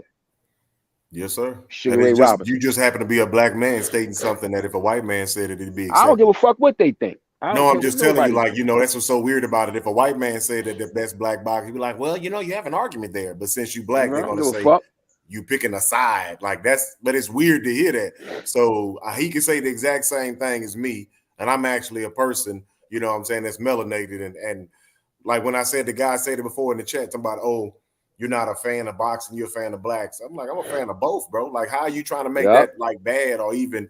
And of course, like I keep saying the same, he never came beautiful back. Answer. Why I'm does a that fan of both. exclusive? Yeah, I was like, how are you gonna make that? How you gonna try to demonize that though? How do you make that like you trying to come at me with a condescending tone as if to say I should just accept what you're saying more or less? Like, oh, okay, never. no, bro, like that's not even an I argument. Never will. Yeah. I never will. What's up? Because I never will. Look at the chat. It's like he said he was driving. My bad, DJ. Yeah, I didn't want to. DJ, I got a habit of getting on here and sometimes reading that chat, and because I be trying to. But normally I don't want to take the show do that in Street. Normally I'll be reading the chat while I'm sitting here talking to y'all. I didn't see it, man. I was sitting up here looking at like I didn't notice. Yeah, I didn't remember that Holyfield was 40 when he fought James Toney and got knocked out. Yeah, he was old. Yeah, he was fucking old I as know shit. he was 40. Yeah, he was old as shit. Well, yeah, but but yeah, that's just the facts, and that's the style. You know, we be the best. We've been the best boxers, the best practitioners of the sport of hitting and don't get hit. When you got the heavyweights going all the way back to fucking 1910, 1908, Jack Johnson was the best. Why? Because he was hitting and don't get hit. Yeah. Then after him, Joe Louis came. Then after him came Joe Louis. Joe Louis was the best because he got hit. He was the best. He was the best. He was the best boxer out of them motherfuckers. He had the best technique. You understand what I'm saying? He was hitting and don't get hit. That motherfucker was the champion for 12 years, from 1937 to 1949. Then you had one champion, one white champion in between that, which Rocky Marciano, who I tend to give a little bit more credit than most people do. You know, because most people just be shitting on Rocky, but I got to give him some credit because, granted, he fought those great fighters and they was all older at the time he fought them. Those guys were still, those older fighters, even though they were older, they were still better than most of the fighters at that time. So, like, people like always bring up the fact, obviously he beat Joe Louis when Joe Louis was clearly over the hill. Clearly over the hill. See, this is why I don't let race, because I got told, I was telling my homie the other day, I said, contrary to popular belief, I said, I don't let race factor into a fight because it don't really matter, but the skill do. So, like I said, contrary to popular belief, there's this narrative about Rocky. Yeah, them guys was older, but Ezra Charles, Jersey Joe, Joe Louis was still good fighters for that era. Meaning that Joe Louis was on like a 10-fight winning streak before he lost to Rocky. Now, the only fighters that could still beat Joe Louis would have had to have been somebody great. Because what you're saying is to downgrade Rocky Marciano like that, you're downgrading Joe Louis too. You understand? You're downgrading him too. Joe Louis only lost to the best of the best. He didn't lose to Joe Louis didn't lose to no non-Hall of Fame boxer. He got 3 losses, and all 3 of those men were Hall of Fame, first ballot Hall of Fame boxers. You understand what I'm saying? Is he didn't have a Costa Zoo moment. Exactly. Yeah, I mean, I know. You understand? Like he's not, and even Ezra Charles, and Jersey Joe. Like people don't realize, like that first fucking fight. I don't know if you ever watched that first fight. Jersey Joe was giving Rocky the fucking business, yo. No, I ain't. He was giving. Watch that. You want to watch a good fucking heavyweight fight? Watch that shit. Jersey Joe Walcott was giving Rocky Marciano ass the business. He knocked him down for the first time in his career. Jersey Joe dropped him and lightened his ass up, and was winning the fight going into that 13th round. He was. All he had to do was survive them 2 more rounds. He would have won the fight. But Rocky managed to nail him with that big shot and get him out of there. But he was down on all the scorecards in that fight. You understand? So I still got to give him credit for that shit as a boxer. You understand what I'm saying? Because to be down in a fight and you in there with a guy that's really more skilled than you, got great experience, and he giving you the business, to still find the will to pull that shit out, because he was getting his ass whipped. You understand me? Oh yeah. He was getting his ass whipped in that fight. by Jersey Joe. Iran Barclay. Okay. And Jersey Joe was lighting his ass up, but he still managed to pull out that knockout. Look at that wonderful thumbnail right there. You know, look at that. So I got to give it to him. So I give him credit for that. Now the rematch was some bullshit. I think Jersey Joe just was like, I don't want no smoke. I don't know what the fuck. He just fucking rolled. It's like he just rolled over in the rematch. But those fights that he had against Ezra Charles, both of them shits was tough fights. One time Ezra Charles caught Rocky with a fucking uppercut on his fucking nose. Split the nigga nose in two, yo. Split his nose. Yeah, and that was back when told him fighting with the oven mitts on. Split his nose, yo. And the ref told him, look, I'm giving you one more round. I'm stopping the fight. He went out there and knocked Ezra Charles out, man. You understand what I'm saying? Because these guys, even though Ezra Charles and all of them was older and shit, they could still fight good. They wasn't losing to bums. They could only losing to other great fighters like themselves. You understand? So that's why I say it. Like people try to downgrade Rocky. I'm like, nah, I can't. I rock 100% with it, because then it's kind of putting down Joe too, and I'm not going to do that. Gotcha. Because the only heavyweight I'm putting ahead of Joe Louis is Muhammad Ali. I'm not putting nobody else ahead of him. We see what boxing is right now. Not even Lennox. Not even Lennox. Hell no, I'm not putting nobody. Joe Louis was the single when it was only one belt champion from 1937 to 1949, 12-year period. I'm not putting nobody but Muhammad Ali over him. That's it. Gotcha.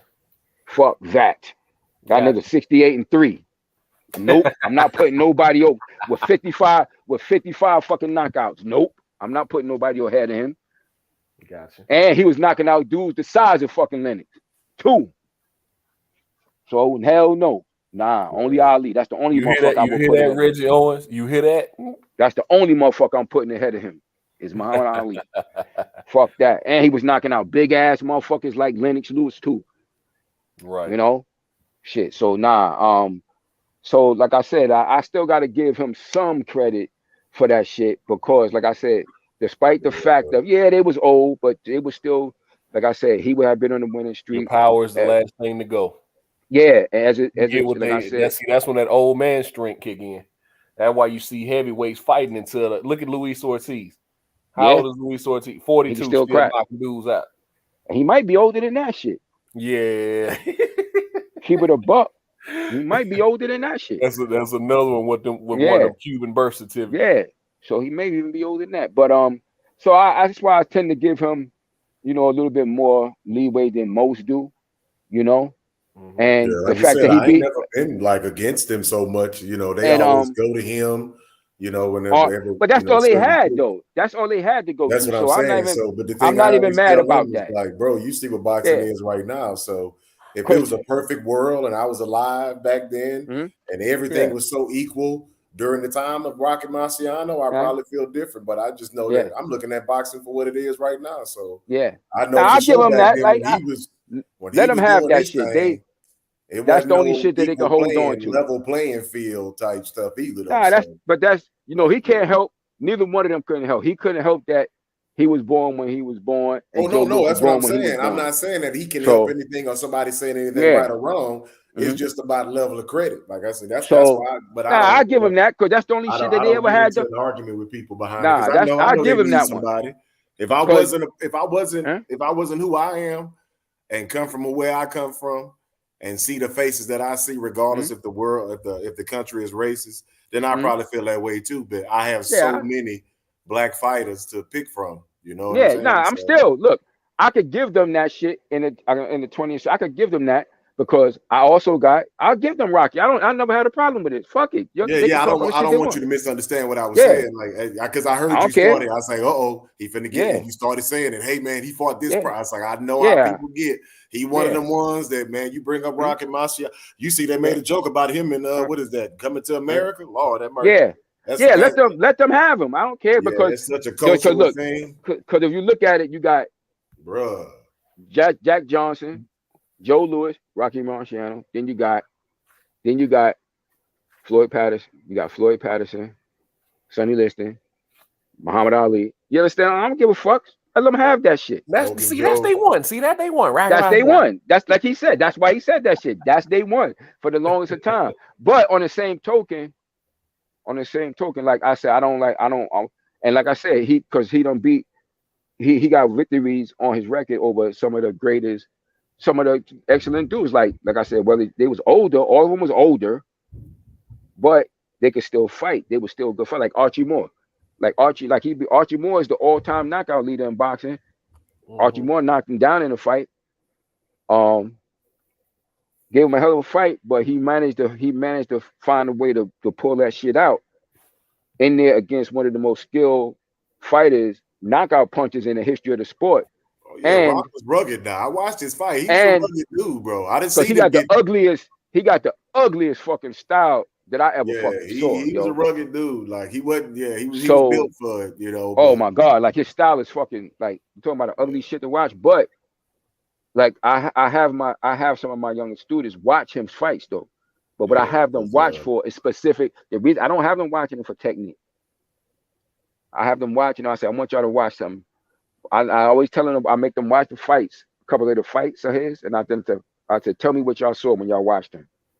And they all say, yo, his style was ugly as shit. They all say that. Every one of them kids I had watched that shit say that shit. But there's like, he was real determined. I said, that's what I want you to watch for. Because he was determined. Because you see, those other men, even though they was older and they have more skill than him, he was still determined. No matter how much skill. Like he kept that shit a buck. When he fought Joe Louis, he said, that motherfucker's the most best boxer I've ever been with in my life. He ain't lie. Because if you look at Rocky's face after that fight, his face looked like he went through a meat grinder, yo.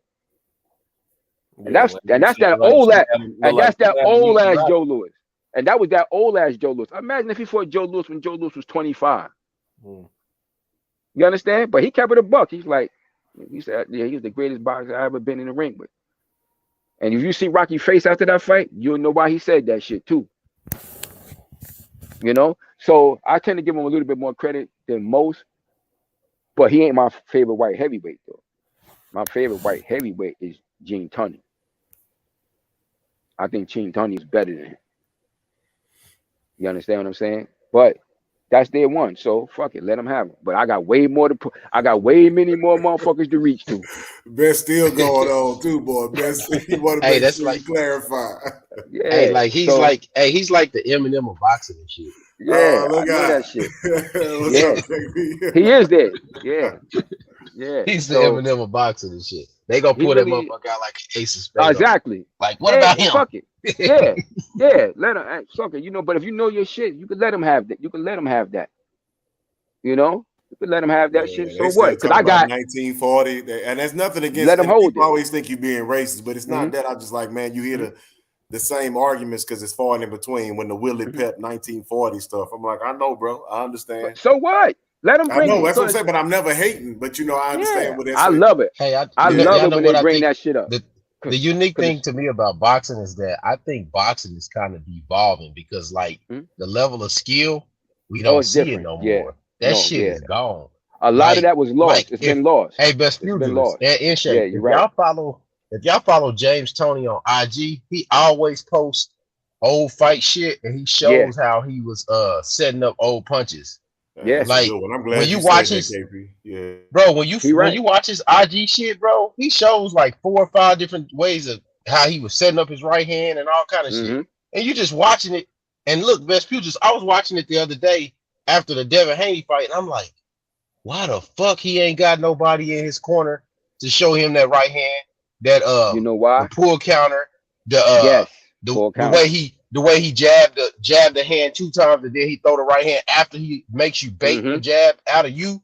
It's like, bro, like it's so much shit that he can add that he don't have. Man, if he just added just a quarter of that shit, bro, he'd be unstoppable. That's why I said what I said to DJ earlier hours ago about as good as Devin Haney looked in that fight, he could be better. And that's what I mean. This is exactly what I mean. Like, see, but James Toney had one of those great old Detroit trainers who came up in that era that when those techniques were still being taught in the gym. on a regular basis. That's why he could do those things. You understand what I'm saying? So a lot of that technique is lost now. You know who else could give him some of that shit though too? Because Ward had it too. Virgil Hunter. Ward had some of that shit too. Yeah. Ward would catch that jab. Ward would catch your jab and then punch with the right hand after catching your jab with the left hand. Well, it starts with your stance. You gotta have the proper stance. The proper stance for that.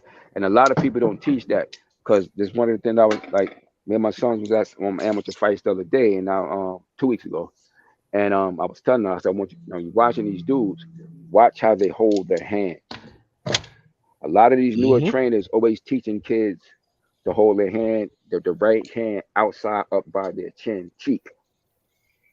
It's not correct, but a lot of people do that shit now. But that's that newfangled shit that started the past 30 years. You understand? Like, it's really not correct. It's not the proper stance. But there's older guys, like you see James Toney held his hands a certain way when he fought. He was ready to let them hands go. And you're not going to easily hit him with a jab easily. You know who else is doing that right now? Mosey and his boots. Yeah. Mosey still got a lot of those old training. That's because he got old school shit. Because he got old school shit. Came up in that era. Yeah, Mosey came up in that era. Yeah, because he came up in that era. He was fighting and training at that time when that information was being passed. Yeah, that's why everybody tripped out when they seen J-Rock get knocked out. They hadn't seen something like that in a while.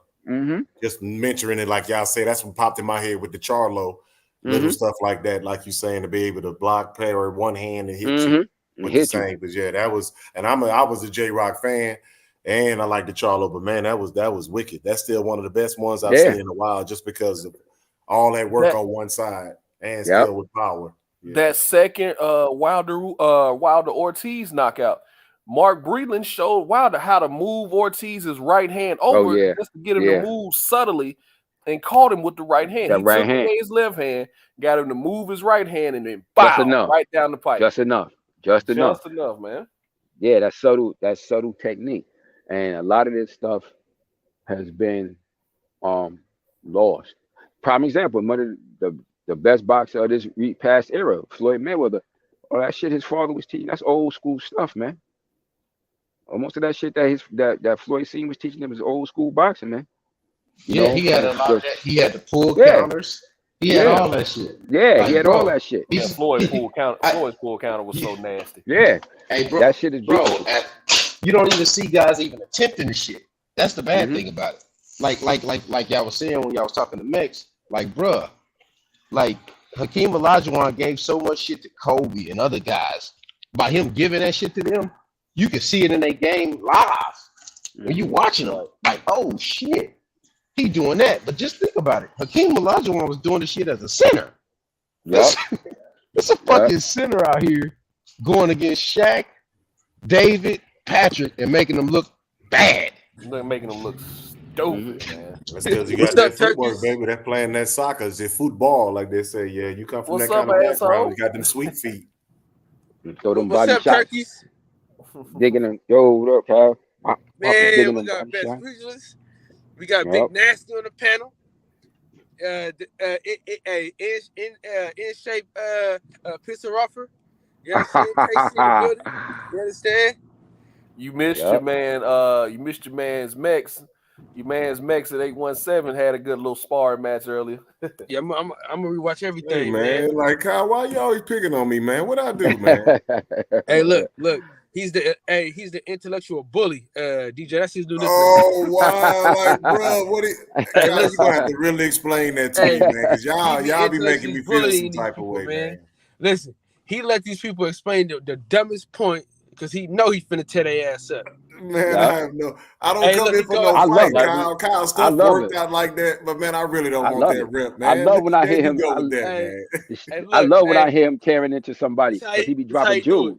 That's how you do it. I'm gonna let you finish. See, I love it. I love when he do it. Hey, I'm gonna let you finish because then I'm gonna go. Yep, I love it. And they say something. I love when you go see, brother. You're not even well informed about this topic. Oh wow! I love it. They say you hit him with the professor side, huh? I'm talking light skin supposed to stick together, Kyle. You on that? This should be on point though. Hey, Kyle. See, I know what you're doing. See. See, I know what you're doing, but you can't do that to me. Yeah, I know what you're doing. Yeah, there you go. I know what you're doing. Yeah, I love it. But you know what? I'm gonna say on point though. That line, I had to steal that line from somebody. One of the times we went live these past couple weeks, I was like, "See, your trolling ain't even good because I see the questions coming a mile away."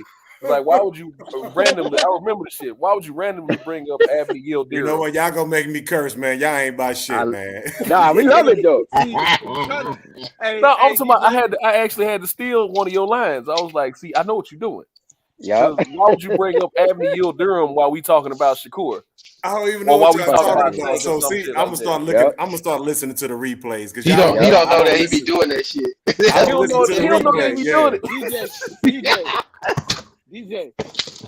Yeah, what's up, bro? You know what else I see that's out there now, y'all, and I feel guilty about? I see everybody starting to say, "Are you on the spectrum?" I'm like, bro, I didn't no, because for real, bro. I'm just gonna go on mute, man.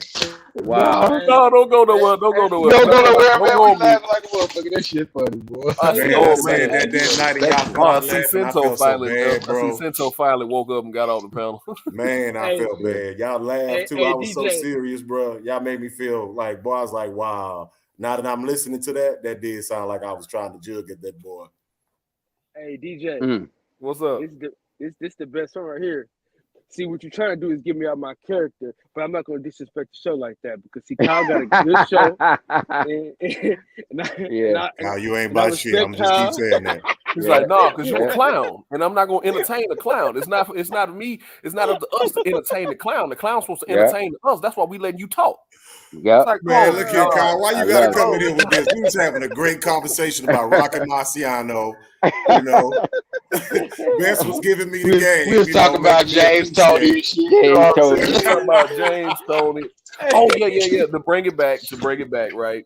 Somebody else who I think still has some of them old school principles that he's teaching, but he puts his spin on it. Sugar Hill Stewart. Yeah, he do. He do. Yeah. He do. I was mad when I found out. I was mad when I found out Nico left him. Mm-hmm. Nico not with him. The Ali kid. Yeah, he's not with him no more, man. Yeah. Is he still working with him? Like they're still in the same. They in the same gym. It's the same gym. Yeah, but I heard he wasn't his trainer no more. That's who he need as his trainer. I mean, he been doing. Hey, why you worried about it, DJ? Nico ain't gonna last that long. What? No, yes, he is, because ain't nobody gonna touch Nico till he's 25-0. What you mean? Ain't nobody touching that kid, man. Who want to bet he become world champion? Who want to bet that? Well, you know that ain't saying he much. got the WBO belt in his backyard already, Kyle. What you talking about? That's what I'm trying to tell you. Kyle, listen to me. They got the Nestle Crunch belt now. They got all kinds. Bro, he's in the same class with Troy Isley and Xander Zayas. Right? Yeah. He ain't beating down one of them. Listen to what I'm telling you. He's already being fast-tracked, though. That's what I'm saying. He's a middleweight. Troy and Xander are both middleweights. They're all going to move together. Eventually, Troy and Xander are going to fight each other. Listen to what I'm telling you. He's already halfway past him, though. Like, he's already to the point now where he about to work on a title, bro. He's fighting like three times a year, dog. The motherfucker is fighting, bro. The motherfucker already fought twice this year. Already. Kyle, he's not even fighting 8-rounders yet. What are we talking about? He's still fighting 4-rounders.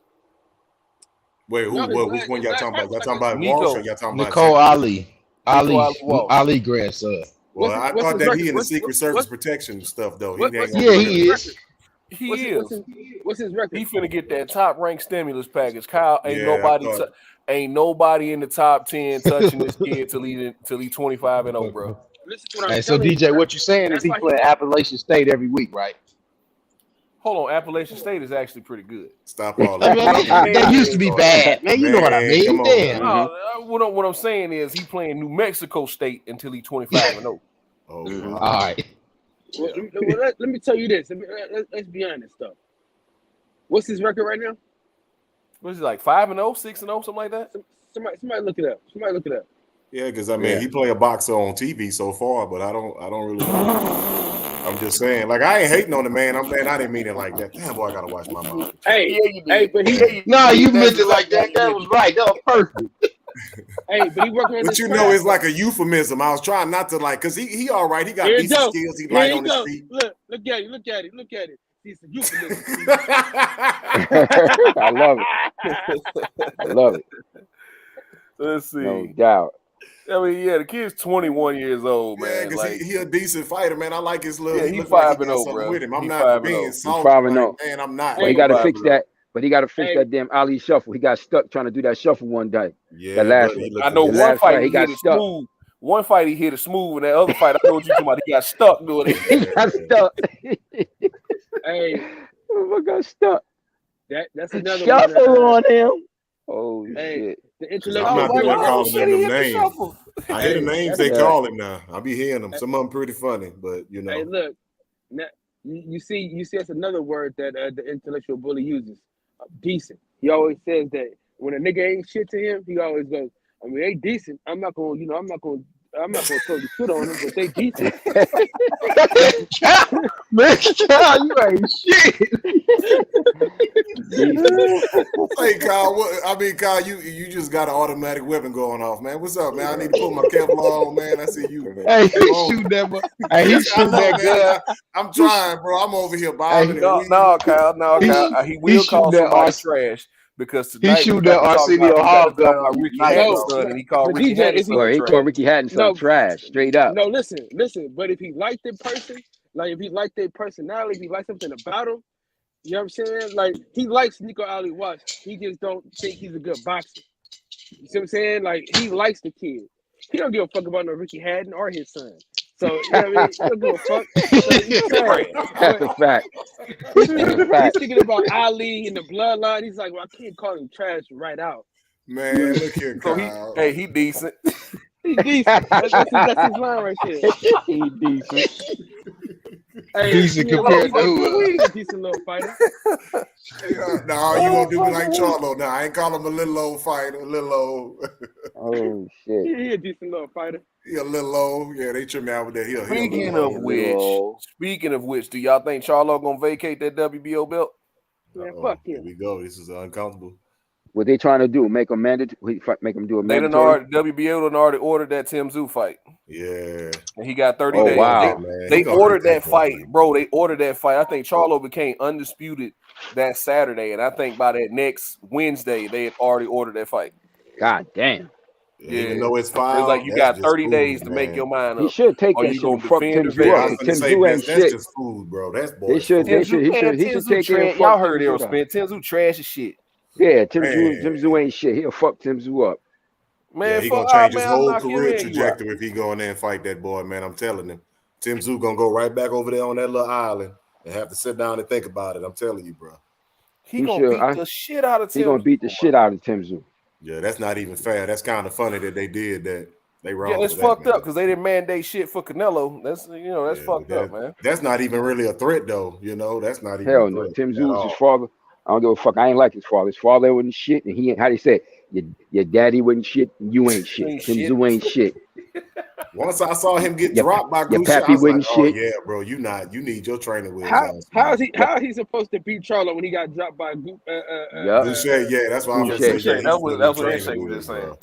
He can't knock nobody out. Nah, he should add his headgear on or something because that was surprising. I thought he was gonna do a little something, you know. Daddy wasn't shit and he ain't shit. I'll say it again. People just mean that shit. Confident make me go look back at these replays. Fuck Cosmo, he ain't shit. Somebody cash out me $2, man, so I can get some gas. Damn, gas that cheap, nigga? $2? Where you at? No. That nigga trying to rig the system. That's what he's doing. Like shit, where the hell are you at? It's hard out there in California, best music. Oh shit, California. God damn, forget it. I'm just trying to put $10 in here, man. I just get $10 in my tank. Kyle, what is that? A gallon of gas out there? Ain't y'all gas like $9? I'm just trying to get home, cuz that's all I'm trying to do. That ain't gonna even wet the inside of that hose, man. You ain't gonna get nothing. No, I'm gonna get a little something. You're gonna squeeze that thing. It's gonna be all on the inside of the gas hole. Listen. Y'all just send the $2, man. If y'all send the $2, I can get home. Oh shit! Cam Boston told us he won that fight. Lord have mercy. Oh, fuck out of here, man. They say anything when they get back to that locker room after getting their ass beat. Like I say, he was looking like Loma too. He was sitting there buffering. Hey, let's all root for Donaire to beat anyway, man. Yeah, fuck out of here. He ain't shit either. Yeah, because at first I was trying to watch the little monster train, and it's one of those things you notice. He just get hit too much. You know, he really does. He got power. He does this, and then he wound up getting his face broken a little bit after I was saying that he get hit too much. So I guess that proves he gets hit too much. Like I said, he got decent skills, but he'll take one to give one. He'll definitely take one to give one, man. Y'all gonna stop all that decent stuff, bro. Y'all gonna make me. Ain't they fighting it? Ain't they at 118? What they about 118 or 122? 118. Who's that? Who say that? That's KQKC say tiny shoes. The tiny shoes. Nah, I ain't see. Nah, they fighting it. So they fighting at 118. Okay, they was trying to keep them boys away from Stevie Fulton. Stevie Fulton. They don't want none of that. They don't want none of that. Because I think I go the lowest with 122. I don't watch the Bantams too many because it don't. And like, I really don't watch nothing below 118. I really don't watch nothing below 118. I'll watch 118, but nothing below that. And it's been a while since I really watched them like that. Yeah, the flyweights and the super flyweights. I don't really. That's straw weight. Yeah, that's the straw weight. Straw weight. Yeah. Hey, best pugilists. Stevie Fulton, Tim Austin, Stevie Fulton, Too Sharp Johnson. Shit. I don't know. Stevie Fulton, he getting right. He's nice, ain't he? Motherfucker. He getting man. Yeah, that motherfucker. That motherfucker, boy. Listen, they better be lucky he ain't at a higher weight. I like that motherfucker, man. That's a skill.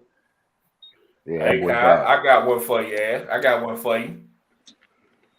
Cool boy Steph, move up right now, right? Cool boy Steph, never ready. Woo. Oh, cool boy Steph. Cool boy Steph. Yeah, I think he picked him up. He gonna outbox him. God damn it! That'd be a good fight. Y'all know I love Never Yeah, that's why I said it. Because like y'all said earlier, it's not about skill; it's about the application of that skill. Facts. And I forgot which one of y'all said that. I'm like, yep, that's true. You can have the biggest gun like a mug, but if you don't ever get to shoot nobody with it, it's just a centerpiece.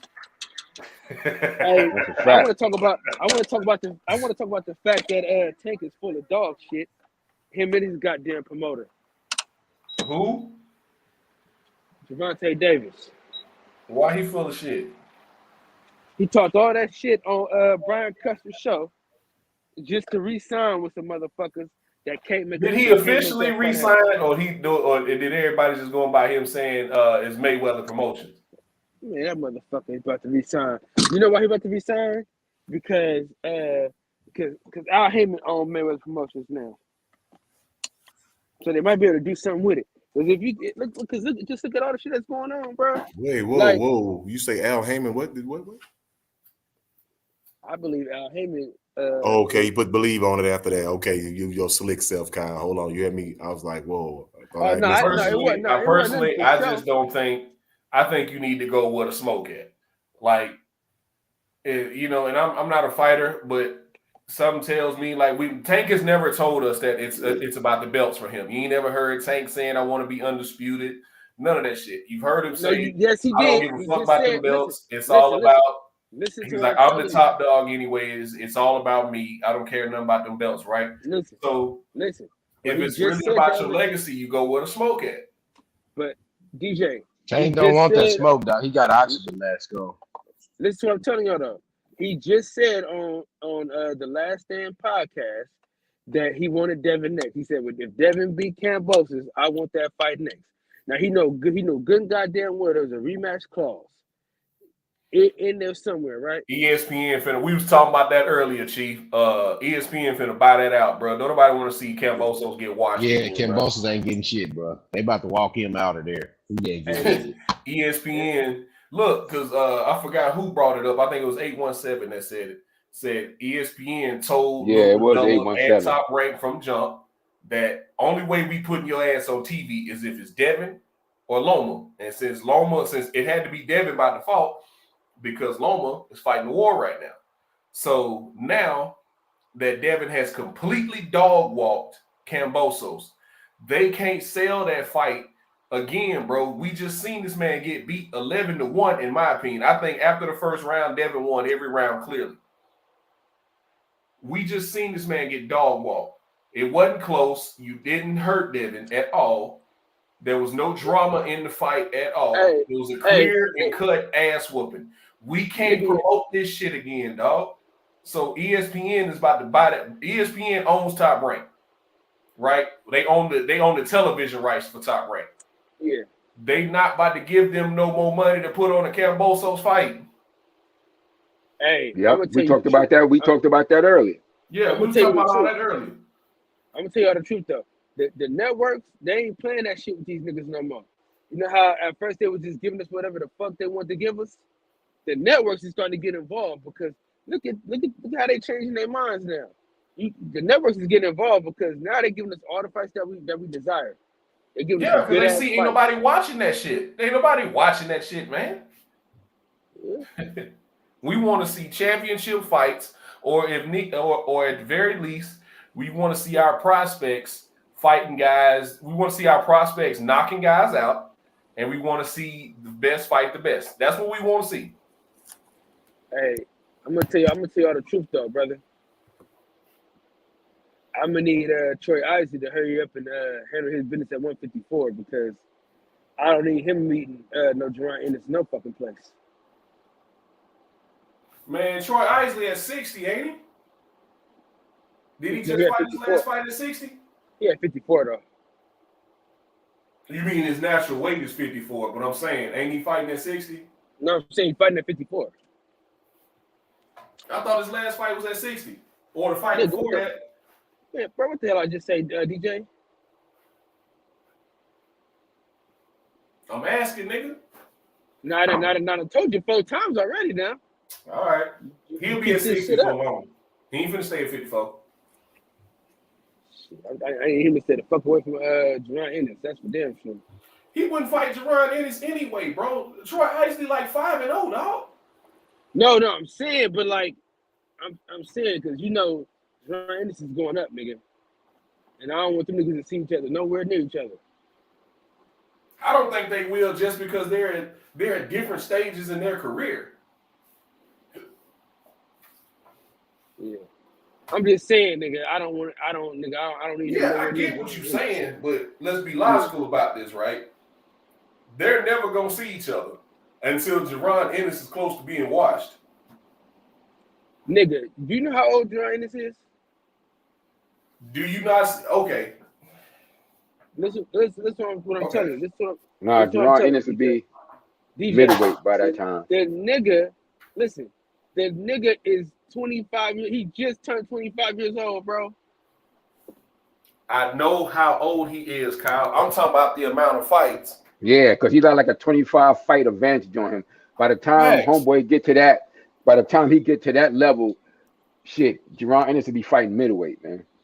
Yeah, but Ennis ain't gonna be fighting that many fights no more after he get to after he win the title. He ain't gonna be fighting that many fights. Jerron Ennis right now probably make it to 40, 45 fights. Maybe 45. Because he's already at what, 28, 29? He might make it to 45 fights. 29 and 0. So he might make it to 45 fights. We talking about Troy Isley, who is just now at 5 fights. They're not going to see each other. Yeah, it's highly unlikely. Highly unlikely. My opinion, they're not going to see each other. Well, I'm saying it's not that. Well, the reason why I'm saying it, but it's not that unlikely because he's at 47. That's what I'm saying. By the time he cleaned out 47, nigga, Troy Isley can still be at 54.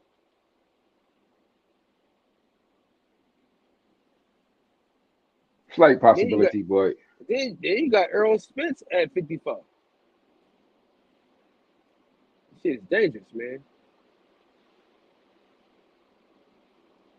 But we got time, though. We got time. If anything, you're gonna see Troy and Xander fight each other, like what I was saying earlier. I like. Yeah, Xander that what Giles. happened before. I like Xander, but he ain't fucking with Troy Isley, bro. I'm gonna be honest with you. Don't be so sure about that. I'm very sure about that. I like Troy too. I like both of them. You know, we fans of both of them. Don't be so sure about that. Listen, in the words of the great philosopher Carl Best Pugilist, yo, son, yo, those Olympians, yo, they different, yo. They got a different type of breed to them, yo, son. That's a fact. The Olympians, yo, I hold them to a higher regard. That's right. You know Damn right. You going to all these countries and you fighting all the best, man. Yeah. It's a different thing, yo. Word up. It's funny to hear that West Coast with that griminess on it. It just don't. I don't know. It just don't work, right? It don't sound right. Yeah, best do the best. I guess. Oh shit. Why is she up at 4:30 in the morning trying to play Fortnite? I guess so. Kyle just got that West Coast swag. It sounds funny. They out of school, bro. When they out of school, bro, man, don't you know it? All she do is walk around, play Fortnite, eat my food, man. Can't wait till you turn 16. I'm gonna put you to work. Look at it. It's 4:30 in the morning here, Central Time. Fortnite. DJ, don't be jealous because we can't do that shit no more for free. Man, what? Man, That's that animosity. Yeah. Watching all the prices go up every day. And you looking like they in here comfortable as hell. I had the school on the game, right? She was in here playing Mortal Kombat. Daddy, I done leveled up. I can beat you now. Oh, really? Let's see. Childish. I don't take no, man. No, they gotta learn, dog. You say they gotta learn. Look, you try to justify it. They gotta learn. They gotta learn, bro. I've been playing this game since '94. You know, you ain't beat me in this. When it first came out with the blood, when they try to make the game have no blood. Remember that shit? Right. No, it came out with blood, then they changed it. They changed. Yeah. Man, DJ, you know what I heard in my head when you said that? What did he say? Challenge. Challenge. So a couple. What that mug used to say when they killed him, flawless victory or some shit like that. Mm-hmm. Yeah. So a couple fatalities later, she was sitting over there with her lip hanging, like, now go back and practice. Oh, he say no mercy. No, dog, fuck these kids. They'll try you, bro. I'm wondering. I don't take no mercy on them. I don't care if you is a kid. I don't take no mercy on them. We playing basketball. I'm gonna throw your shit in the woods. Now go get the ball. Like I always say, nigga, you have to get this work. Everybody got to get this work. Ain't nobody exempt from this work, nigga. Right. Like my cousin that I brought out to the arrow fight with me. I used to whoop his ass. I'm talking about I used to put him dead on his neck till he got big enough to hang with me. Yeah, it was y'all two big ass niggas, man. The majestic salute, bro. Salute. Osiris and T-Pain and that motherfucker. So I saw somebody's question earlier. I'm sorry for ignoring you. If you're still in here, I didn't mean to ignore That's that Alabama shit, boy. I did. What's wow. That's that Alabama shit. I did not see that coming. My father and them some big motherfuckers. That's that Alabama shit. Them big motherfuckers, boy. We ain't shit to do here but fight and play sports. Damn, my father used to say the same shit. That's the more Alabama shit. He used to say that same thing. Bro, they was fighting and they had it on social media. They was fighting in the hood earlier for fun, bro. Just for fun. Just because they had shit else to do. Man, I ain't talking about slap boxing. I ain't talking about wrestling. I'm talking about full out fist fights just because there was nothing else to do. Ooh. Y'all some wild boys out there in the streets. Yeah, they wild, man. I be in the house. I don't know what you're talking about. So what's the next fight we going to, man? Just Bud and Earl. That's all we doing. Man, if they put it in the MGM Grand, like my guy L Dub telling me, I already know them tickets gonna be $450, so I ain't going. I'll be in it. I'm gonna be there. Me and I might go. I'll take that back. I might. When they got a definite date set for that yet? Yeah. The only thing that ain't been determined from what L Dub been telling me. October, right? From what L Dub been telling me, Showtime want to do the shit in November. November? Okay. Yeah, November. So I mean, it's gonna be like everybody's saying, no, it's gonna be around that date and that venue. They already know the venue. Yeah, it's definitely gonna be in Vegas. Only thing they trying to determine now is the date, the actual date. The venue is gonna be the MGM Grand. The date is, the date is to be determined, but as far as what I've heard, the money and the venue has been determined. Only thing they waiting on now is the date. The MGM Grand ain't big enough, bro. It is for them to bleed the money out the people. Yes, it is. Facts. That's why I said them smaller venues, you know, the price gonna be up because they're gonna try to have to try to get all their money's worth because ain't as many seats. See, that's why them European tickets be so cheap because they fighting in 70, 80,000 stadiums. So the tickets is $12. Mm-hmm. Yep. But the Majestic, to answer your question, I was just when Shakur, look here. Shakur, Devin, then I'll go Errol, then I'll go Andre, then I'll go Maul. Now I got Dev. Dev got this, y'all forgot somebody. Cool boy Steph jab is probably the best out of everybody, bro. His jab is nice. But see, he ain't gonna get the recognition because he's so little, but his shit is nice though. I ain't gonna lie. That's a pretty motherfucking jab. Did y'all see what he did to Danny Roman? He made Danny Roman look like me and you. He did. I mean, he really did. He just fucked him over. And listen, I don't realize, man, Shakur got a nasty check. Shakur, you know what I mean? He really nice. do hook off that jab. So his jab nasty, but it's really that hook off the jab that make his jab lethal to me. Because he just do it effortlessly and he always does it. And it'll come with a 2 at the end sometime. He just that let pat whop, you know. Devin, just pure. Yeah, it's just, and then Errol, you ask me, and then Maul, then Shakur, and then Andre. You know what I'm saying? Just not like Shakur's not crispy. It's just that he has more of that slap with it. Like he loves to slap a lot. You know what I'm saying? Oh, my bad, the Majestic. I'll be quiet. No, you good. You good, bro. But see, Devin actually throw it and bring it back. Throw it and bring it back. Yeah. We forgot somebody. Hold on. We forgot somebody that has the fucking power jab. Jerron Ennis jab is fucking nasty too. What are we doing? What are we even talking about right now? That nigga jab be knocking niggas out. He does knock niggas out with a fucking jab. Well, I was just going with the list though. You know, I didn't want to. Yeah, we were just going by the list. You know, he a decent little old fighter, you know, but he a good little fighter. No special effects. That's what he got going on. That nigga said, rank the best jabs in boxing today. That's his list, nigga. You know, Shakur. Yeah, I think you probably do gotta go with Shakur. The list is decent. You know what I mean? Yeah, because Devin. I like Earl jab, but Shakur got a lot of variation to his jab. Yeah, that's what I'm saying. It's just that slapping. It's so nasty to see him shoot that jab and then that hook. Out of most people, like I used to like Mayweather's too. Mayweather did it pretty, you know what I'm saying? But Shakur has such a small arc on it. It's like it's straight to you, and then there's a slight little arc, and then it's just slapping you. It's not like a lot of room for you to counter it and all that. That's what I like. That's brilliant when he do that. You know what I'm saying?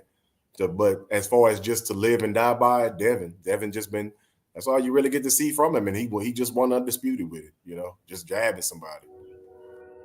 And it's no coincidence to me. You know, 3 out of the 5 guys on this list are all southpaws. So. Yeah, I didn't want to bring that up. I'd be biased.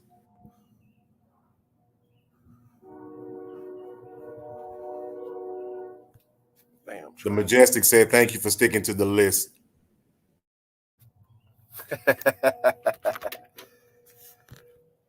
Yeah, Kyle done brought up Cool Boy Steph and damn that list, man. Well, listen, if you gonna say the best jazz in boxing, you got to let it be known. Yeah. I mean, that'd be a good thing to bring up, just to make a nice little top 20 list of people with the best jabs. That'd be a good one there, man. Jerron Ennis jab is fucking serious. But Jerron is a murderer, so Facts. That motherfucker there. Man. Everything about him. That's why y'all be talking about these new guys. Like when they always make the equivalent in MMA, when they say this new generation can just do everything. When I think about certain people, that's why when they bring up Cool Boy, it's like they plug Cool Boy into the PlayStation and just downloaded all the styles into him. Same thing with Jerron Boost Ennis. Like they just, it's like I say, add water. Once they start sweating, they can just do whatever you want them to do inside of there. Yeah, as far as that's that Philly shit, man. They getting that old school Philly shit up there, man. Yeah, because that's like we were speaking about crazy. earlier. Yeah, I know who the Majestic is, Picasso. That's why I'm laughing. Yeah. Speaking of which, since we a little quick pivot to MMA, got a big fight that just got announced. We got Kayla Harrison fighting Julia Budd, man. That's gonna be a good goddamn fight. That's gonna be a good fight. I can't wait for that one. Yes, those are two PFL very strong. Got a lot of Caucasian cards in females. Atlanta, man. I might try to make one of them. I might try to go see my guy Anthony Pettis, man, on the 24th. Hey, best pugilist. If I don't see your ass June 18th, it's a fight. June 18th have to happen. June 18th. That's that Better Beef card, right? Ain't they in the Hulu Theater? Mm-hmm. Man, y'all gonna have to pick up a way how to really say his name, man. Which way y'all say this man's name, man? Better be. I thought it was Better BF. See, Better BF. Better BF. See, I've heard Better Beef. I've heard Better BF. I've heard Beterbiev. Yeah, I done heard all that. Yeah, I done heard all that shit. Well, listen, man. In the words of the great philosopher Danny Jones, the Terminator.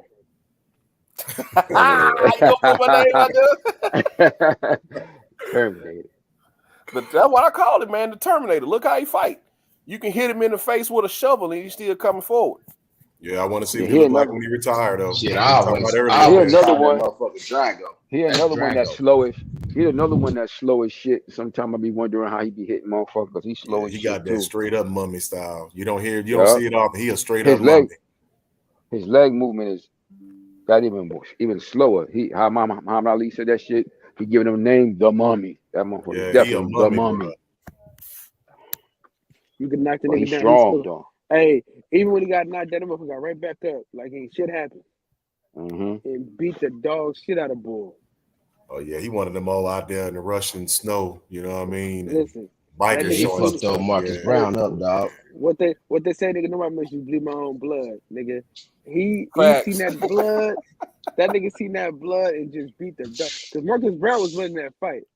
And when he seen that blood, he said, okay, this shit is over with. Fuck, this shit is over with. Best pugilist, that wasn't that you that was telling us that Marcus Brown wasn't training with his old trainer, and that's when you was like, he ain't gonna be able to do it. Yeah, because he went to Derrick James. He went to James. He went down there with James and them, but they had to get him out of New York, man, because he had too much shit going on up here. I just think he needed too much. I think he would have needed more time with James, and they rushed him in there with what's the name? You know, they don't give a fuck about you after you have some shit go wrong in your career. They just throw you to the fucking wolves. So if you don't got the right type of people with you and shit, they don't really give a fuck about you like that in boxing. So, you know, he wasn't ready to fight Better BF yet. You know, they don't care though. You know why he got his ass whooped though? Mm-hmm. Why? Because he didn't interview with the boxing section. You know, that's what happens. Whoever denies the boxing section, y'all notice this, man. And when you deny the boxing section, you end up getting your ass whooped. Yeah, so he got a. Yeah, that was just a mismanagement shit. Y'all noticed that, right? Y'all notice everybody, most I'm not gonna say everybody, but mostly everybody that has been a part of the boxing section, that has been a part of our umbrella, they've been whooping ass for a long time.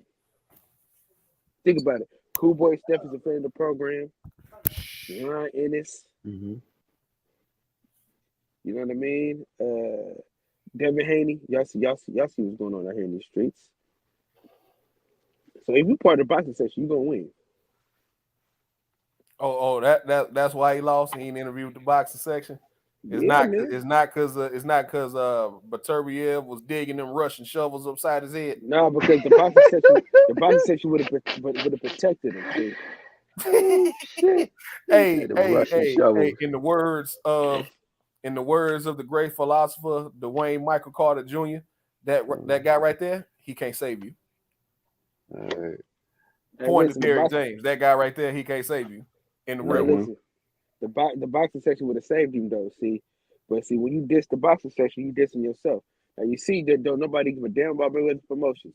Let an elder be disrespected the man amongst men, and I can't wait. I pray to God Tank leave his ass high and dry. Him and his painted on mustache. God damn, Kyle. No, fuck him. No, because I thought Kyle was gonna say something about a Steve Harvey suit. No, I think he can dress his ass off. That bald head motherfucker can dress. Now, you can say what you want about the nigga mustache and his stupid ass voice and that big fucking nose, but that motherfucker can dress his ass off, man. Now you talk about Sean Porter, that's a 1-9 dressing ass nigga. That motherfucker couldn't dress a fucking man. He just country. That's it. DJ, that nigga couldn't dress a Build-A-Bear. Oh shit! Damn, Kyle. Damn. Man, leave Sean Porter alone, man. I'm just wondering what he's going for. You know, like everybody got whatever they're going for, no matter how weird it is or whatever. I'm still kind of trying to figure out Mr. Porter. He going for that Memphis Zoo suit, dog. That's what he going for. He passed by that. Yeah, I told y'all he just country, man. That's it. Trust me. You think that's what it is?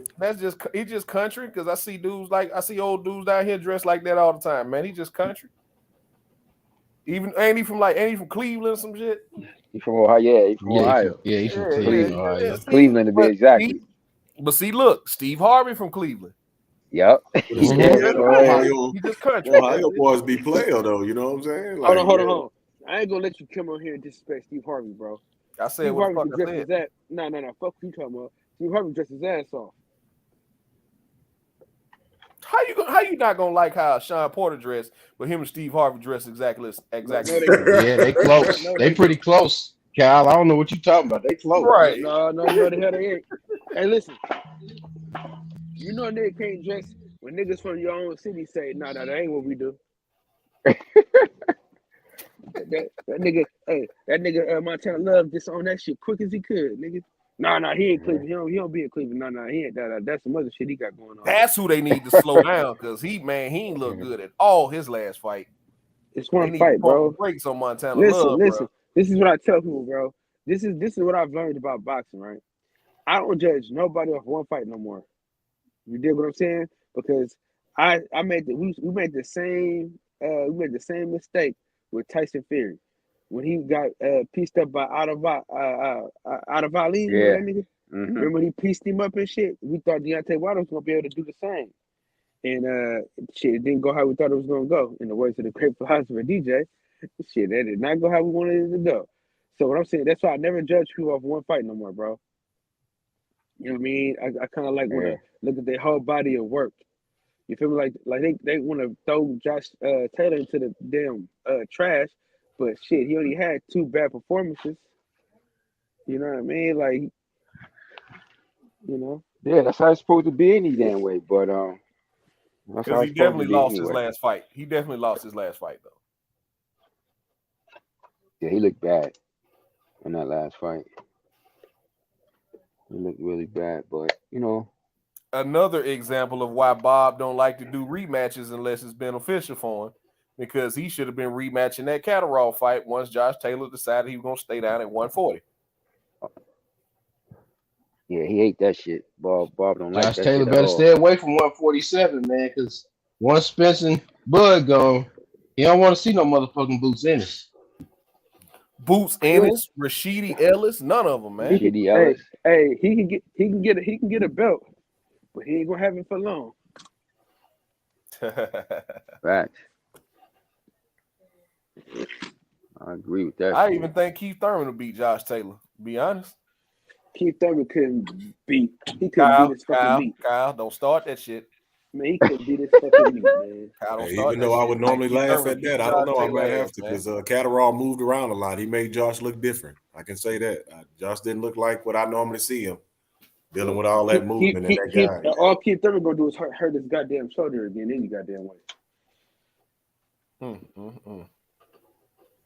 He gonna retire anyway because he ain't trying to fight Boots with his scary ass. Remember, you got to lead your target, baby. Lead him. There you go. I'm sorry. Yeah, that fucking Keith Thurman, man. Him and that weak ass ponytail or whatever the fuck he got going on now. He got that Pennywise haircut, man. Oh wow, Pennywise, stupid. He got that Pennywise, bro. That's that new style. They all float down there. You'll float too, head ass. Man. All right, I'm gonna get off Keith Thurman because I ain't like Kyle. I ain't got this venom for Keith Thurman, right? My only problem with Keith Thurman is his inactivity, right? He'll take, whether it be injuries or turning down fights or whatever the case may be. You can't stay out the ring a year and a half, 2 years, 2.5 years, and then come back and expect to be at the front of the line. That's my problem with Keith Thurman. No, you lost. Albeit against Manny Pacquiao, you lost. You got to build yourself back up. That's my only problem with Keith Thurman. You got to get back in there and you got to be the gatekeeper. If you got to be the gatekeeper to get your shot, then that's just what it is. But you don't deserve to be at the front of the line when you got guys like Stanionis and Butayev and Boots Ennis and even Virgil. Whether or not Virgil actually stays at 147 is yet to be seen. But you got guys like that who've been putting in work. And even the champions have fought more than you have in the past 2.5, 3 years. So you don't deserve to just come back, fight a Mario Barrios, and jump to the front of the line. That's just not how it's going to work. And that's two good names you threw out there. What's going on with Munguia and what's going on with Ortiz? Munguia just turned down a fight to fight Adame. So he got bumped from his WBC number one contender spot. Now is possibly going to be, from what I've heard, is possibly going to be Montiel or somebody else, maybe even Jamel Charlo if he moves up. That'll be fighting for that in that eliminator to get that belt because Jamal has indicated that he plans on moving up at his next fight with Selecki. And I think once Jamal moves up, he should fight somebody. I don't think he should go after Benavidez straight away. I want to see him at the weight first. You see what I'm saying? Before he goes into a fight with somebody like Benavidez, especially if there's no titles on the line. Fight somebody like a name I threw out there earlier for Morel, Uskatki. Fight somebody like that, get used to the weight, feel the weight, see how you like it, and then fight Benavidez. Listen. But Benavidez's next fight should be Caleb Plant. David, listen to me, man. David Morrell better keep his ass away from Benavidez, bro. Yeah, said that earlier. Yeah, we said that earlier. He better. He better. They put David Morrell in the ring with David Benavidez. He is gonna get the dog shit brutally beaten out of him, and it's gonna change his career. And I'm being so serious about it. It's gonna change his life. It's gonna change his career, man. That kid is not gonna be the same if you put him in there with Benavidez right now. Yeah, y'all saying that off his last performance. Hey, what Kane Granddaddy say? Hey, what did Kane Granddaddy say? Do you care if you live or die?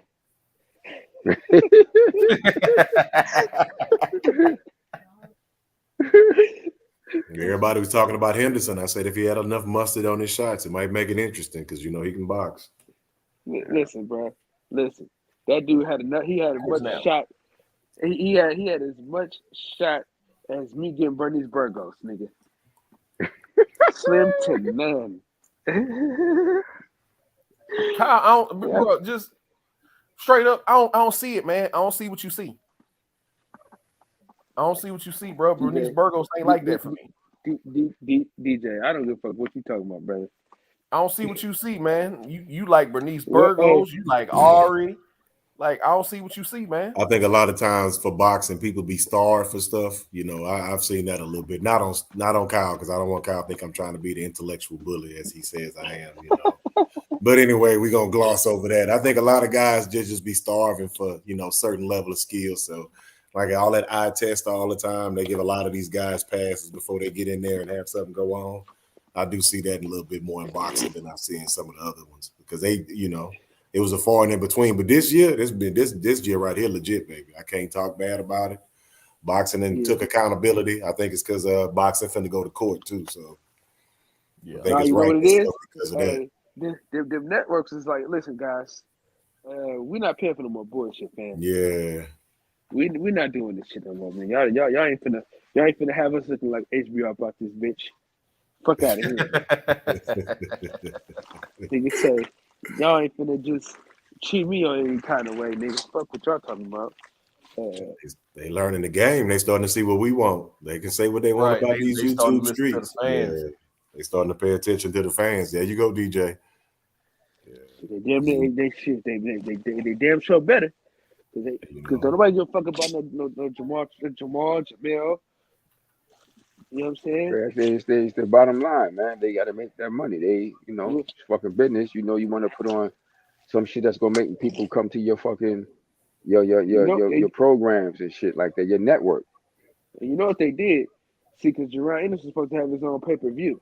See, you see, they had to fucking salvage Jamel Charlo's fucking show. Because you see everybody. But we've seen that the Charlos don't necessarily sell like that outside the second. So, I mean, they're great fighters, but we know that they don't sell like that, and it's mostly because of their personality. People don't like them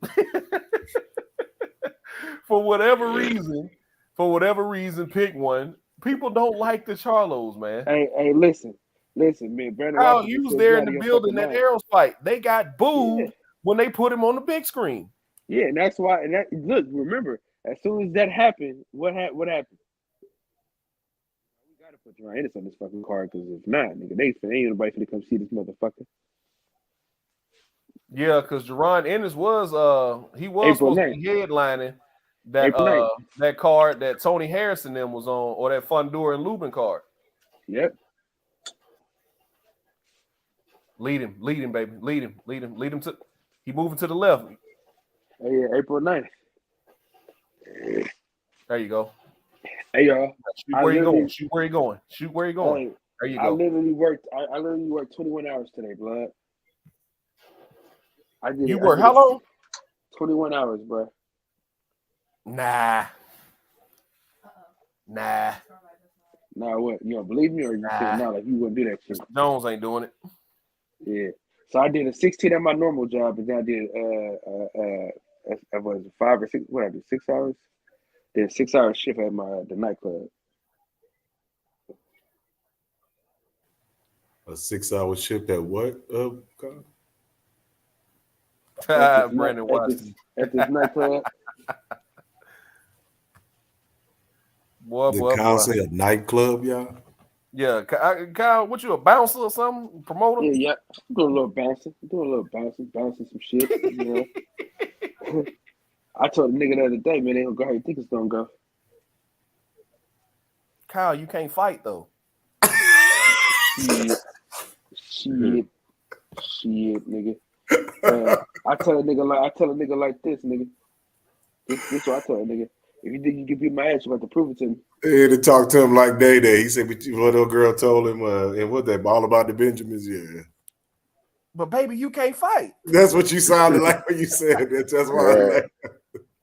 Oh, but Charles Barkley told Shaq, first of all, you're not a good fighter.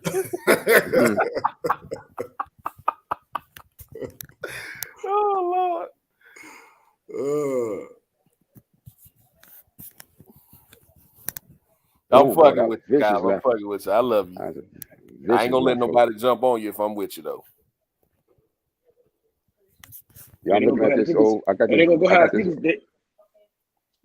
old fight tape on. I'm watching his videos and shit. I'm looking like Sugar Ray Leonard. About to look at Sugar Ray Leonard versus Davy Boy Green, right?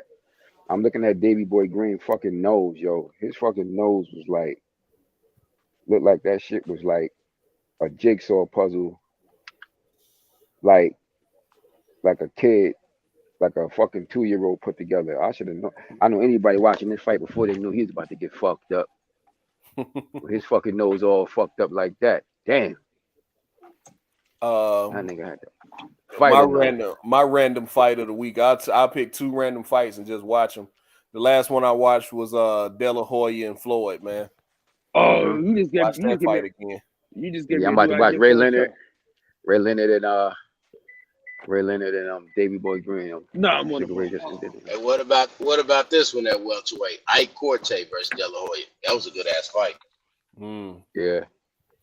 And then the other one I watched was Clottey and Pacquiao. And that's a new show talk. That's a new show. That's a new show we finna do. That's a new show we finna do, man. Random fight of the week. That's random fight of the week. Just pick a random fight and watch it. Gee, I still want to talk about the best jab in boxing. Random fight of the week. Random fight of the week. That'd be cool. Yeah. Shit, we need look at Howard Cosell. This is Howard Cosell. The nigga. Hey, see, I'm gonna tell you the truth, man. I'm gonna tell you the truth. The reason why my show wasn't doing good numbers is because everybody wasn't here. That's what I'm gonna tell y'all the truth, man. Like Kyle Davis can only do so much with this shit. You know, I need y'all niggas, man. I'm being honest with you. When we got the crew like this, everybody on here at the same time, we do great numbers. It's 3:00 in the fucking morning. We got 22 people listening. We do great when we all on at the same time. Like if I'm staying on, DJ staying on, we all staying on at the same time. The shit just lasts longer, man. And like I say, man, I know Sundays if we can pull it together as far as staying on, and I come on at that 2:00, and I can do at least another hour. See, because we have 5 hours for the show tonight, so that I feel good about that. So Kyle, back to one of our original questions earlier today. I'm gonna ask you, and I think I got everybody else's. I know I got In Shape Street Fighter and Best Pugilist opinion on this. And Santos was on here before he went to sleep on us. But what do you think is next for Devin Haney? Lomachenko. Yeah, I think it's either gonna be Lomachenko or Tank. They're gonna be Tank. How is it gonna be Tank? Because if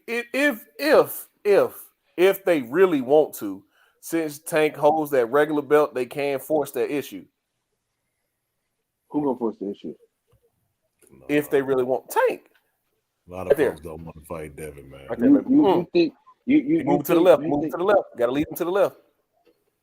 Now, do you think for 1 second that Floyd Mayweather is going to chance Gervonta Davis, his only fighter, his only form of payment, with Devin Haney?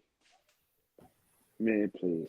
Devin just covers so much besides his skill set, man. He the youngest promoter. He the first lightweight champion. You know what I'm saying? One of the youngest to do it. Let me tell you something about Devin Haney, bro. See, Tank don't have the mental capacity to beat somebody with their discipline as Devin Haney. I'm telling you right now, bro. He don't have the mental capacity, bro. He can't stay focused. I was gonna go into it more earlier, Kyle, but they kind of got off of it. I didn't want to, circle back around to it. Oh, go ahead, please do tell, because I disagree. But go ahead. Well, just as far as when y'all were talking about the whole fighting thing, one thing that Tank said here recently, and I really respected him for it, but I know it kind of it shows a chink in your armor. He says he likes to stay relaxed because he's the type of person that panics, and I can understand that. And I've seen. I'm going after you. Yep. Yeah, I've seen Tank like for a split second when he hurt his hand. I saw it in his eyes, and that's just because it's an ego thing too. But he's talented. Like it's nothing against him. It's just that mental, like what Kyle just said with Devin. When I say people don't know what they're looking at with Devin, they get so caught up in the weaponry. They get so caught up in the machine with the weaponry, but they don't think about the computer system. Who has the best drive? The best computer chip in there. And the one thing that Devin has to do if he's going to be pillow fisted, is just stay consistent for 12 rounds. So he doesn't make a lot of mistakes. You are right that you can get hit and everything like that. But when it comes down to that mental aspect of him just hitting him with that jab and just moving and trying to keep him at a distance and all this and that, yeah, he's going to have to fight uphill against them. And that's when I said I want to see how strong his chin is, and you're going to also see how strong Devin's jab is. That's all I was saying, because Devin does this all the time. He didn't lose a round ever, like they said, until Linares. So I know he's going to be a different animal when he gets in there with Tank. Let's be honest about that. Let's be honest about that round, though. If you go back and watch it, he only landed one good punch, bro. Yeah, no, I'm a Devin fan. I'm a Tank fan, but I've been picking Devin just as far as from what I've seen, as not to go against Shakur. You know how I am with everything, but I'm just saying that just with that mind state, bro, it's just Devin even went over to, to Australia, and I keep saying they take it like it's a video game. This is a real thing. This man had to do this and eat a certain way and train and keep his mind together, play mind games with the people over there and his father and all that. We can all say that, we still believe that he was going to do it, but everybody was a little worried, because until you get in that ring, you don't really know where his mind was at. And the fact that he went through all that, I'm official on him now. Because Tank, some of the stuff that you just see him do with Mayweather, whether it's out in public to sell a fight or whatnot, you just see people's mind states, man. And Devin he seems like he has a steel trap upstairs. And I'm still not sure with Tank. Tank has everything, but that mental side, you know what I mean? So when Kyle said that, that's what I wanted to get on. I'm gonna jump back on. No, my bad. I didn't cut you off, but I had to cut you off because I had to say this. Tito the Great, check this out. If Devin Haney was so pillow fisted like you say he is, why did Cambosis get on the inside? Why couldn't he get past the jab? Why didn't Jojo Diaz take more chances? Jojo Diaz told y'all. He said, man, I didn't want to get caught with a shot. He told y'all this. If he was that pillow fisted, people would be running through him. If he was so pillow fisted, people would be they'd be running to fight him. Ain't nobody ran to go fight that man. Ain't nobody say his name. Look, he do this undisputed and run go see and take somebody fight each other. Get the fuck out of here, bro. Now, when we mentioned that earlier, I brought up the fact that contrary to popular belief, he not that much of a pillow fisted, because he got 27 victories.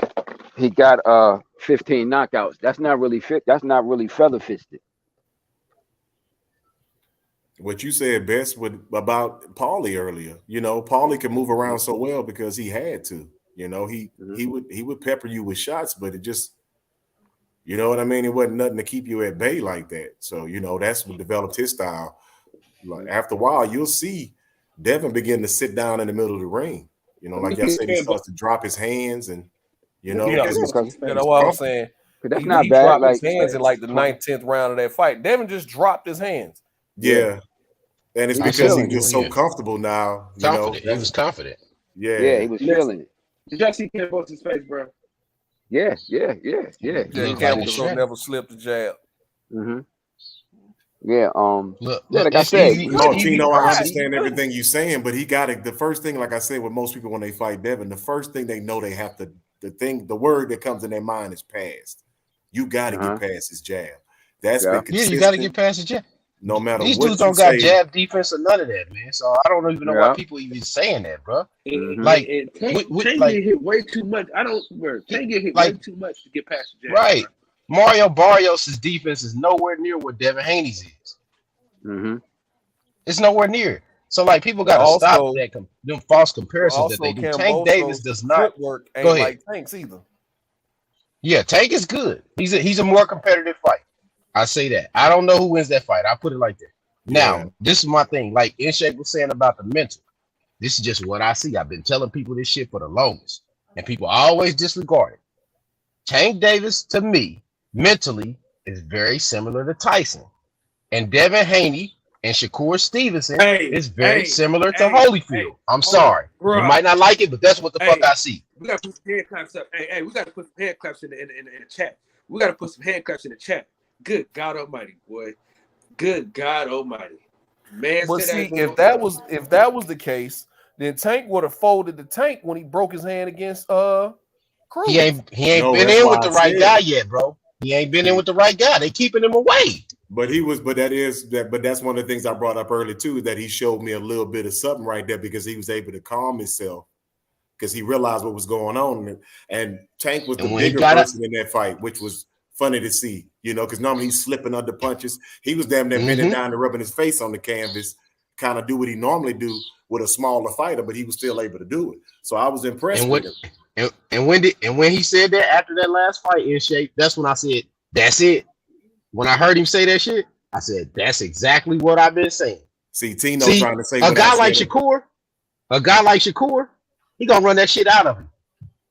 He gonna run that shit out of him. Because he gonna be able to take everything he got and then he gonna give him some shit that he ain't gonna like. That's what's gonna happen. And Tino, what you saying is what I brought up with Junior Fa. With Fa threw that, he threw a jab, and Brown came with that overhand and caught him and put him to sleep. But the thing about Devin's jab is that I've noticed some people you can tell they're thinking about that, Tino the Great, but it never happens because it stings them. That's why I keep telling you that even if it's not the power, like people said about Kambosos, he didn't even know what was happening. It's like he stands there, Devin looks at him, and then he feels something, and then all of a sudden he resetting again. He don't even know what he got hit with. You know what I'm saying? Like I said, and I know that frustrates a lot of fighters because that's the biggest thing, is that frightening thing. That I can hit you with something and you don't even see what it is, and I can just keep doing it over and over. I said it back when I first was getting on the show. Like, do you understand how difficult it is to stand in front of somebody for 30 minutes and just jab them in a 20 by 20, bro? Like that in itself just shows your technical prowess, is what I'm trying to say. And I want to see how Tank's gonna deal with that, because Tank ain't he hadn't really been in there with nobody on that level yet. It's not a saying like, oh, he ain't fought nobody. I don't like saying all that, but I haven't seen him, and he doesn't use his jab in the same way. You're like, what is he gonna do? He said, Tank damn near 30 years old and haven't fought nothing. Well, I'm not gonna say all that, Sir Ambo. I'm just saying, it's just dealing with that jab, because man, Devin, you got to take the jab away until he take that jab away. I can't believe. No, you got to take that away, bro. I've seen nobody take his jab away. Thank you, KP. That's what I'm saying.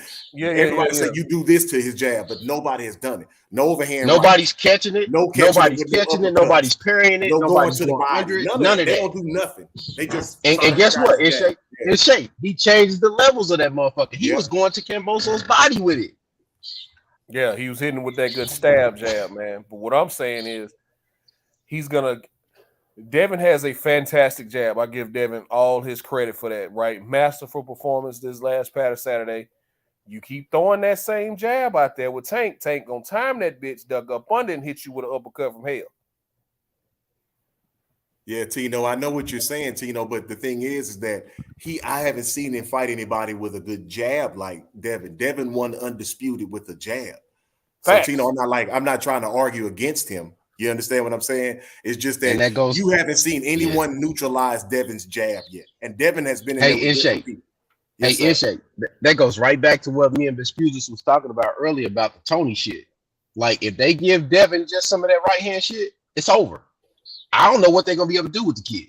I'm not saying he don't have it, KP. He may have it. He just never had to use anything. Why when, like I said earlier, you in a war. You have all these weapons. If you're keeping your enemy at bay with small firearms, why would you start pulling out a cannon? You know what I'm saying? Like that's all I meant. And I'm gonna get back off y'all. Yeah, great enough. No. Y'all both make great points. That's right. And I think if they ever fought each other, I think we could easily say neither guy has fought somebody else like the other guy. Devin ain't fought nobody like Tank. And Tank ain't fought nobody like Devin. Yeah, and that's why I say they're gonna bring something out of each other, because when the jab starts to fail, or when Tank's traps don't work, you know what I mean? It's gonna start getting real interesting. You know what I'm saying? That's why it's gonna be real interesting to see if Devin's just keep walking into shit all of a sudden. You know what I mean? It's crazy. DJ, you making some good points, because yes, he is. Devin's going to have to. And both guys have extremely high IQs, like I said earlier. So it's going to be real interesting to see if Tank can actually take away Dev's jab, which we've seen nobody do. And it's going to be more interesting to see if Devin just somehow just keeps walking into shit like all the Tank's opponents do. They always seem to walk into an uppercut, or always seem to walk into a left hook. But since he's a boxer, DJ, he don't take those risks. Those other guys, they start to realize that Tank is just not a knockout artist, and they start taking risk. And that's when they get caught. I mean, they start thinking that he's not a boxer. He's just a knockout artist. And when they get in there, they start to understand, like, oh, okay, woo, that blew, whoa, that was kind of close. Okay, you know what I'm saying? Like, yeah. Like when he caught Barrios, like the times that he caught Barrios, the first one was a leaping overhand right, bro. And that was like the 7th round? Yeah. And let's not forget, after that, he walked Barrios down. The guy with the longer jab, the longer reach, the bigger body, he walked him down. Once he realized Barrios couldn't hurt him, he walked him down. And he said that. He said that he wanted to be careful. You're right. And once he saw that, it was murder after that. Yeah. Same thing with Santa Cruz. He walked Santa Cruz down. That's another reason why he got hit a lot, because he was willing to eat Santa Cruz shots, because he realized, just the same way if he realizes against Devin, like, wait, this motherfucker can't hurt me, man. Yeah, I'm going to walk his ass down. You see what Tino's saying? Tino say he don't have the power to keep. Nobody has stopped Devin's jab yet. Yeah, definitely. Devin definitely has fucked you on his punches. I saw it up close and personal with Shakur when he fought Jamel Herring. When he was snapping Jamel Herring's head back, you could see him snapping Oscar Valdez's head back. And with Devin, you could see him snapping Linares' head back, and you could see him snapping Camboso's head back this past Saturday. And with them guys got a lot more pop on their punches than people give them credit for. Yeah, like I said, the reality is, if you look at the numbers don't lie. He's 27-0 now, right? Yes, something like that. He got 15 knockouts. He's 28-0, 15 knockouts. 28, 15 knockouts. That's not a feather-fisted fighter. Feather-fisted would be if he had under 10 knockouts. If he had like 8 knockouts or 7 knockouts, then you could say, he kind of feather-fisted, or 5 knockouts. 15 knockouts, you ain't fucking feather-fisted, yo. I don't care what nobody said. That's why they don't take risks. I think it was you said it earlier. Like they know they're going to get knocked out. So they just start to kind of just fight his fight. Yep, Jojo Diaz. Yeah, Jojo. And Jojo really got caught a couple of times, man. I was surprised there, to where you could see him like actually really, really stop and take a couple of steps back and kind of readjust that nose and blink them eyes, you know. Like he really realized, like, okay, hold on, bro. I don't want to get knocked out by somebody who I say don't have any power. I think that's what's going on in their mind too. I don't want to be the one to get knocked out by Devin, because I've been all on his page, somebody's pillow fisted. And I keep seeing that, man. That jab stuns him. I don't know if it's power or if it's just, it just scares the hell out of him. But when they say it gets boring, I think it's just beautiful, because it's like, man, just tie my right hand up. I'm good. I'm just going to jab this dude down for 12 rounds. I mean, what are you going to do, bro? I mean, even Shakur, what, 18-0 with 9 knockouts, with like 9 or 10 knockoudevs. So that's about half. That's half. Yeah, about half of his fights been knockouts. Yeah, if it's half or a little to, or in Devin case, a little more than half, that's really not feather fisted, man. But Shakur really not throwing them hooks, man. Shakur got power, man. I don't know why folks act like they don't see that.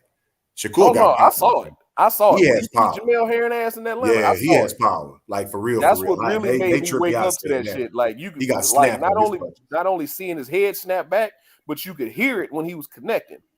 Like, oh fuck, Shakur popping his ass, man. Yeah, that's why I keep telling you, Tino. I'm not saying that. I'm just telling you from what I've seen, Tank gets hit. Tank can get hit. I'm not saying that he takes a lot of damage. Devin won undisputed with a jab. There's no other way I can explain it. Like, until I see somebody make him do something different, it's just like, you know, somebody just hitting rewind with Devin. They just put him back in there. I'm gonna go throw back VCR, and he just rewind the tape to the beginning. It just go back. It go back directly what I was saying earlier, man. A lot of these dudes don't have the skills. They don't catch a jab. They don't parry. They don't do none of that. This is 2022. These dudes don't got them skills. I don't want to think. I mean, Best Pugilist is the historian of the panel, so to speak.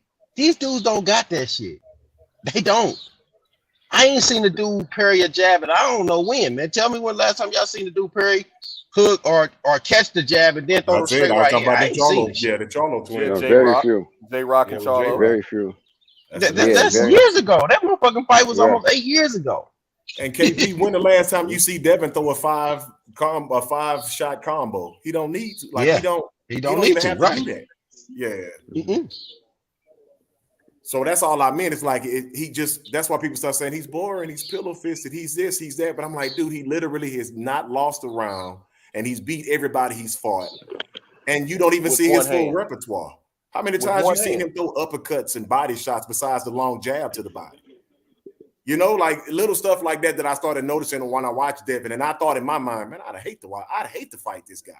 You know, like personally, when you start thinking about, they say styles make fights and this and that. Of course, I don't want to get in there with Tank either, because like I said, I know what he does. You know, he got them golden, he got them go to sleep in his game. Hey, y'all, remember the last time somebody went in there recklessly fighting Devin Haney? They went to sleep. Like he knocked the dude all the way completely out.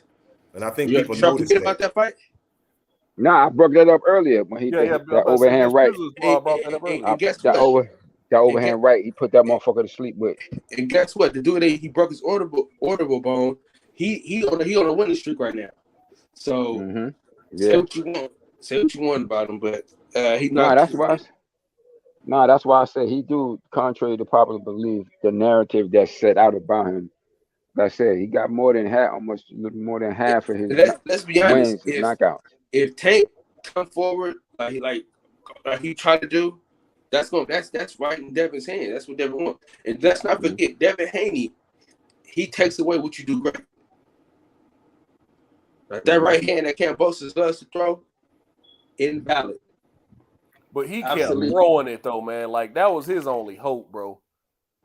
Like, don't jump in that water. Get out the water. I talked about Kambosos. Don't jump in that water. I didn't say that's true. No.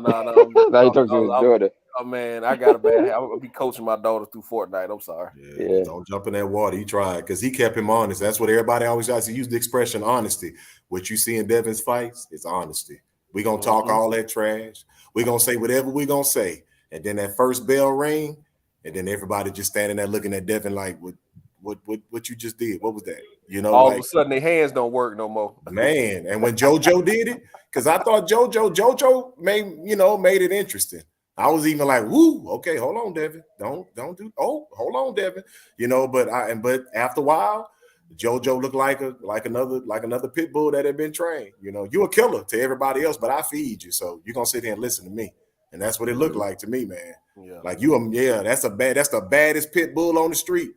Until Devin getting there and getting the taming them, bro. Like it's weird to watch because even after the fight, you see Devin be discouraged even though he won, because it's like people just coming up with this different stuff they saying, and that's why I started picking the cat. It's not because, I like underdogs like they say, but it's like this dude is pure, and you don't even see what you're looking at. You just talk about, this guy got power, this guy got this, but I show up every day, put my gloves on, get in the ring, and I'm doing the exact same thing, and nobody ain't stopped me yet. And all they talk about is what I don't do. It sounds like Wilder. Like I knock out everybody, and y'all talking about it don't look good to them. Yeah, it's like it's weird. And I know how the real world is now. Everybody like what they like, but that one there kills me. He got all the belts, and they still talking about that jab ain't gonna be able to, like, oh wow. The jab not gonna be able to wait for the undisputed champ of the world. Like it's funny saying that whole sentence because he used it to get where he at. And I'm my bad, guys. Y'all know how I get. I'm gonna get quiet. No, you good. No, you good, bro. Yeah, you dropping. Hey, question. Why didn't Tank remain a free agent? What? Because Top Rank would have paid him whatever he wanted, bro. Anybody would pay him whatever he wants. Man, until we officially hear something about him re-signing with Floyd, I don't know.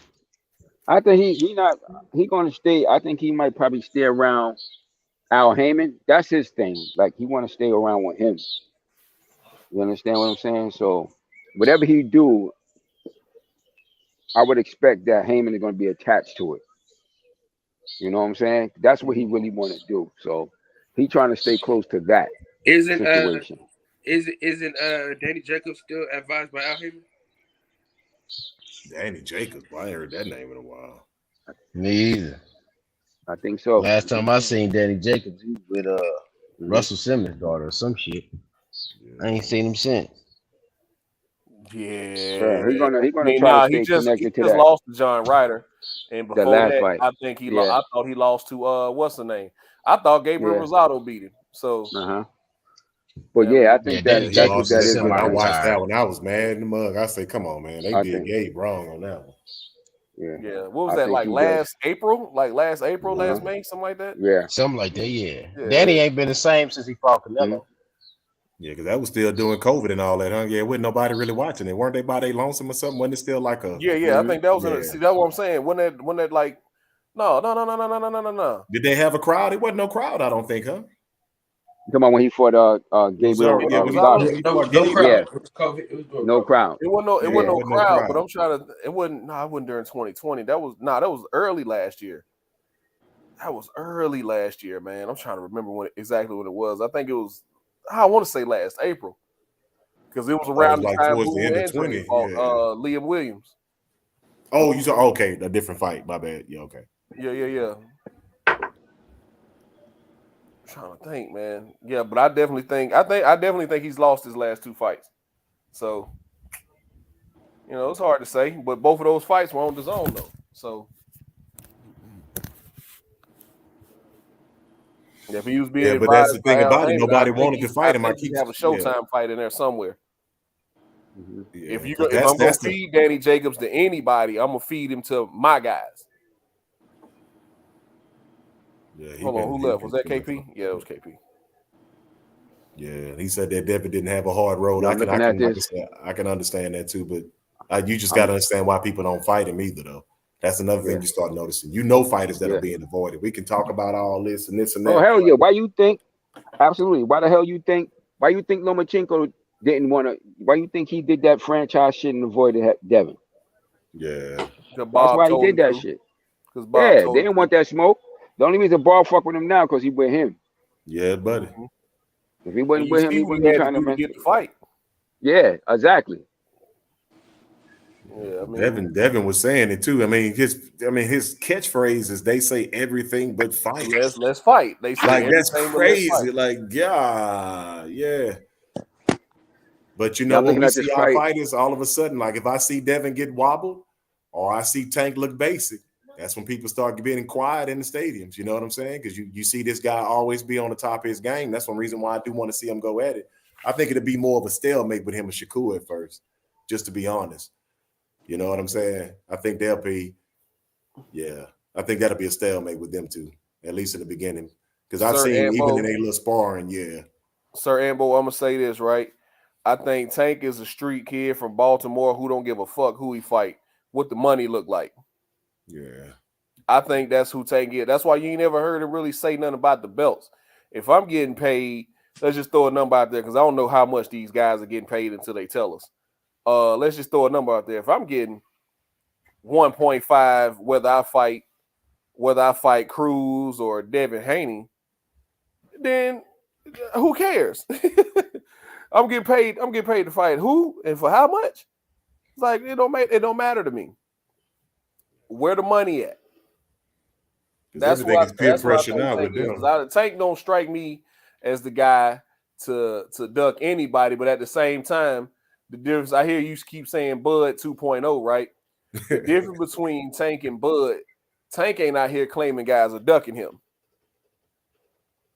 I'm just in it for the money. Tank has made it clear and made it known. I'm the man. I'm the big ticket seller. I'm the guy. I'm the star. Leonard Ellerby has said the same thing. I'm the guy. I'm the star. Tank's the guy. Tank's the star. They ain't saying this guy's ducking and we can't get these fights. They saying Tank is the man. He's the star. So I think it's all about the money with Tank. He don't care nothing about them belts. If the money right, Tank will fight you. Leonard Ellerby and Floyd, or I'm going to say Leonard Ellerby because I don't think even Floyd has anything to do with the day-to-day right now. I just think Floyd's name is on the company and he's getting a check. Leonard Ellerby ain't going to make that fight unless the money's right. Yeah. I think Tank's starting to have a change of heart now that he's starting to mature, the way he's sounding. Yeah. And I think that seeing Devin with all those belts and knowing they all know each other and came from the same, you know what I mean? I know that's starting to make him look at things differently because he's mature. You know, he's a father and things are starting to look. He done made the money now, you know. Mad Luke. But I think that he's starting to think about that legacy thing a little bit more. Yeah, just me personally, I'm just because the way he sounded and the fact that he was a little bitter, you know, when he started talking about Devin, and he's not normally like that. You know what I'm saying? Yeah. I think my guy Mark Nash. Hold on. I think my guy Mark Nash and Reggie brought this up earlier. Brought this up before Devin fought Camboso, so before Tank fought Rolly. It's like it looked like it's getting the Tank a little bit that people saying he ain't fought nobody. Yeah. It started like it's getting to him a little bit. Now I will agree with that point, but at the same time, it's never struck me before in the past that Tank is afraid to fight anybody. It was just about the bread. Like they said, nobody says that these guys are afraid as far as fear. They just don't want to take a hit to their career, is what people should say. It's not that they fear the man or getting hit by the woman or the man, whoever it is. I think it's just like you say, yeah, you know, it's gonna take away from your value. That's the big thing in boxing. That's why that one loss is such a big thing. I had to get used to that again watching boxing. They act like that one loss, baby, and that's the end of your career. You can be 50-0 with 49 knockouts. Like, boy, oh man, I think it's over for him. Like, wow, what happened? Where does he go from here? Well, shit, he get another fight. Hey, what you mean? Yeah, I thought they talked like he had brain damage after that fight or something. Right. About, is it over for him? I'm like, well, why? What happened? Did they say something on the clinical or what? You know, like, yeah, I don't know what you mean. Right. Ooh. My bad. Yeah. Somebody dropped off. Who's that? Kyle? Yeah, that was Kyle. Yeah, we about to go ahead and shut it down, fellas. It's been fun tonight. I appreciate everybody coming through, man. Best pugilist in shape street fighter. I appreciate y'all, man. KP, Mex, Cento, 817. Everybody who came through tonight and talked this good boxing talk with us, man. Boxing's hot right now. I've been watching MMA too, but there ain't been no big blockbuster fights to really talk about. Nah, not really. So a lot of casual fans don't know the names, but I just saw Volkov knock out Biggie Boy on Rosenstruik yesterday, which shocked the hell out of me. But it didn't really shock me, but I had Rosenstruik winning that fight. And I definitely didn't see him getting stopped in the first round, man. But there's been a lot of good MMA fights going on, but nothing really blockbuster until the summertime. I think they're waiting until July to really like unfold everything, because around this time of the year is when they usually have their big unveiling about the summer schedule, from everything from July all the way to September. And they'll have a big press conference every year. So I'm waiting on that, man, to see what's going on. But PFL is really popping right now. They're in the middle. Their season just started. Bellator's got the bantamweight tournament going on right now. Got a lot of good fights going on with that. But yeah, man, boxing is popping right now. So that's what we on. Appreciate everybody coming through. Tino the Great, Sir Antbo, Big O 581.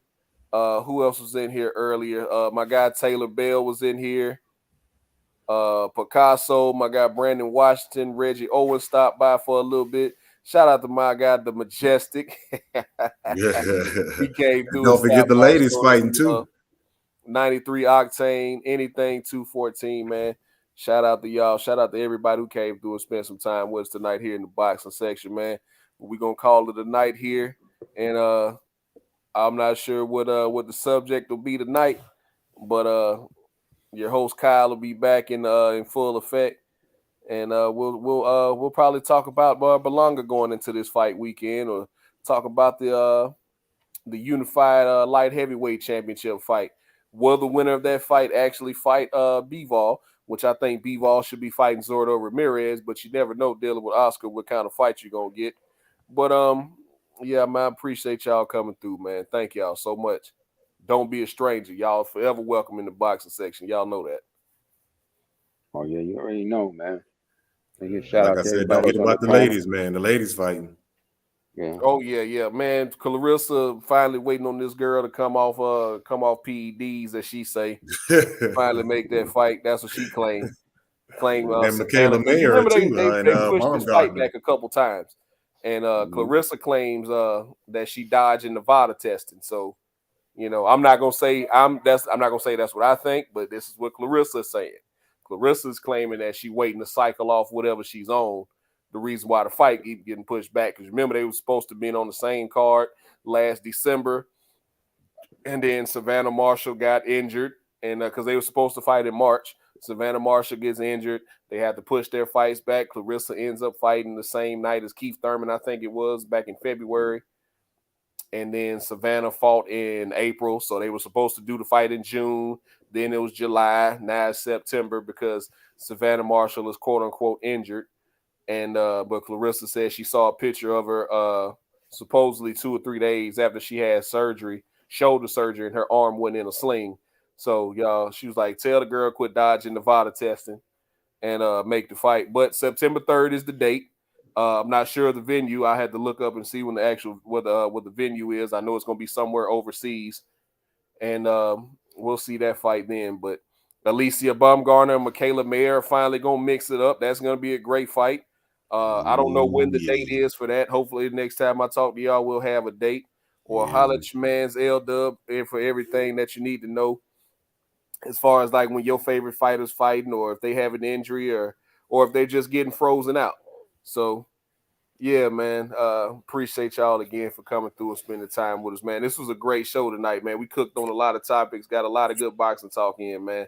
And again, once again, thank y'all so much. Yes, sir. No doubt. Indeed. Shout out to At the everybody. roots, he let the beats build bitch, and we never switch. Even if I'm rich, I'll be broke like I'm Mitch. Niggas talking down, but that's headed in the wrong direction. But I knock that shit out like the boxing section. Cause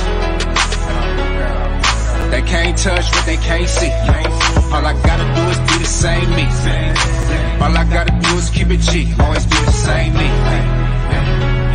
While I'm solid, boy, they can't change.